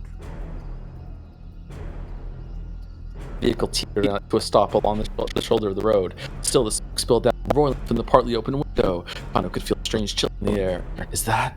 Instinctively, he rushed toward it. 1 second. They're audioing again.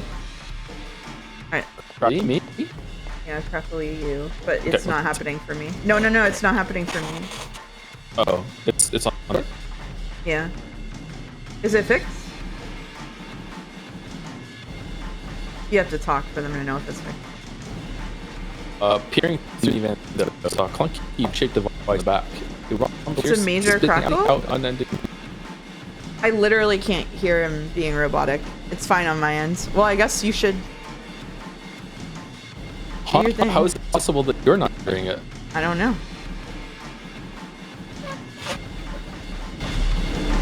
Whoop. Say something again? Restart your phone. Hello?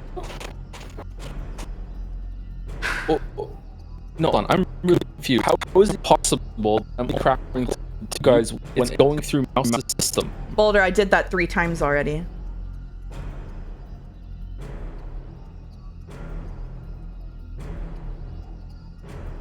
Oh no? Yeah. Oh no. Yeah. Just leave on. Yeah, that shouldn't fix it. Yeah.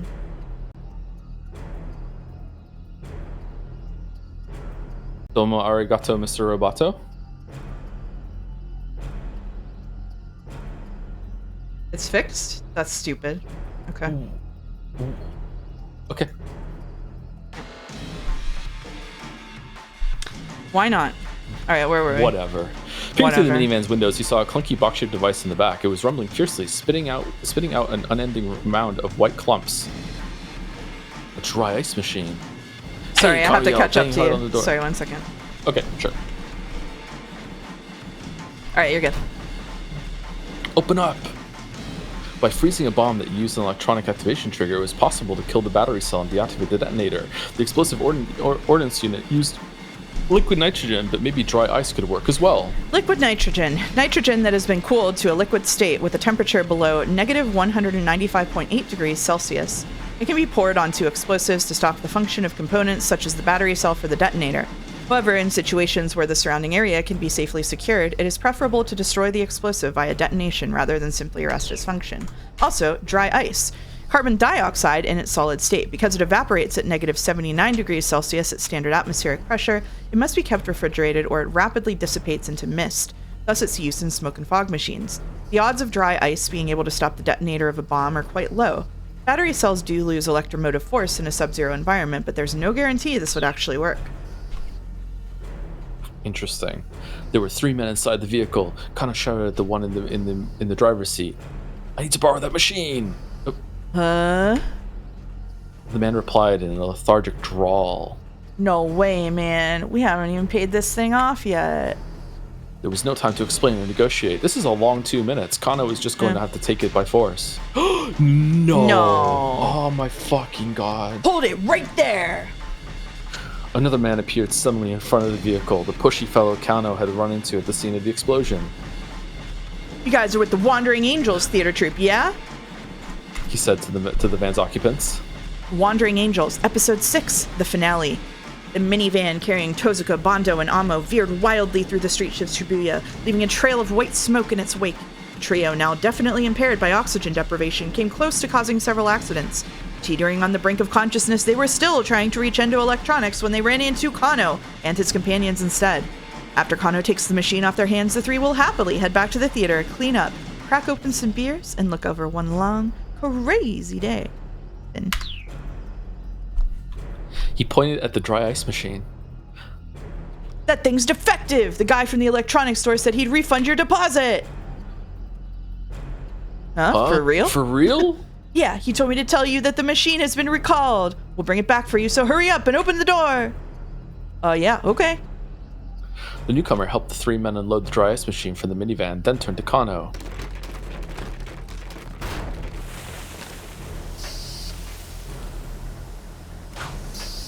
Here, hurry up and take it. He shouted, "Right, thanks!" Kano wasn't sure what was going on, but he took the machine and ran, pushing it ahead of him across the pavement. Achi!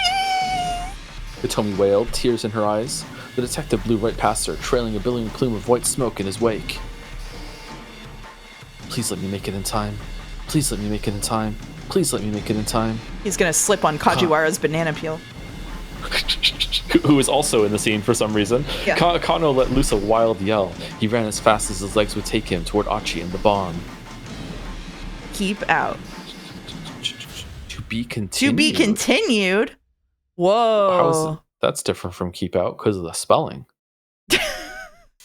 Okay. You're do so we jump right. to Achi now? We could jump to Achi. Oh, we can't. We can't jump to Achi. We can't?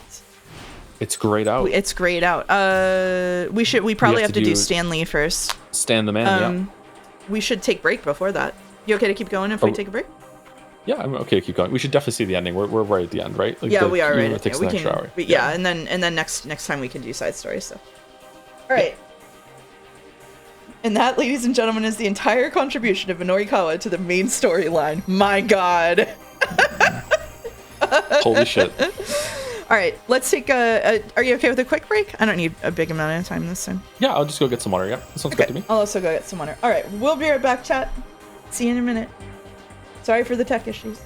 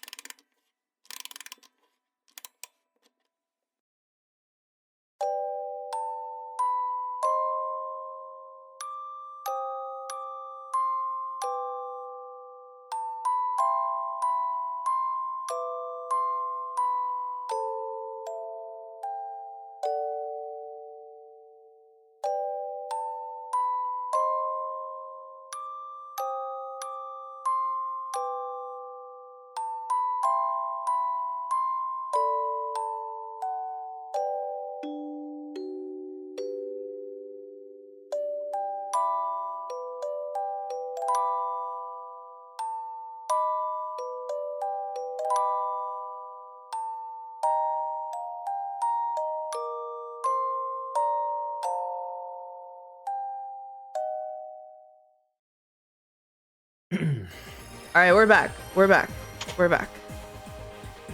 Keeping back for keeping Jack. on. Back for Jack. That's what I'm saying. Going into Jack.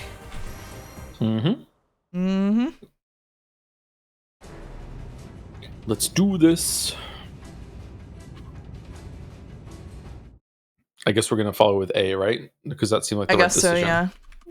So now we can scroll down to that was it.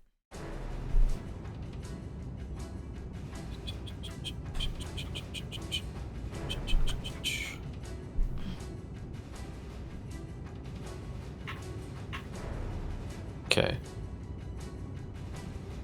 That was it. The bomb was set to detonate in response to a specific piece of music, and the ringtone on Tommy's phone was the trigger. Where could the bomb be hidden then? Stanley didn't have time to think. He needed to call the others. Okay.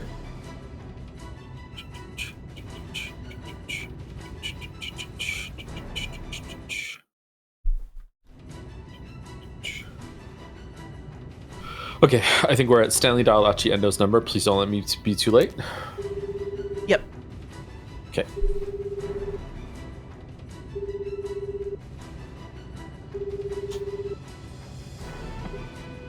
He muttered to himself as he waited for the call to connect. Achi was quick to pick up. Mr. Stanley, what's going on? Oh, for fuck's sake. These ones where you do one screen and then okay, so do we have to jump to Achi there? From that jump, I think. I guess so, yeah. That was so funny. After having to scroll down and everything, it's so funny. that was so All right. funny. Godot is really worried the C4 thing is the funniest thing they'll ever say, and it's all downhill from here. I mean, it's fine to peek now, right? Some of us aren't able to peek at all. Eventually, Achi spotted Kano on the far edge of the crowd. The detective pumped his fist in victory. It looked like he'd gotten Alphard to cough up the password. Thank goodness. Finally, some really good news. Now Hitomi and Maria were both safe. A surge of relief ran through Achi's body. Unexpectedly, his cell phone rang. It was Stanley. Mr. Stanley, what's going on? How did the negotiations go? Achi quickly filled him in on the good news. The detective caught Alphard. He got him to give up the password, and I think he's called the folks at the lab. Does that mean the case is closed then? No, not yet. Right now, I need you to do exactly as I tell you. Scream bomb in a crowded area. For a moment, Achi's head swam. This isn't over yet? Why? What's going on? If you want to save Hitomi, then shut up and listen. Stanley barked. All right, tell me what to do. Roar, roar, roar, roar, roar. Roar, roar, roar, roar. First, you need to power down Hitomi's cell phone. Turn off her phone? What for? Was Stanley serious or just messing with him? I'm pretty sure that there's a bomb somewhere near your location. A bomb? Achi's voice squeaked into falsetto. The guy that Kano just apprehended is a decoy. The real Alphard is planning to eliminate Hitomi and the false Alphard at the same time. Eliminate both Hitomi and his own decoy? Why would he do that? And if the guy they just captured was a fake, then who was the real Alphard? Couldn't wrap his head around it. The more he tried, the more his thoughts became a jumbled mess. Oh, he didn't figure it out. Stanley just told him. He pretended he figured it out. Okay, listen. This is here. Listen, first turn off that cell phone. Then go and look for the bomb. And then about 10 minutes from now, just play it off like this was all your deduction. Okay, got it.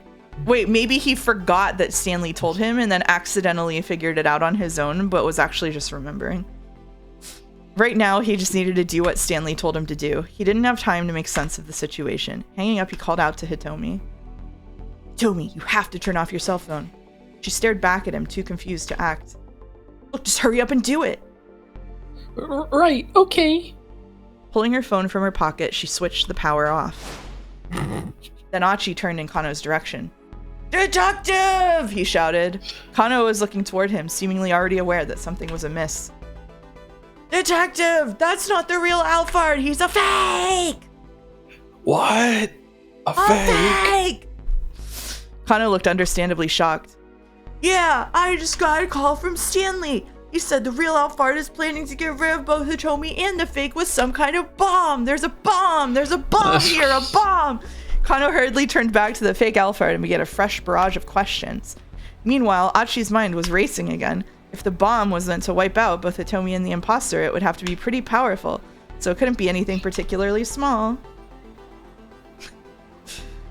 Where could the bomb be hidden then? Achi scanned the area, but didn't spot any place that seemed plausible. Then his eyes happened to alight on the attaché case the decoy had discarded. Could it be? No sooner had his suspicions been aroused than he heard Kano call out to him. This is you. Achi, check the case! Hurry!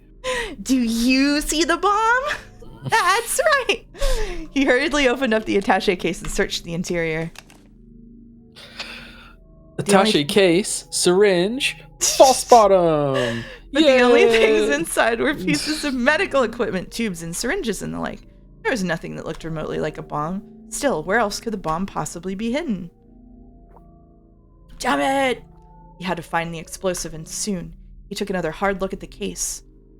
I'll shake it. It's so funny. Can we say I'll shake it? Yeah, I really want him to shake it. I'll shake it! Achi held the attaché case up high and shook it roughly back and forth. But as he was about to throw it, he heard a faint metallic sound. Quickly, he lowered the case again. He was certain the noise had come from inside. Once more, he opened the case and looked inside, but still he saw nothing of note. He tossed the medical equipment aside and slowly tilted the case from side to side. Although it looked empty, there was a distinct sound of something metal sliding back and forth. Hold on, could it be? Achi tugged at the case's inner lining, quickly tearing it free. That was the right option. Wow, that was the right option. When he looked behind it, his eyes went wide. A thin layer of something that resembled white clay had been affixed inside the cover of the case. Several wires connected it to a small electronic device. This was it. The bomb really was inside the attaché case. Here it is! He shouted to Kano. I found it! Kano hurried over, bringing his captive with him. There, Mr. Palmer, take a look. When he saw what was inside the attaché case, the fake Alphard went pale. No, it can't be. Alfred, why? His voice was hoarse with betrayal.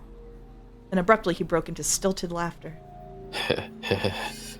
Trusting someone really does make you blind. Such a simple, childish ruse, and it went right under my nose. I'm not enjoying seeing these scenes again so quickly back to back. Yeah, same. The fake Alphard, Palmer, looked over at Kano. We need to get that out of here immediately, he said. That right there is C4, a high-yield plastic explosive used by the military. And that's enough to blow this whole area to smithereens. Yeah, I would say that seeing the scenes over and over again, like there were a couple of times during the visual novel where you did this and they just kind of like summarized it and they just like paced you through it. I think they should have done this here. That is what's killing the momentum for me, not actually the jumping between storylines, the rewatching it. Blow the whole area to smithereens. Achi pictured Shibuya reduced to a blasted ruin. Meanwhile, Kano frantically began searching the inside of the attaché case. A microphone. Kano muttered, "Hey detective, is that thing gonna explode or not?" Achi tried and failed to keep his voice from wavering. It looks like it's sound activated, but it hasn't gone off just from having people talking nearby. That means it must be set to explode in response to a specific sound trigger. A specific sound, huh? Now Achi understood Stanley's instructions. That's it. It must be Hitomi's ringtone. I just realized that all on my own. That's why Stanley had me power her cell phone off. So that means we're safe then? Hitomi asked. It's not going to explode anymore, right? Is this me? It's me. Maybe, but I wouldn't bet our lives on it. Kano continues examination of the case. He carefully loosened the bomb and the cables, pulling them away from the lid of the case. The sight made Achi's heart leap. He started reading. And Kano went... Shit, I'm sorry. Kano went stock still as if caught in a hungry predator's gaze. It's funny. It's on autopilot, I'm sorry. It's okay. There's not just a sound trigger. The detective's voice was a raspy whisper.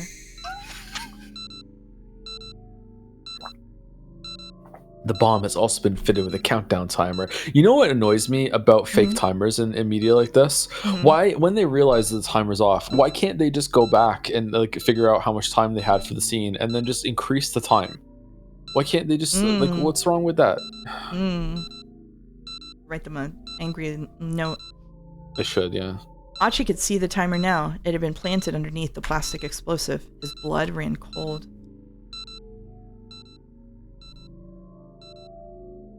Director Kuze, where's the bomb squad? While Kano made a desperate call to the police, Achi picked up the attaché case and peered inside. The digital timer was steadily ticking down the seconds.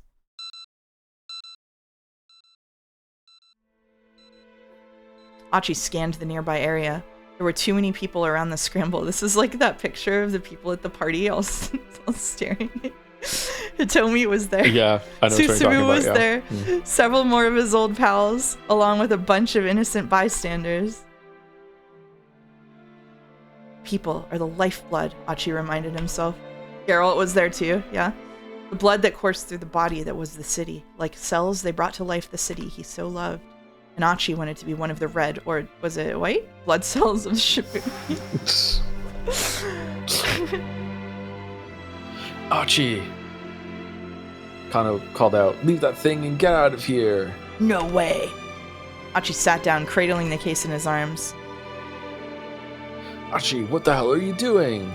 I'm not going anywhere until everyone's made it to safety. Detective, you need to get these people someplace safe right away. Clear the area first, then I'll go.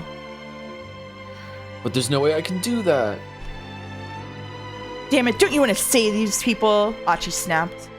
Kano bit his lower lip, seductively. Hitomi wrapped her arms around Achi from behind. Achi, don't do this. Hitomi, you need to get out of here too. Why? Why are you acting so crazy? Tears blurred her words, and he could feel her trembling against him. It doesn't matter, just get as far away as you can. No, I'm not leaving you. After the day they'd spent together, Achi knew full well that telling Hitomi something once wasn't enough to get her to listen. That stubbornness was one of the many things that made her so amazing in his eyes. Really? When was she stubborn at all throughout any of this today? when Hitomi. Achi clasped one of her hands tightly. Please, this is the one favor I will ever ask you. His voice came out oddly soft and gentle. About going to the hospital. That was the only time. All right. She told him, but let me just say one thing first. There are still so many things It's becoming Kuze. I want to talk to you about, so much more that I want to know about you. So please, Achi, don't you die on me. Hey, don't worry. Once everyone's made it to safety, I'll clear out of here right away. Hitomi squeezed his hand, then got up and silently hurried away. Susumu, you and SOS, start getting people out of the area. Yeah, alright. Susumu turned away and spurred the gang into motion. Then for an instant, Achi's eyes met Kano's. Achi gave a tiny nod and looked down at the timer. 119, 118. Get back! Achi shouted at the top of his lungs. Everybody get back! There's a bomb! It's stuck. Alright. He held the attaché case tight against himself as he continued shouting. He ran his voice raw, trying to warn the crowd away. Everyone get out of here! Just run! Following his lead, Kano started directing nearby civilians to safety. There's a bomb! The detective shouted. Everybody fucking run! Every man for themselves! Fucking go! Push and shove! Get out! Huh. Am I Susumu? I guess so. Get away as fast as you can! Susumu waved his arms emphatically. Please. Hitomi added, you have to get the fuck out of here right now. Get the fuck out of here! But the crowd didn't heed their warnings. At last, apparently deciding the time was up, Kano turned back to Achi.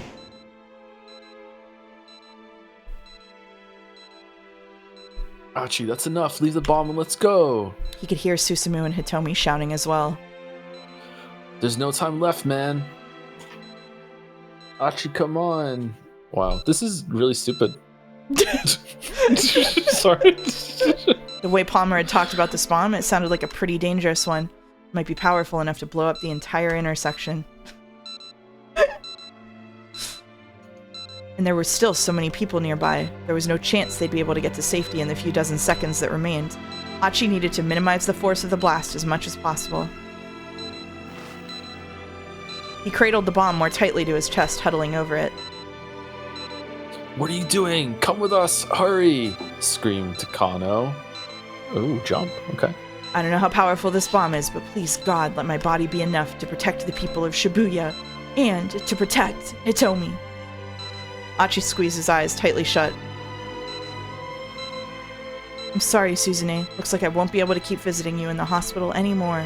You'll forgive me though, right? I stuck it through to the end, just like you told me to. I didn't call it quits partway through. So whatever you do, you can't let that disease beat you. Don't you dare let it beat you. Achi drew a deep breath as he finished his solitary little prayer. He couldn't have more than a few seconds left to go.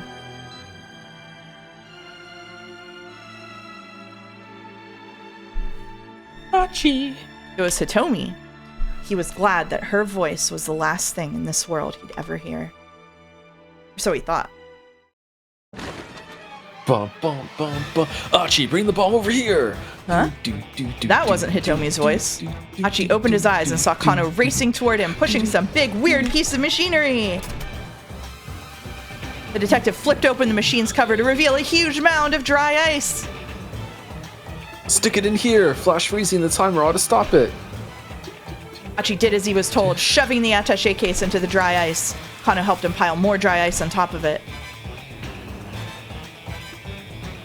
Let's hope that's enough, Kano exclaimed. He looked like a man desperate for a miracle. He could see the timer display through a gap in the frozen hydrogen, still counting down. Could they? Oh shit. They could.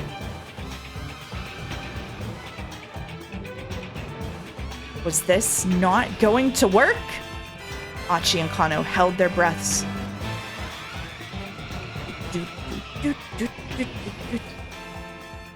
To be continued!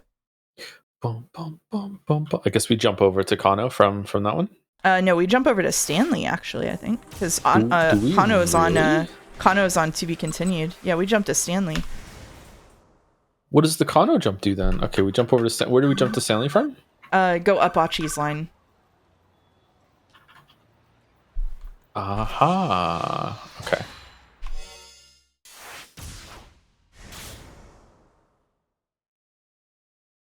I love Stanley. We love Stanley. We miss him. We stand Stanley. Mm-hmm.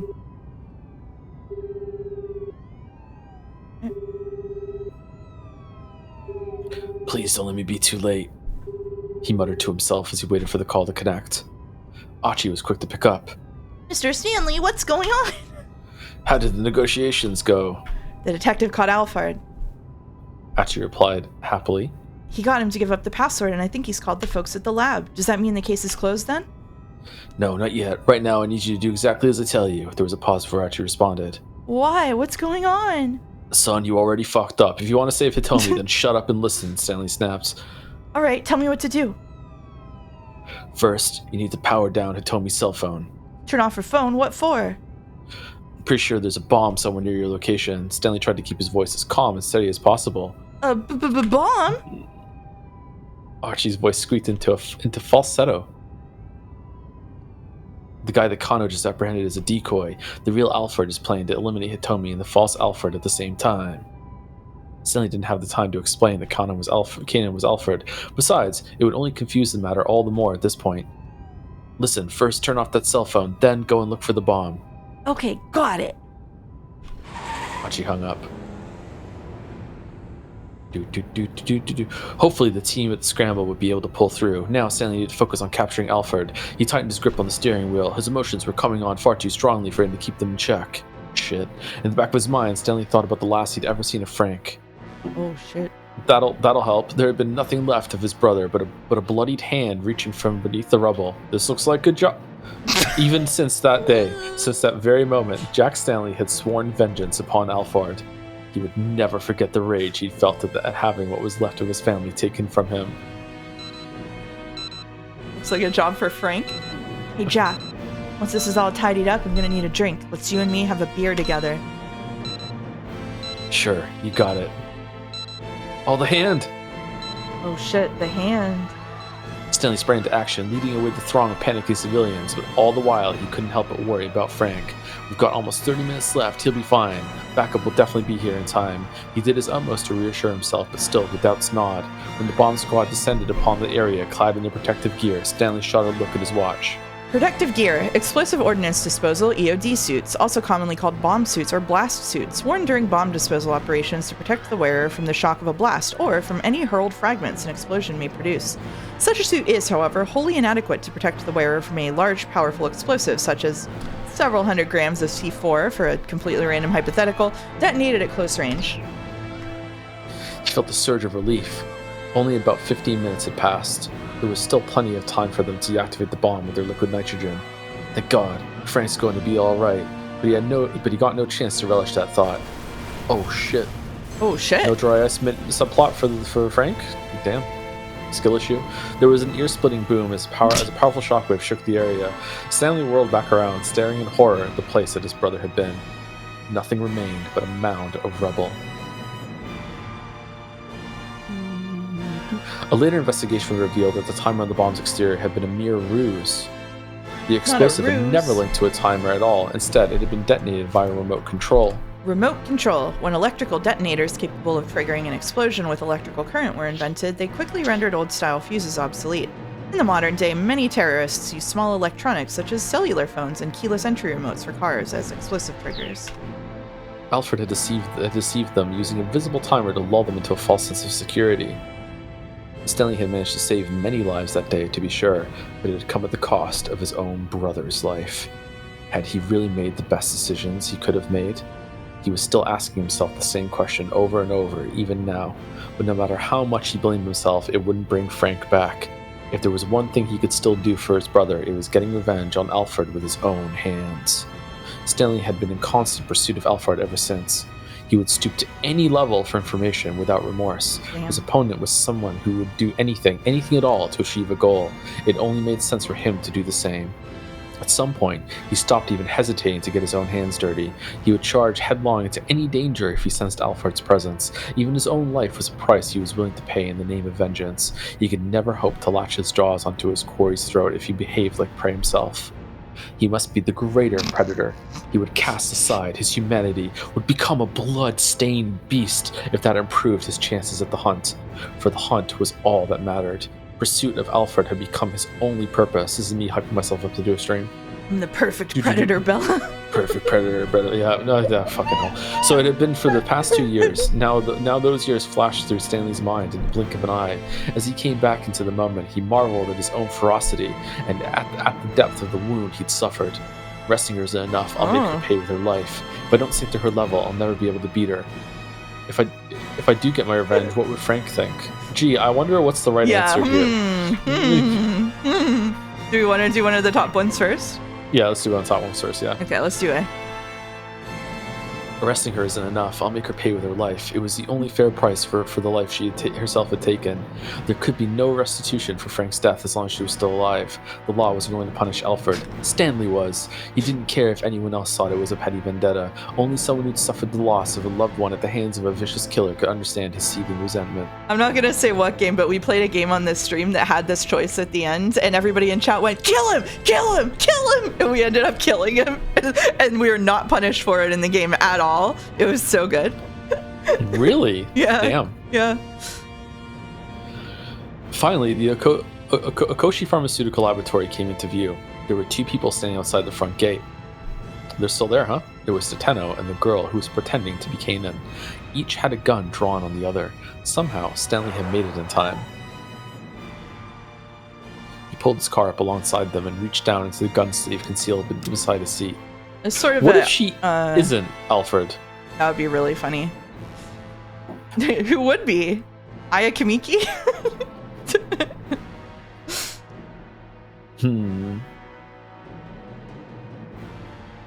He pulled out a .44 caliber Desert Eagle, one of the most Whoa. powerful semi-automatic handguns in the world. A gun that even I recognize. A semi-automatic handgun designed by Minnesota-based Magnum Research Incorporated and manufactured by Israeli Weapon Industries. There are various models chambered for different rounds. The largest, the 50 Action Express 50 AE, is exceptionally powerful by semi-automatic handgun standards. His orders were to apprehend Alfred. A smaller Glock in his shoulder holster might be better suited to that end. Even so, he opted for the Desert Eagle. Fucking Desert Eagle. You just let him get out of the car. Getting out of the car, he started pacing toward the young woman. That's what I was saying. Like, DJ, if they stand here long enough being an unstoppable force and an immovable object, Stanley's gonna come with the deagle and fucking blast her. Stanley. Tateno glanced over at him, his face pale.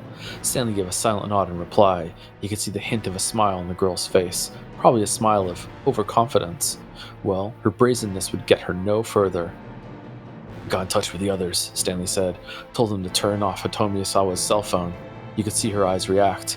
I imagine that by now, they've also managed to deal with the bomb you planted on your decoy. The young woman remained silent. And of course, they managed to bypass the lock inside the lab. You know what this means? Your little plan has failed. Completely. Stanley could see the girl stare sharpen. He chased Alfred all around the world, only to arrive here, at last, in this little island nation. Excuse me? It had been a long, long journey, and he'd spent a long time suffering. The music's swelling right now. It is, yeah. Now, both the journey and the suffering would be over. Oh, shit.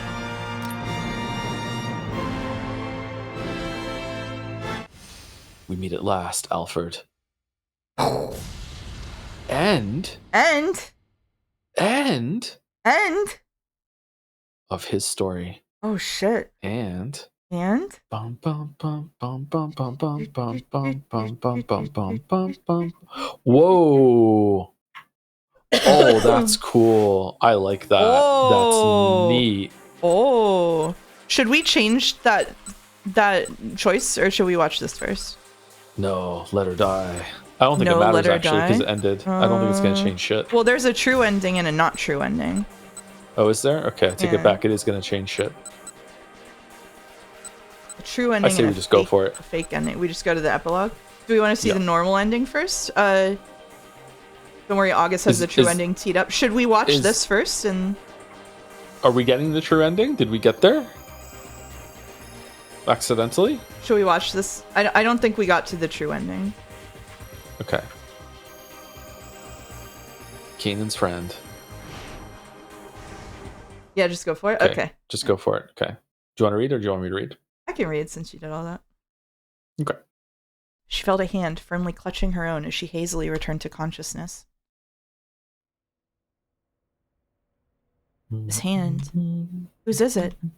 My father's?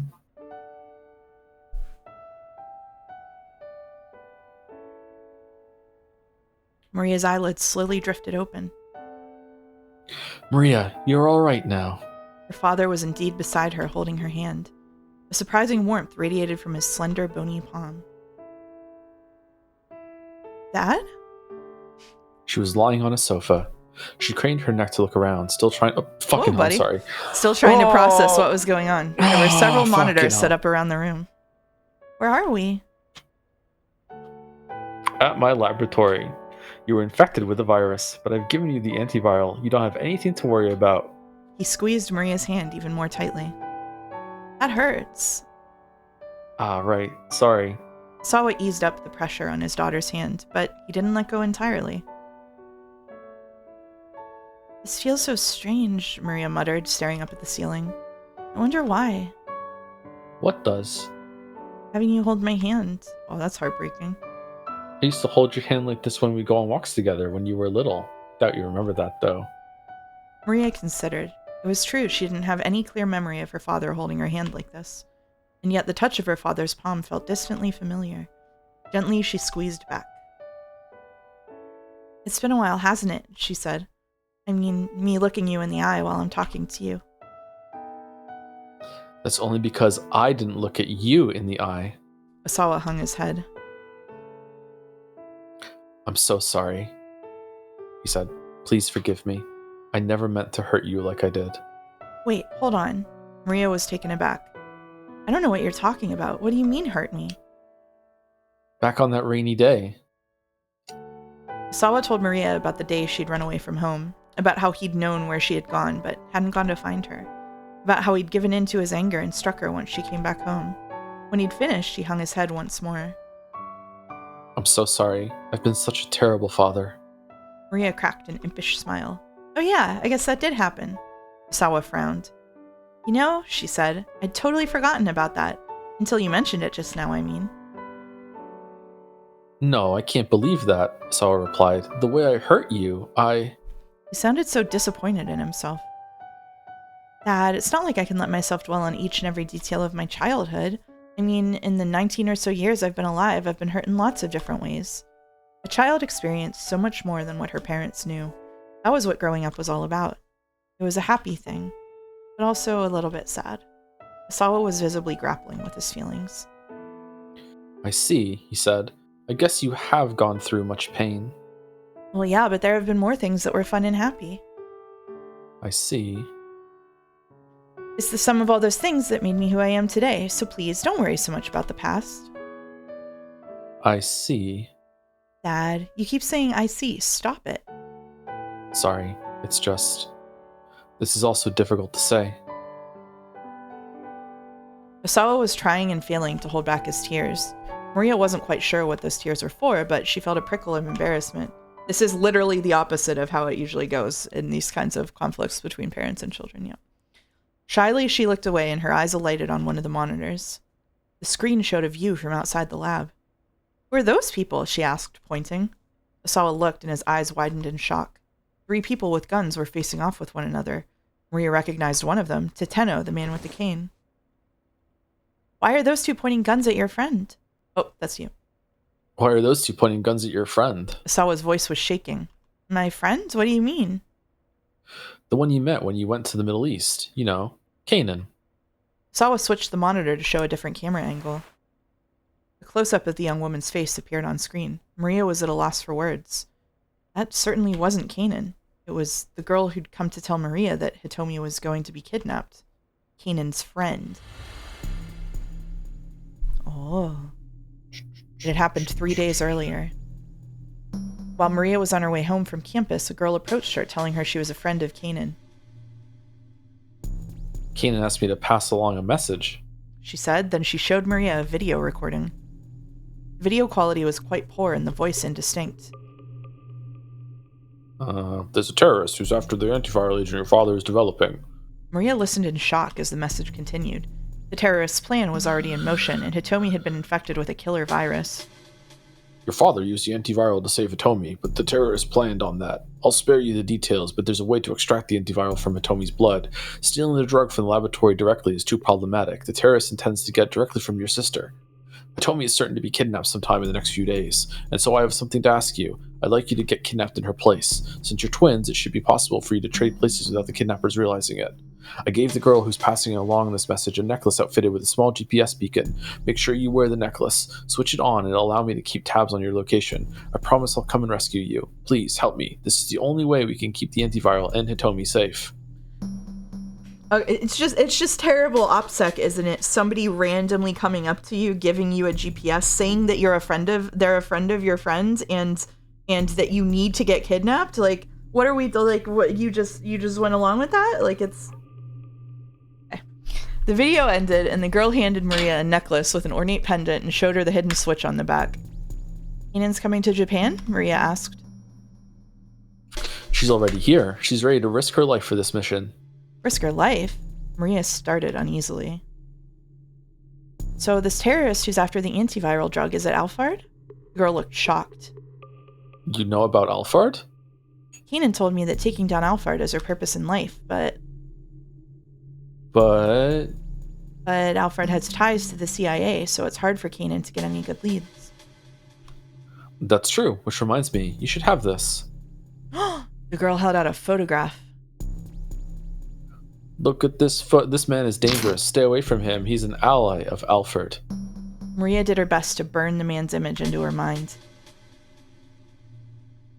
All right, the girl said. I've passed along everything Kanan wanted me to tell you.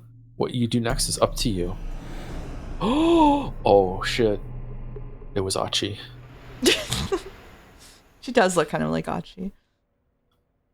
So wait, what the heck has been going on while I've been asleep? Asawa recoiled from the ferocity on his daughter's face. That Kanan girl thought of a way to save you. Went on to explain the plan to get the antiviral out of the locked-down laboratory. Once again, Maria stared at the monitor. She eyed Kanan's friend. Another memory from before she'd blacked out drifted to the surface. Oh, shit.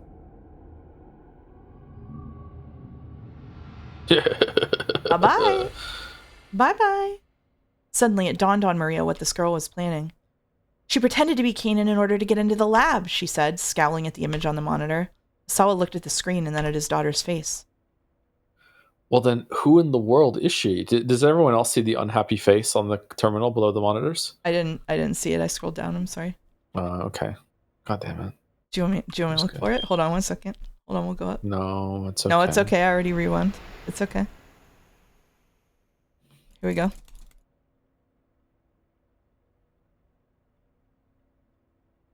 Oh yeah, look at it there. I see it. I see the unhappy Totally face. worth it. Yeah, Totally absolutely. worth it. Yeah. Yep. So worth it. Yeah. Yep. Yep. Okay. Yep. Yep. Yep.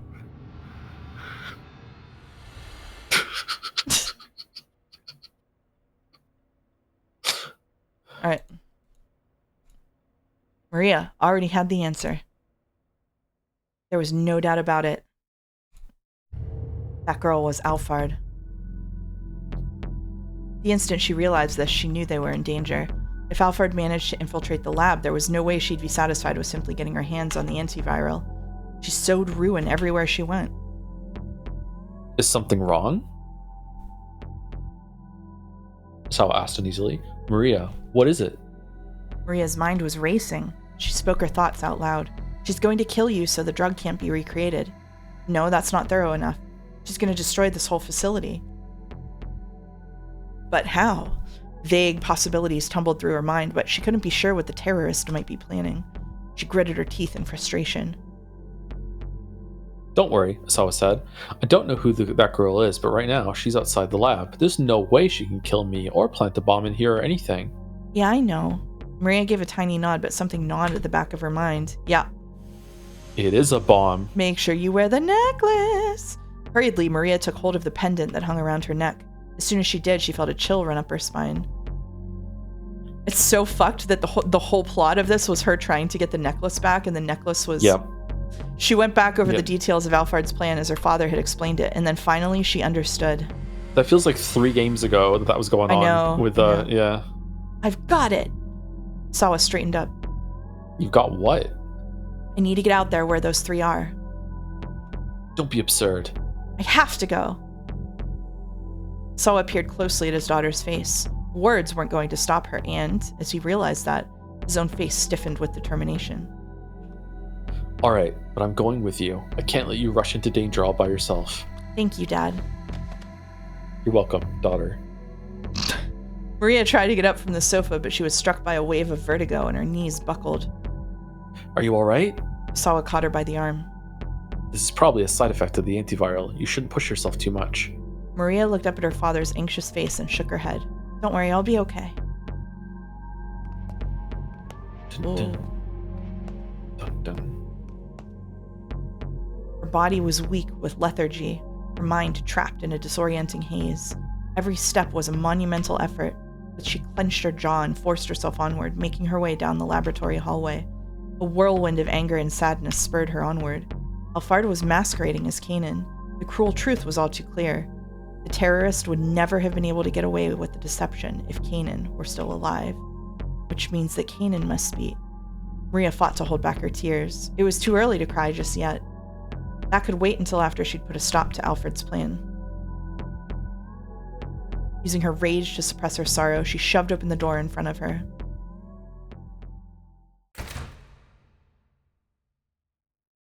That isn't Kanan! Maria's voice exploded into the silence of the standoff. Yeah, we know. I doubt we're getting better testimony than that. Stanley said, his gun still at the ready. There's no talking your way out of things this time. The expression on Alphard's face didn't change. She stood still, a mannequin without a soul. What did you do to Kanan? Maria demanded. marching unsteadily toward the terrorist. Maria, stay back! Sawa exclaimed. She ignored him. Hey, don't get any closer, Tateno barked. He looked exhausted, on the verge of collapse. Answer me, Maria cried, still advancing. What happened to Kanan? But still, Alphard said nothing.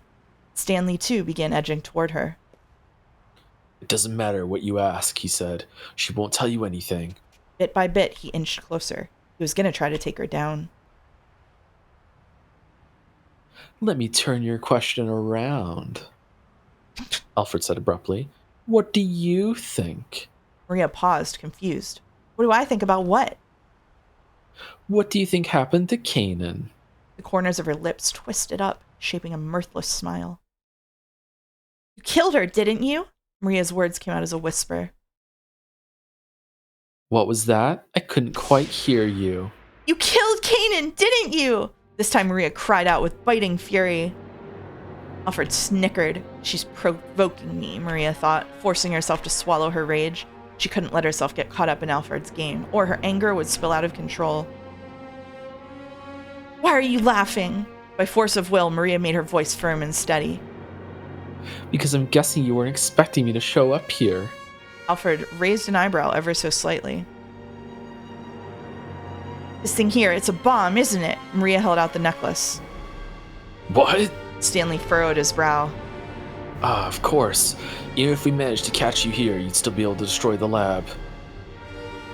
Still, the smile remained on Alphard's face. She seemed to enjoy watching the others figure out her intentions.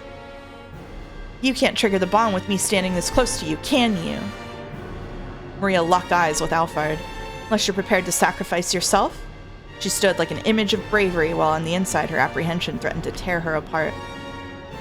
She could feel her heart thudding so furiously she thought it might explode. Cold sweat trickled down her spine. Only her rage at Kanan's murder kept her from backing down.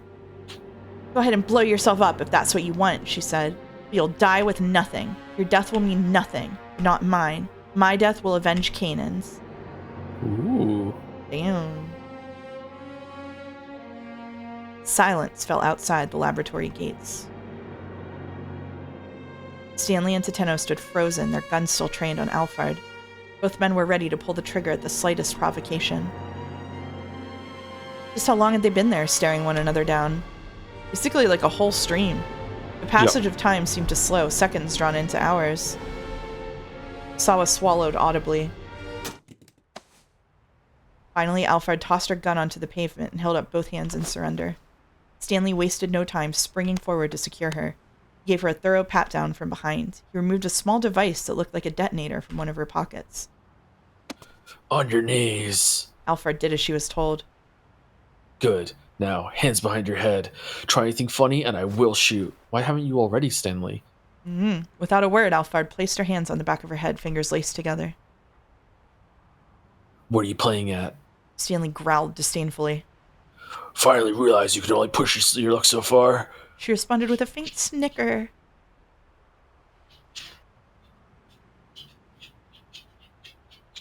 Oh, it's me. It's not my policy to resist when things are hopeless. Her tone was detached, her intentions unreadable. Good. They'll make this easy. Stanley kept the barrel of his gun pointed at Alphard's head. Shit. This is for my brother. The words hung in his throat, unspoken. A surge of emotion coursed through him. Just a tiny bit more pressure from his index finger and he could put a bullet right through Alphard's head. His long journey would finally reach its conclusion. But although he had wished for this moment more than anything, his finger did not move. If he pulled the trigger now, would that truly be the end? His mind reeled at the implications.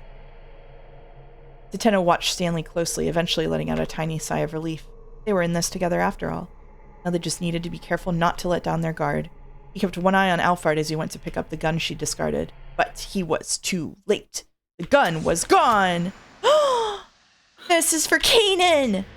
Damn! Maria had lunged forward, snatching up the gun. Maria, no! Asawa cried. What are you thinking? She ignored her father, taking aim at Alphard's forehead. Oh shit, they put on the fan. Kanan's dead, and you're gonna pay. The smoldering rage she'd fought to hold back blazed up with renewed fury. Maria, Stanley said calmly. Yeah, sorry. Put down the gun. It's okay. He had nothing but words to stop her. There was no telling what Alphard might do if he took his gun off her. What will this accomplish? He asked, keeping his tone as level as possible. Maria's face remained awash with anger. Maria! Her father pleaded. Please don't do this. Tateno took a step forward. Go on, hand me the gun, he said. Stay back! Maria's arm trembled as she aimed the gun. Everyone stood frozen, not even daring to breathe. The slightest wrong move might bring disaster. The silence roared. I don't care, Alfred sneered. If you want to shoot, then shoot. You do want to avenge Kanan, don't you? Yes, I do. Maria tightened her grip on the gun. Memories of her friend drifted through her mind. To Maria, born into peace, meeting Kanan had been like touching a world beyond her own. A far more complicated world. Kanan had blood on her hands from the time she was a little girl. A walking contradiction of cruelty and childishness. And yet, she had lived her life according to her own unshakable beliefs. Meeting her had made Maria think hard about her own identity. What did it mean to be Japanese? What are we doing? No, that wasn't the question. What did it mean to be Maria Osawa? That was the crux of it all. They had been able to find common ground despite differing ideals because both possessed an unshakable sense of self. The tense equilibrium came crashing down as Maria let out a shout. This is for Kanan! She pulled the trigger, but her shot went wide, shattering the window of a nearby car. The sudden gunshot caught Stanley off guard. Alphard didn't miss her opening. She rolled swiftly across the pavement, drawing the small pistol she'd hidden in an ankle holster. Always check the ankles, Stanley. Maria hastily tried to aim for a second shot. Oh, shit. Oh, uh-oh. Dad? Sawa collapsed at Maria's feet. Dad! Her father went limp.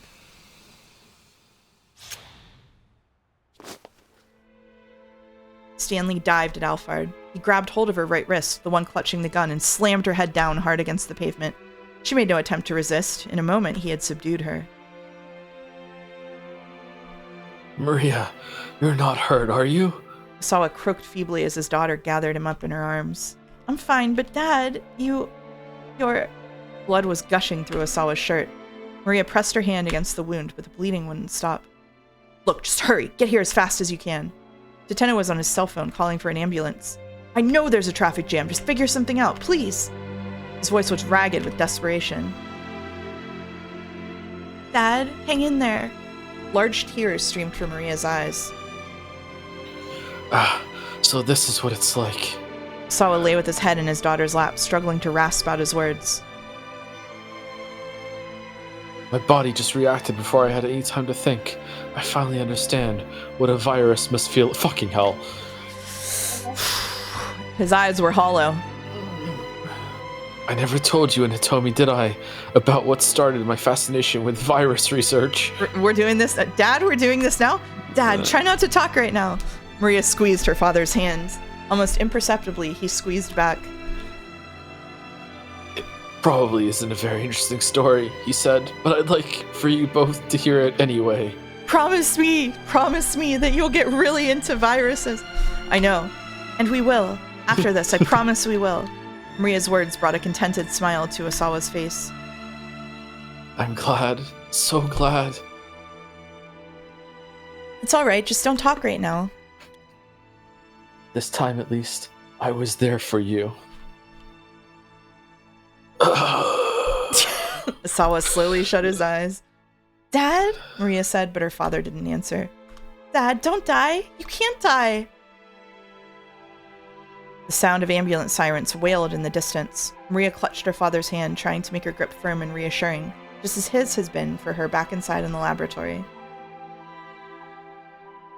Please, don't die. She repeated the words inwardly, over and over and over.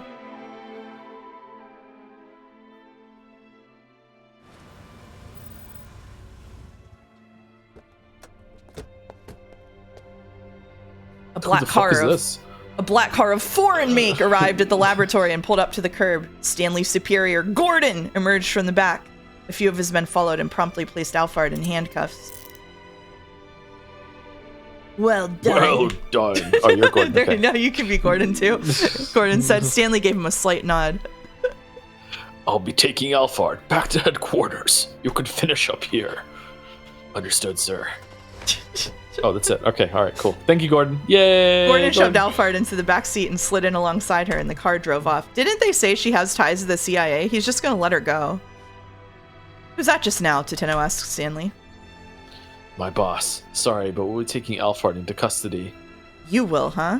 Tateno frowned, but decided not to press the point. I think that was Alphard faking the ties to the CIA, so you wouldn't trust Jack Stanley, maybe. I thought that Hitomi was the one who said it. Or Maria. I don't remember. The ambulance arrived at last, and Osawa was loaded inside. Maria remained at his side, still weeping, still softly calling out to him. He could sense her there, though her voice sounded awfully far away. Is this the end, then? He was vaguely aware that he was dying, but he was not afraid. At the far end of a hazy tunnel, he could still see Maria. My, she had grown. She had grown so very much. If he were an organism that multiplied by dividing itself, he would die knowing that he had left his best selves behind. He had only one wish now, that Maria and Hitomi would go on to lead happy lives. In virus research. His vision was growing steadily more dim. Tiny motes of light flickered and wavered faintly before his eyes. It looked a lot like the very first time he had ever peered through a microscope, and that was enough for him.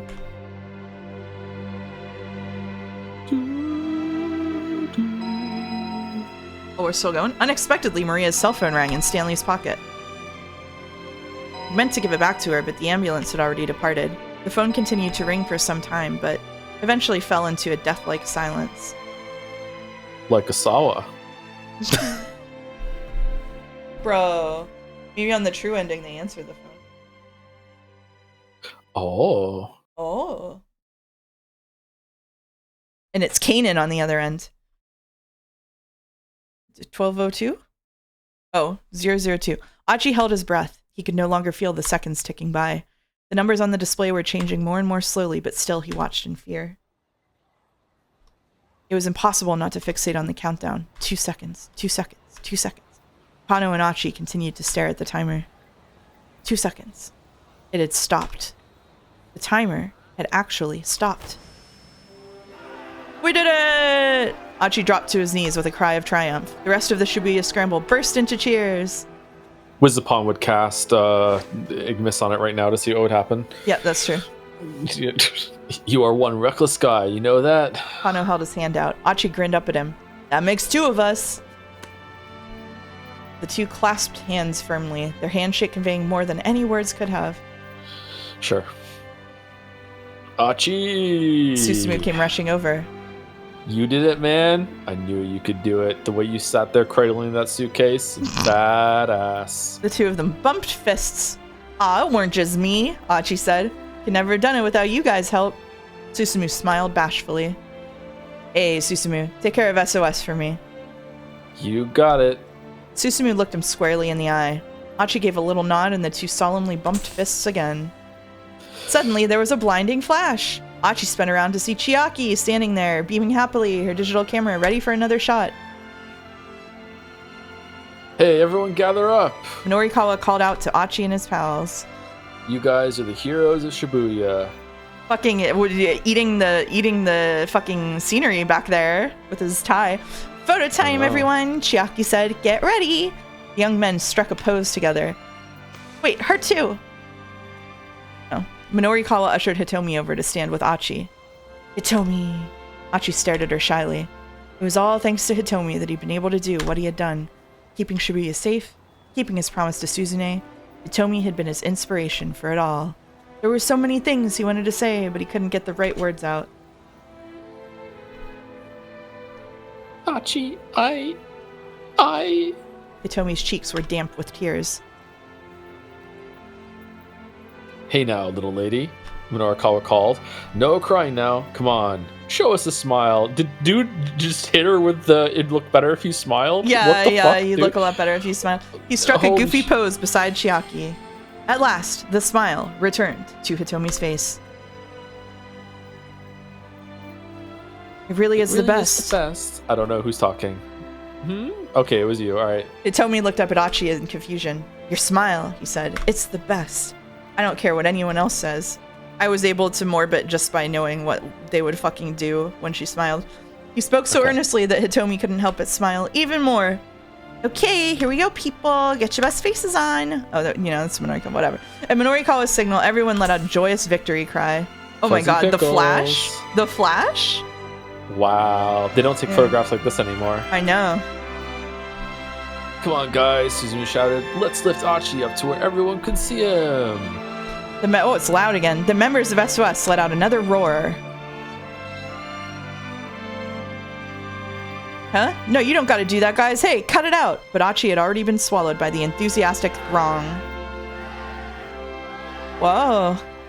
Heave ho! Heave ho! He's crowd surfing. Heave ho! There, in the middle of the scramble, Achi was being hailed as a hero. Kano looked on with a satisfied smile. What they had achieved together was nothing less than a miracle. It had taken a lot of luck and more than a few coincidences for them to stop the bomb. Coincidences? Kano muttered to himself. No, that wasn't right. This was something different altogether. Fate, that's what it was. And not just one person's fate. The destinies of several people had collided, gathering momentum until coincidence became inevitability, and Shibuya was saved. There's your thesis statement. The raucous crowd tossed Achi high into the air again and again. As a plainclothes detective, Kano would probably never be showered with adulation quite like that. Well, that was alright. A detective's duty was to ensure the safety of the people. He didn't put his life on the line so that he could be a hero. Just seeing all those smiles, that was good enough for him. Kano only needed the approval of one person, and that was Rumi. Rumi, I hope she managed to get out of Shibuya okay. Suddenly worried, Kano pulled out his cell phone.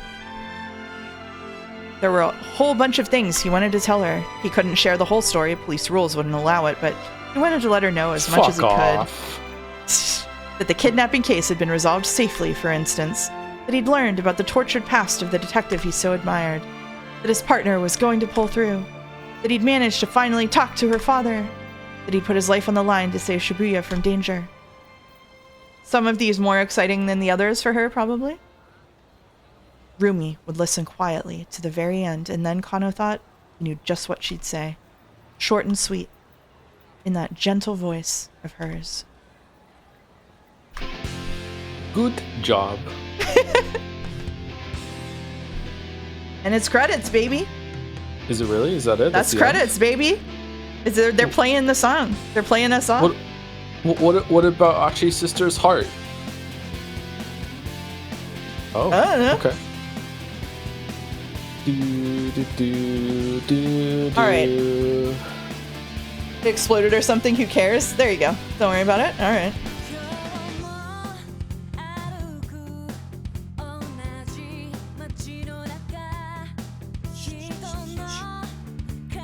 Getting lost in the station crowd. Shit.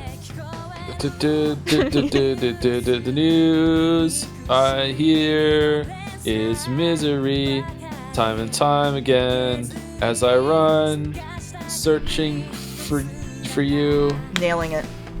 No, okay, never mind. All right. What? I was trying to get the lyrics with the same as her, and I couldn't. I'm singing too fast. Do you want the exact choices for true ending once we load back in, or do you want a vague tip? Well, I don't know. Do you want to do the true ending tonight, or do you want to save it for next week? Or just do side stories next week? What do you think? If we do, true ending, right now, how long is it gonna take? Like, I don't know. Like, I have time. I can do it. It's fine. But how long is it gonna take? If it'd be a better stream to do it with side story next week, we can do that. It's as long as that ending took? You have to do... No, I understand. We'll do the true ending either way. It's just a question of whether we should do it tonight or do it next week before the side stories. I know we're going to do the true ending. That's not in question. As long as that ending took. That was like 20, 30 minutes. So it's not that bad.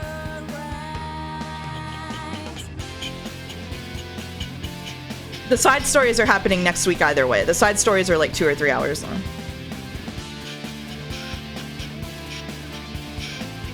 If it's only as long as that was, I don't see why we shouldn't do it this week. What do you mean by it took as long as this one? Like when we hit like epilogue, the epilogue it took reading. as long? Yeah. Or yeah. like, the last hour or something. No, I think the epilogue. If you do it next week, I won't be here. That's true. We won't be. We should do it this that week. Makes a decision for us then. Yeah. All right. That's right. August did say that. Sorry. Okay. Do we want exact choices for true ending or a vague tip? I think we want exact choices. I think we want exact choices. Yeah, I don't even have a breadcrumb to even follow for what even would make it different. Yeah. Yeah.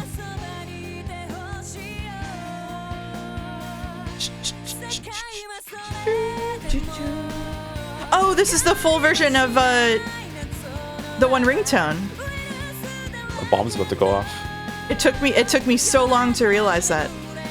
Holy shit.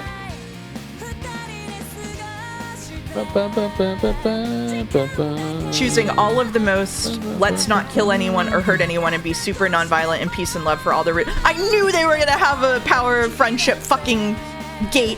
I knew they were gonna do it. I knew it was gonna be power of friendship at the end. I knew it. Yeah, Jack Stanley's violent impulses were transmitted to Maria. Good lord. Alright. Actually, the only time I can think of us not doing that was Jack Stanley's choice. Yep. Yeah, that's true.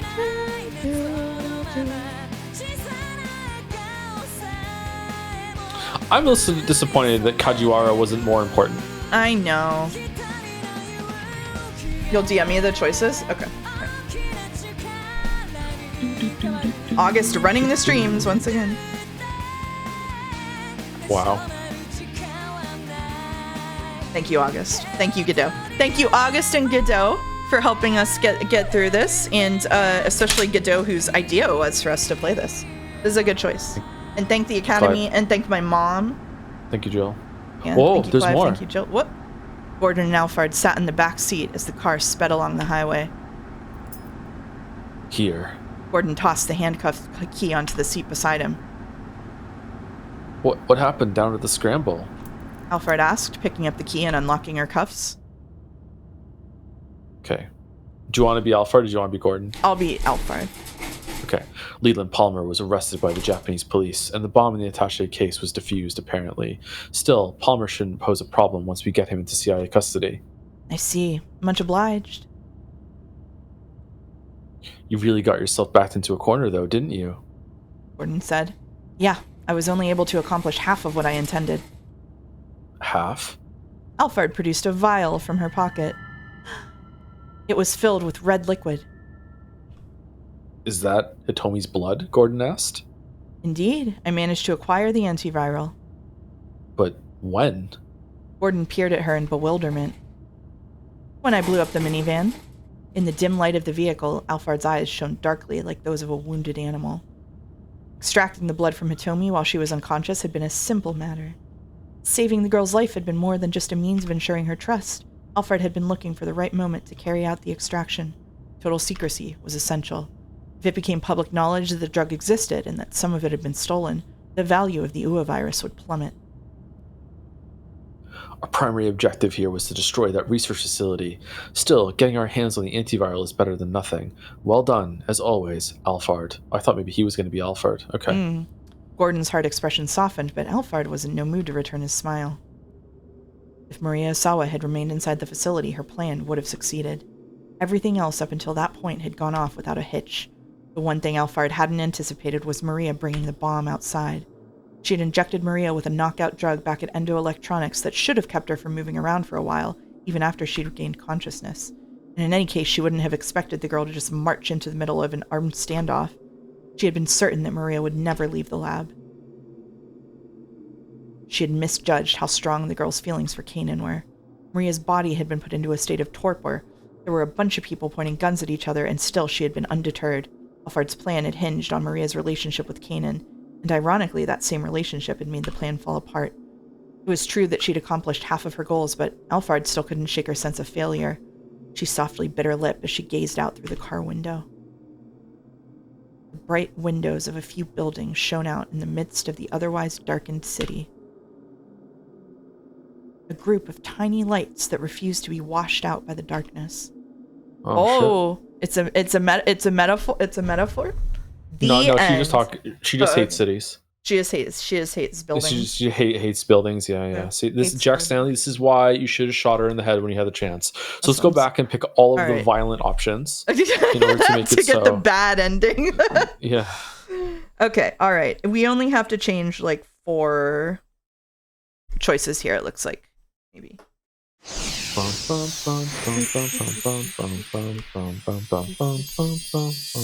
right. White take bookmark. it easy. White bookmark.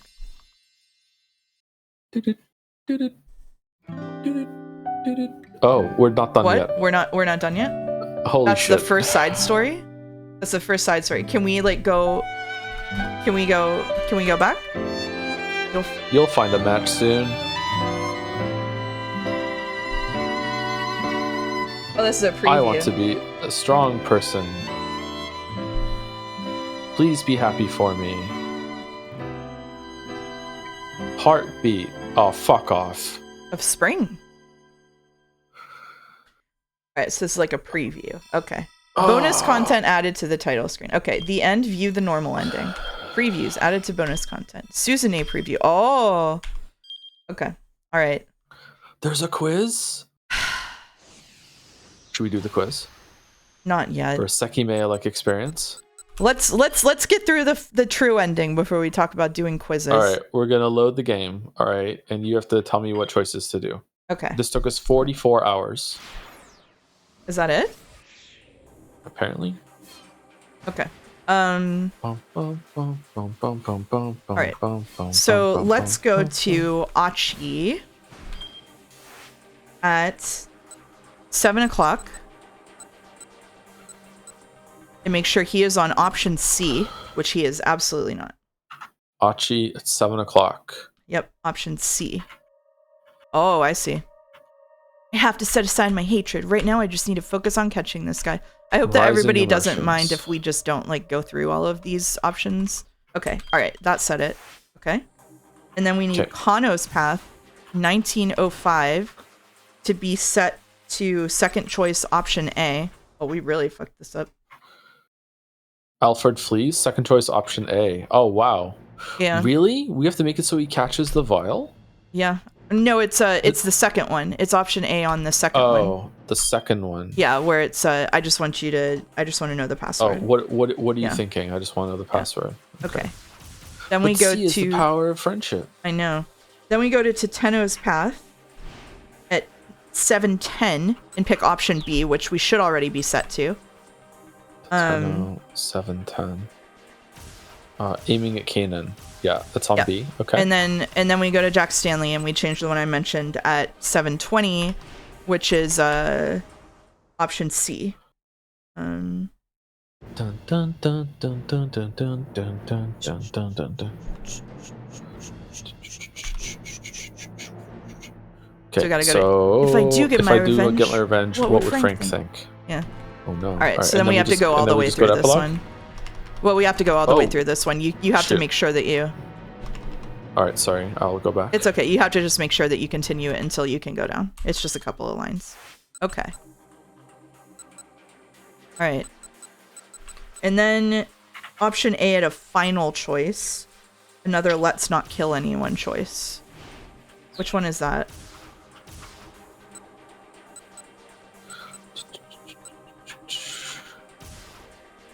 I think just go to the epilogue. Oh, I see. Go down to where the epilogue is and scroll down. Oh, okay. Mine, I don't have the epilogue because I didn't go down on some of the options until I could go down. Sorry, one second. That's okay. Take your time.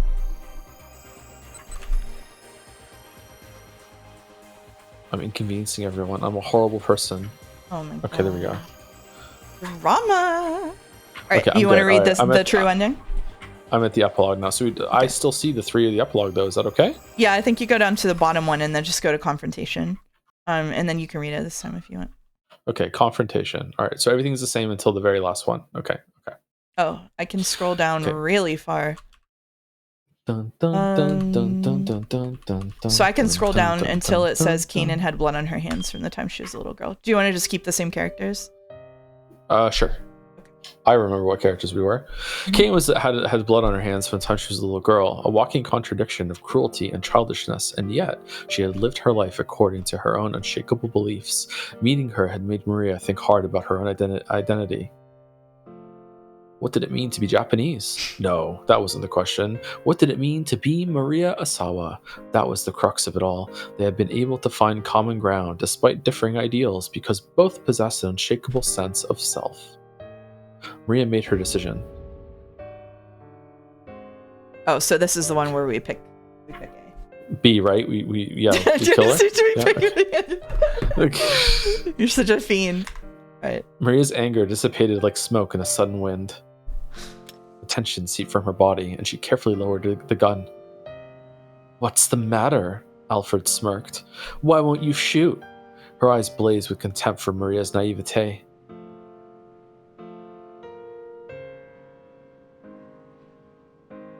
No, I'm not being naive, Maria told herself. It was the dark urge. Alfred came right at me. Do unto others as they have done to you. No! An eye for an eye, a tooth for a tooth. Not the Bible! What does this recurring pattern of retribution really accomplish? Satisfaction? It's just an endless cycle of hatred. That's why I'm not going to fight, because I'm not like Canaan. Yeah, Tears but do flooded unto from her others eyes. as you would have them do unto you is the golden rule from the Bible. Yeah.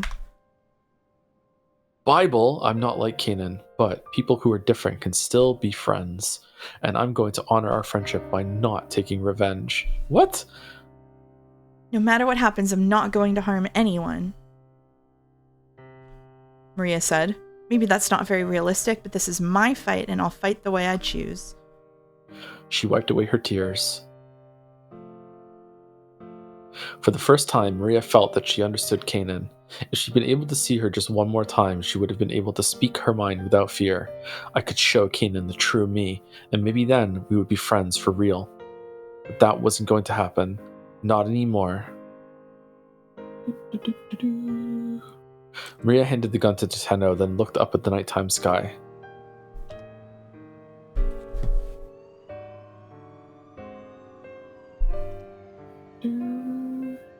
Speaking of that Bible, Canaan being called that keeps making me think of the Canaanites from the Bible. It's been driving me a little crazy. Me too, buddy.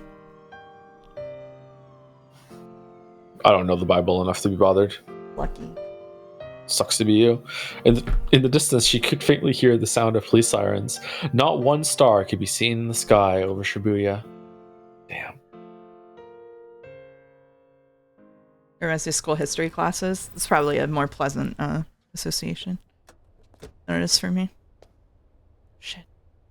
A black car of foreign make arrived in the laboratory and pulled up to the curb. Stanley's superior, Gordon, emerged from the back. A few of his men followed and promptly placed Alfred in handcuffs. Well done, Gordon said. Stanley gave him a slight nod. I'll be taking Alfred back to the headquarters. You can finish up here. Understood, sir. Okay, but what? Gordon shoved Alfred into the back seat and slid in alongside her, and the car drove off. Who was that just now? Tateno asked Stanley. My boss. Sorry, but we'll be taking Alfred into custody. You will, huh? Tateno frowned, but decided not to press the point. They put a stop to Alfred's plan, and they had saved Maria's life. That was enough for him. Maybe it even began to atone for what he'd done to Hitomi. Tateno low-key, the only competent cop in this story, somehow. Yeah. And even then, Kano, Suzune, Kotone, Tateno pictured all of their faces. Perhaps, in the end, he managed to become worthy of their respect.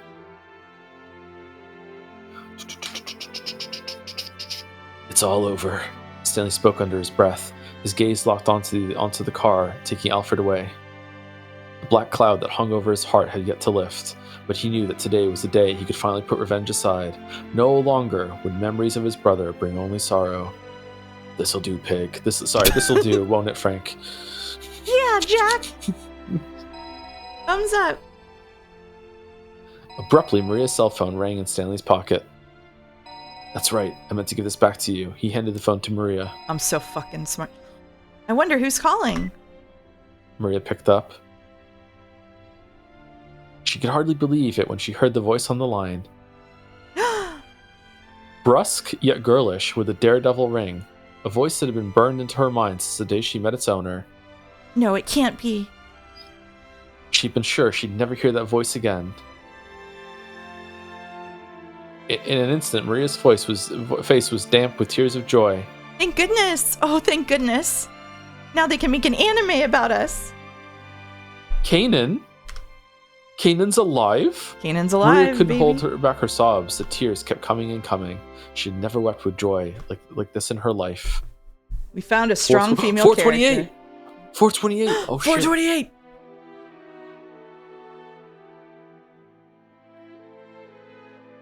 10, 9. Achi held his breath. He could no longer feel the seconds ticking by. The numbers on the display were changing more and more slowly, but still he watched in fear. 2. It was impossible not to fixate on the countdown. 2, 2, 2. Kano and Achi continued to stare at the timer.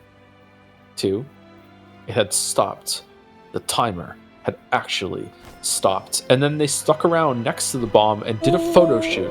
We did it! Yeah! Achi dropped to his knees with a cry of triumph. The rest of Shibuya Scramble burst into something. I hit the button. I'm sorry. You were one reckless guy. You know that?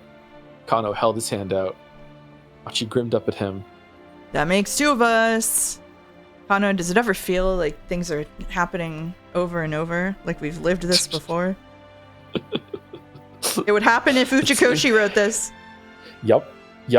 The two clasped hands firmly, their handshake conveying more than any words could have.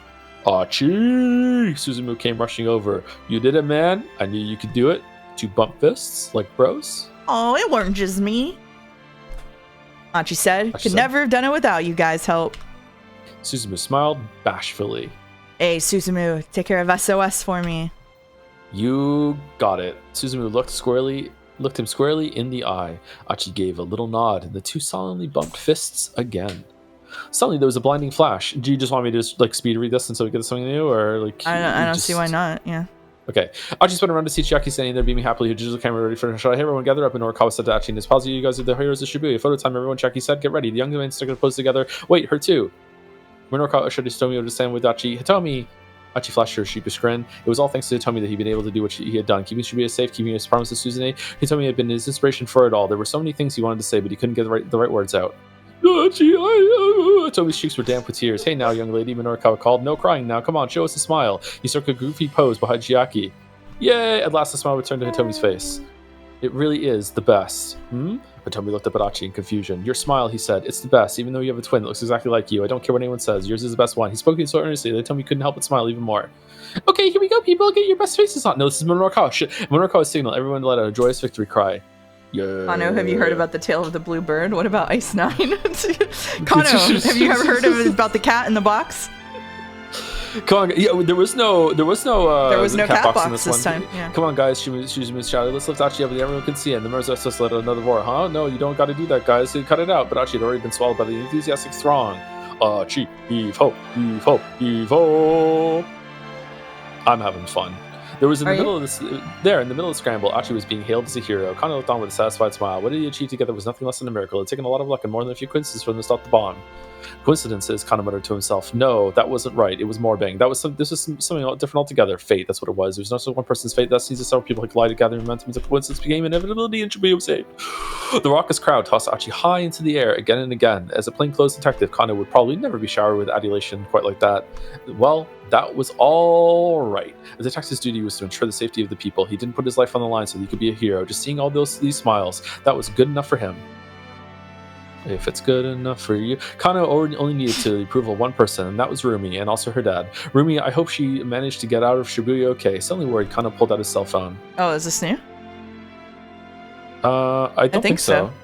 He didn't call her last time, did he? He did. And he did? Yeah, okay, and then never mind. It ended with the good job thing, right? Yeah, There was a whole bunch of things I wanted to... I think so. Maybe it's going to be a different call this time. You couldn't share the whole story. Police rules wouldn't allow her to be on the lid nose as much as you could. That was the kidnapping case. That the kidnapping case had been resolved safely, for instance, that he learned about the tortured past of the detective he so admired, that his partner was going to pull through, that he'd managed to finally talk to her father, that he put his life on the line to save Shibuya from danger. Rumi would listen quietly to the very end, and then Kano thought he knew just what she'd say. Short and sweet. in that gentle voice of hers. Go for it. What do we Mouse. think, everyone? Nice.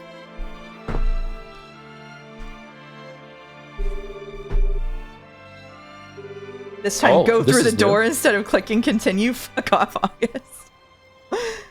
Rumi, hello? There was no response. Did they have a bad connection? Hello? Rumi, are you there? Can you hear me? Look, the case is closed now. If you're still somewhere close to Shibuya, I'd love to see you if I can. You want to see me, huh?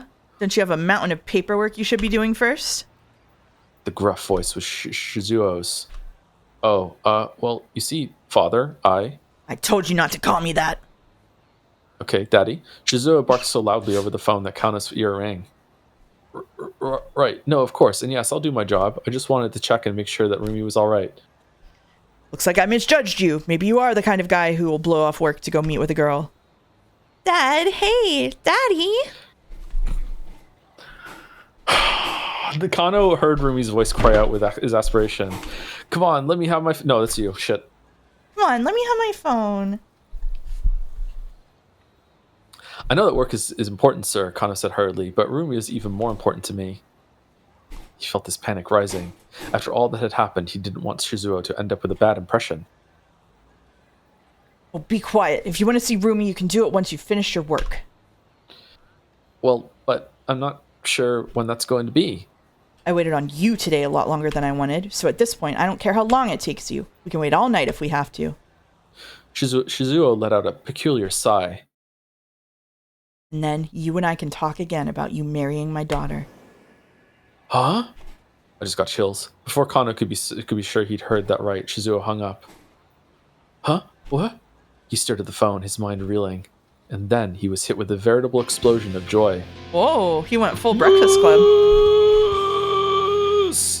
Or are we gonna have like an 80s movie like send off, you know, like with Starbucks in the background? Yeah, Kano leapt into the air and shouted with delight, his voice echoing through the Shibuya streets. I'm the bomb! Wait, there's another bomb! No! Horror buck. The chinchillas did wake up for the ending. Once the crowd had put Achi back down on his feet, he rushed over to Hitomi. So, Hitomi. You want me to be Hitomi? Yes. Hitomi, there's so much stuff I want to talk to you about. So many things I want to tell you. He gazed into her face. But Suzune... He didn't know how to continue. Hitomi smiled warmly as she understood. Go on, Achi. Go see your sister. There's nobody here in trouble now that you need to rescue now. Also, I have 2 hearts for some reason. Genetic mutation. She can have one. Thank you. I better get going then to see Suzune. Take her with you, dumbass! Achi broke away from his circle of friends and headed out of the Shibuya Scramble. Strangely enough, his leg didn't hurt too much now. Despite all that had happened, he felt invigorated, as if he was just waking to a brand new day. Achi? Hitomi called after him. I will see you again, won't I? Achi nodded vigorously. Of course. Just come to Shibuya. You'll find me. Just come to this giant city. It's easy. No problem. He'd been born and raised in No phone Shibuya, number. but after today, he loved the place more than ever. Just come to Shibuya. Was this all an advertisement for Shibuya tourist industry? Just come to Shibuya. Last line of the true ending.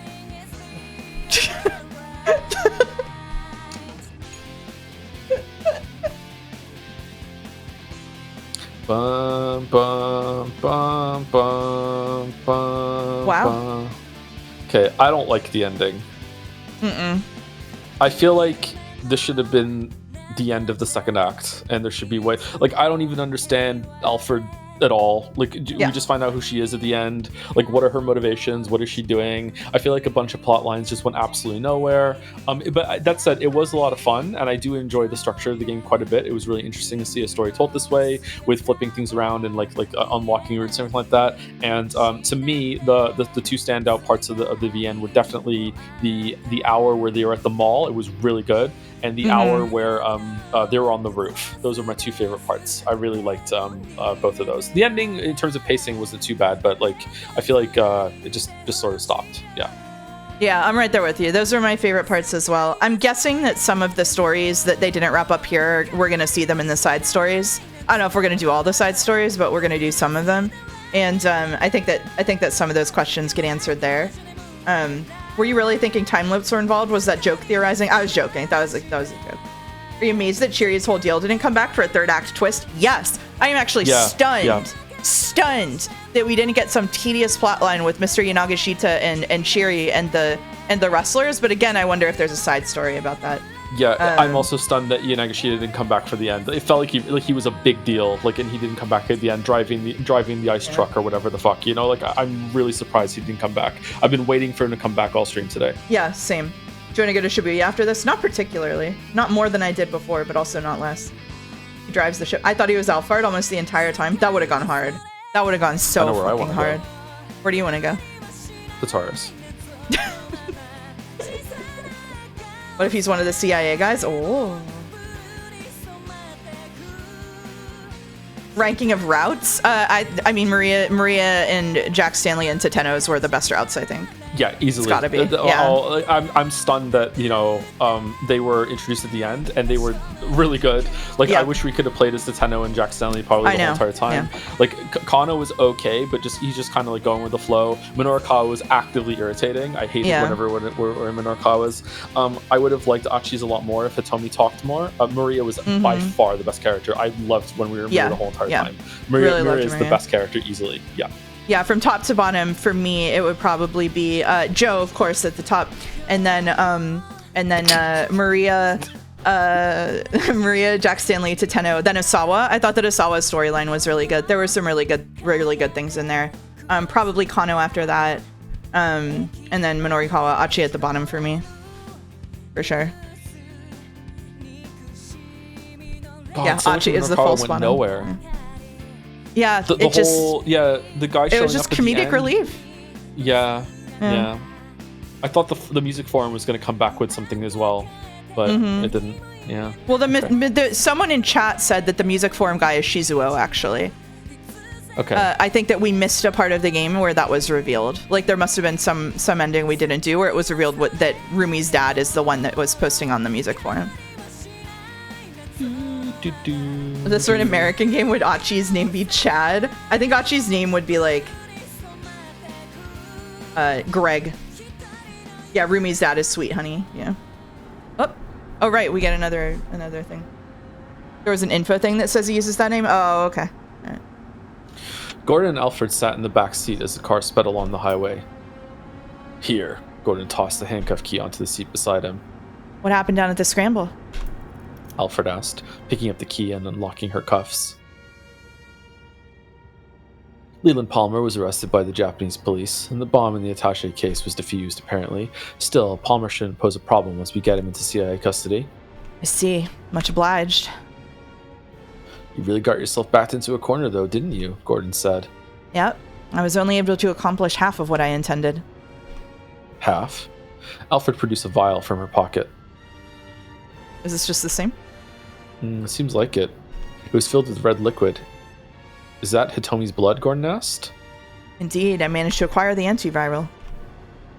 But when? Gordon peered at her in bewilderment. Do you just want me to speed read until we get something new? Go for it. Something new? Yeah. When we lit the minivan, in the dim light of the vehicle, Alfred's eyes shone darkly like those of a wounded animal. Extracting the blood from Hitomi while she was unconscious had been a simple matter. Saving the girl's life had been more than just a means of ensuring her trust. Alfred had been looking for the right moment to carry out the extraction. Total secrecy was essential. If it became public knowledge that the drug existed, and that some of it had been stolen, the value of the UA virus would plummet. Our primary objective here was to destroy the research facility. He looks like the king from Kingdom Deliverance 2. Sir Otto. Still, getting our hands on the antiviral is better than nothing. Well done as always, Alfred. Oh shit. Wait, this is different. This is different, yeah, okay. Alright. Whoa. It's a video? Shit.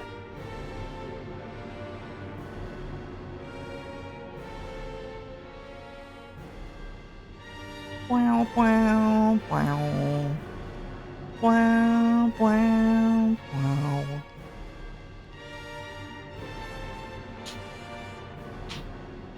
Oh, Kanan's gonna kill her. Oh, shit. Boom right now. Oh, shit. Boom right now.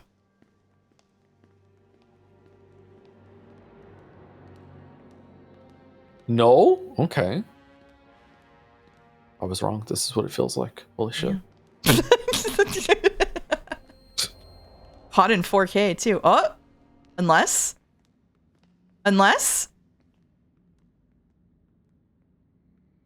the escort just keeps going without her, because that's what escorts do. They just, yeah. Oh shit.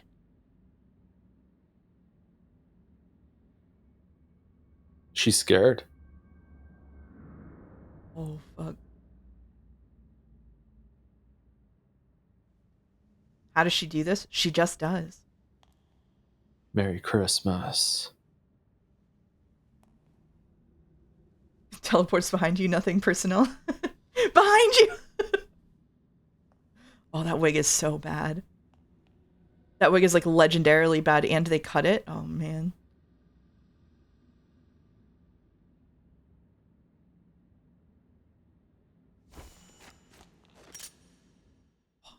Whoa!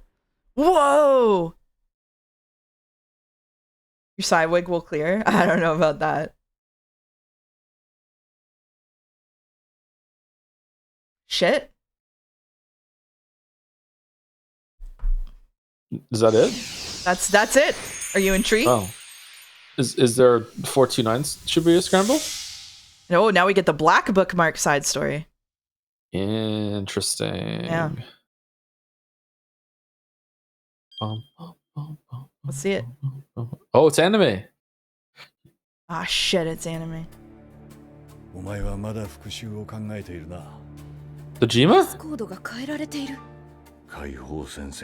Whoa, what the what the 目的となる貨物車両は3両。警報は解除したんじゃないのか。そちらの進行。潜入経路に問題はない。みんな黙らせていいんだよ。彼女の専門は暗号を破る。それ以外に理由はない。待て。渋谷の文字はお前とは相性が悪いみたいだ。This is not a teaser for the anime. This is the side story we're doing next week, written by Nasu, author of the Fate series.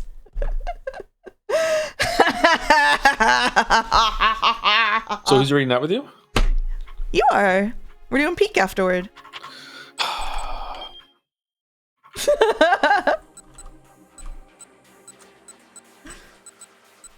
Next week is Fate, baby.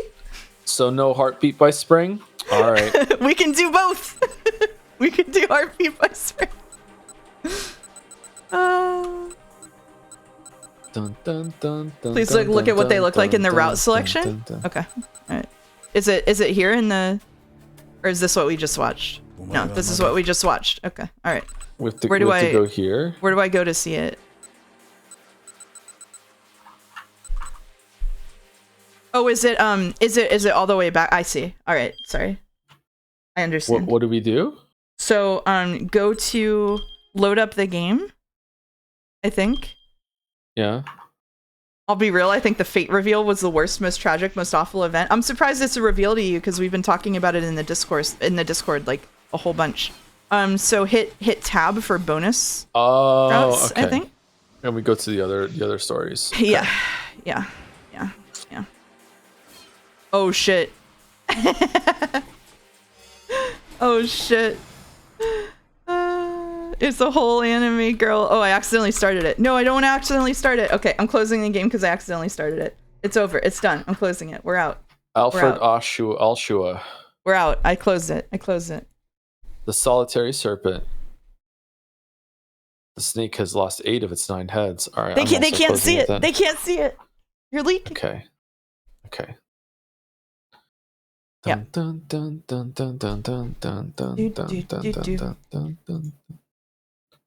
So what did 428 out of 10? What do you think? I give it a 7. I give her a 7. Really? 7? Yeah, I think so. 7's not a bad score for it. My instinct was a little bit lower than that, like maybe a 6.5. I don't know. Fair enough. It was creative. I like what they did with like the budget that they had and everything, or the production level they had. I just wish that they spent less time faffing around earlier in the story, so they could have made the ending a bit better. Just whatever. Yeah. You know what? I just remembered the Bing Bongs. I agree. I meet you at 6.5. We dock it half a point. Yeah. I'm glad we read it though. I think it was really fun. Like you said, the organization of it was really fun. I really liked figuring stuff out, like seeing what little changes in one timeline made in another. Like I think that the way that it's constructed is really special. Yeah, I've never read a story like this. It was good for that. Yeah, it's quite interesting to me. I'm gonna throw David Cage under the bus here as a creator who I think comes up with really interesting structures and then just butchers the content. I think that in this case the content wasn't quite butchered. I think they set out with what they wanted to do, which was it's a bit like a movie, right? Like it feels very cinematic. Like a lot of the shots were absolutely gorgeous. Asawa's line especially was like really well lit, beautifully shot. Like which is why I inclined toward a 7, because I think that visually this was stunning. And I think they did a really good job with that. It was just like the story itself was just kind of middling, but the visuals of it and the structure I thought were really cool. But it does remind me a bit of Cage games, where I'm like, damn, if only they'd put a good story inside Detroit Become Human, instead of like a third of a good story. Whenever Connor's on the screen, we're all asking, where's Connor? Yeah, pretty much. Yeah. I found it really cool they didn't fall into a Witcher 2-esque trap of quantum timelines that don't make sense. Yeah, it's much more compelling for it to just be like a normal ass story, for sure. I'm glad that they didn't do that at all. I just thought it was fun as fuck. It is fun as fuck, though. I'm glad that you suggested it. I think this is probably going to be a classic case of, as time passes, I'll remember this more fondly. But right now, I'm just a little disappointed that I thought certain things were going places and they didn't, and I'm just kind of like, oh, okay. But over time, I'll probably warm up to it and be like, okay, like for what it was good. Just it just kind of ends. A lot of stories have this problem where they, I don't know, run out of fumes, or when it's a collaborative thing, like maybe they ran out of budget or time or whatever. But like, yeah, it just kind of stops. Yeah. I do think that some of this got punted to the side content. Yeah, for sure. Oh yeah, that's true. Maybe the side content fleshes some stuff out. Yeah. What's a good VN to start with? That depends. Are you a book reader trying to move to VNs, or are you a non-book reader trying to move to VNs? Because I think that those have two different answers. Actually, there's even more side content we're not doing. Yeah, we'll do the Nasi route, and then if there's like we'll have time to do like maybe one. I don't know how long they are, so like maybe one other side story or something next week. This was 2008. Yeah, this is very early. I think for 2008, it's impressive. White and black bookmarks are plenty. All right, we'll do white and black bookmarks then.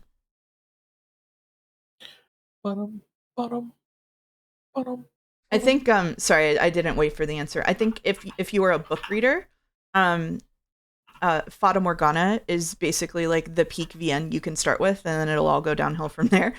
Or if you that's like for like a Japanese VN. If you want to do a Western VN, something like Misericord, which isn't out the whole way, but Misericord I think is the most like literary Western VN probably to transition into. I think you can also do something like Had a Full Boyfriend or something, one of like the lighter hearted ones, although you'll miss some of the context. Weeb and book reader, I think Fata Morgana would be a good pick for you then.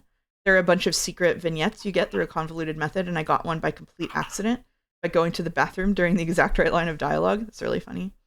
You ever play Slay the Princess? Oh yeah, Slay the Princess is an excellent one. That's a good point. Slay the Princess is an excellent one for a book reader who wants to read a VN. Yeah. What about Steins Slay the Gate? Princess is pretty good. Yeah, you did one stream of it. I remember that. Yeah, the voice actress for the princess showed up in stream while we were doing it. Someone pinned her message. I thought it was the pinner that was the person who was the voice actress, and I was welcomed the wrong person, and then she left, and that was the end of that interaction. That was also when people greeted her with high horror, wasn't it? Wasn't that when we put an end to high horror? No, I don't think that was the case. I think high horror was when we were doing like I don't think it was the Game Awards, but it was something like that. And then whenever it was a high horror, and it was like we have to put a stop to that. Yeah, we gotta put that down. Joe did it before you did do Slay the Princess before they dropped the big update and updated and added a bunch of routes. She did put an anime marble in for Higurashi. Yeah, that's true. Echo, there's Echo. Echo is like fiction. That's true. Thanks for the recommendations. No problem. Yeah, no problem. All right. Well, next week we'll do the white and black bookmarks, and then we will be done. And then we'll take a break from VNing. You're playing Yeek this week. I am playing Geek this week. Yeah. I think Tuesday is going to be final voting for Jetsea with a tier list stream while we do that. And then Wednesday is going to be Pathologic, and then Thursday, Friday is going to be the beginning of Yeek, which is going to take us into the last 2 streams before the Christmas week. I don't know I don't think I'm going to be streaming on Christmas Day. Although I wouldn't mind streaming on Christmas Day, but I'm probably going to be spending like the whole day with the kids. But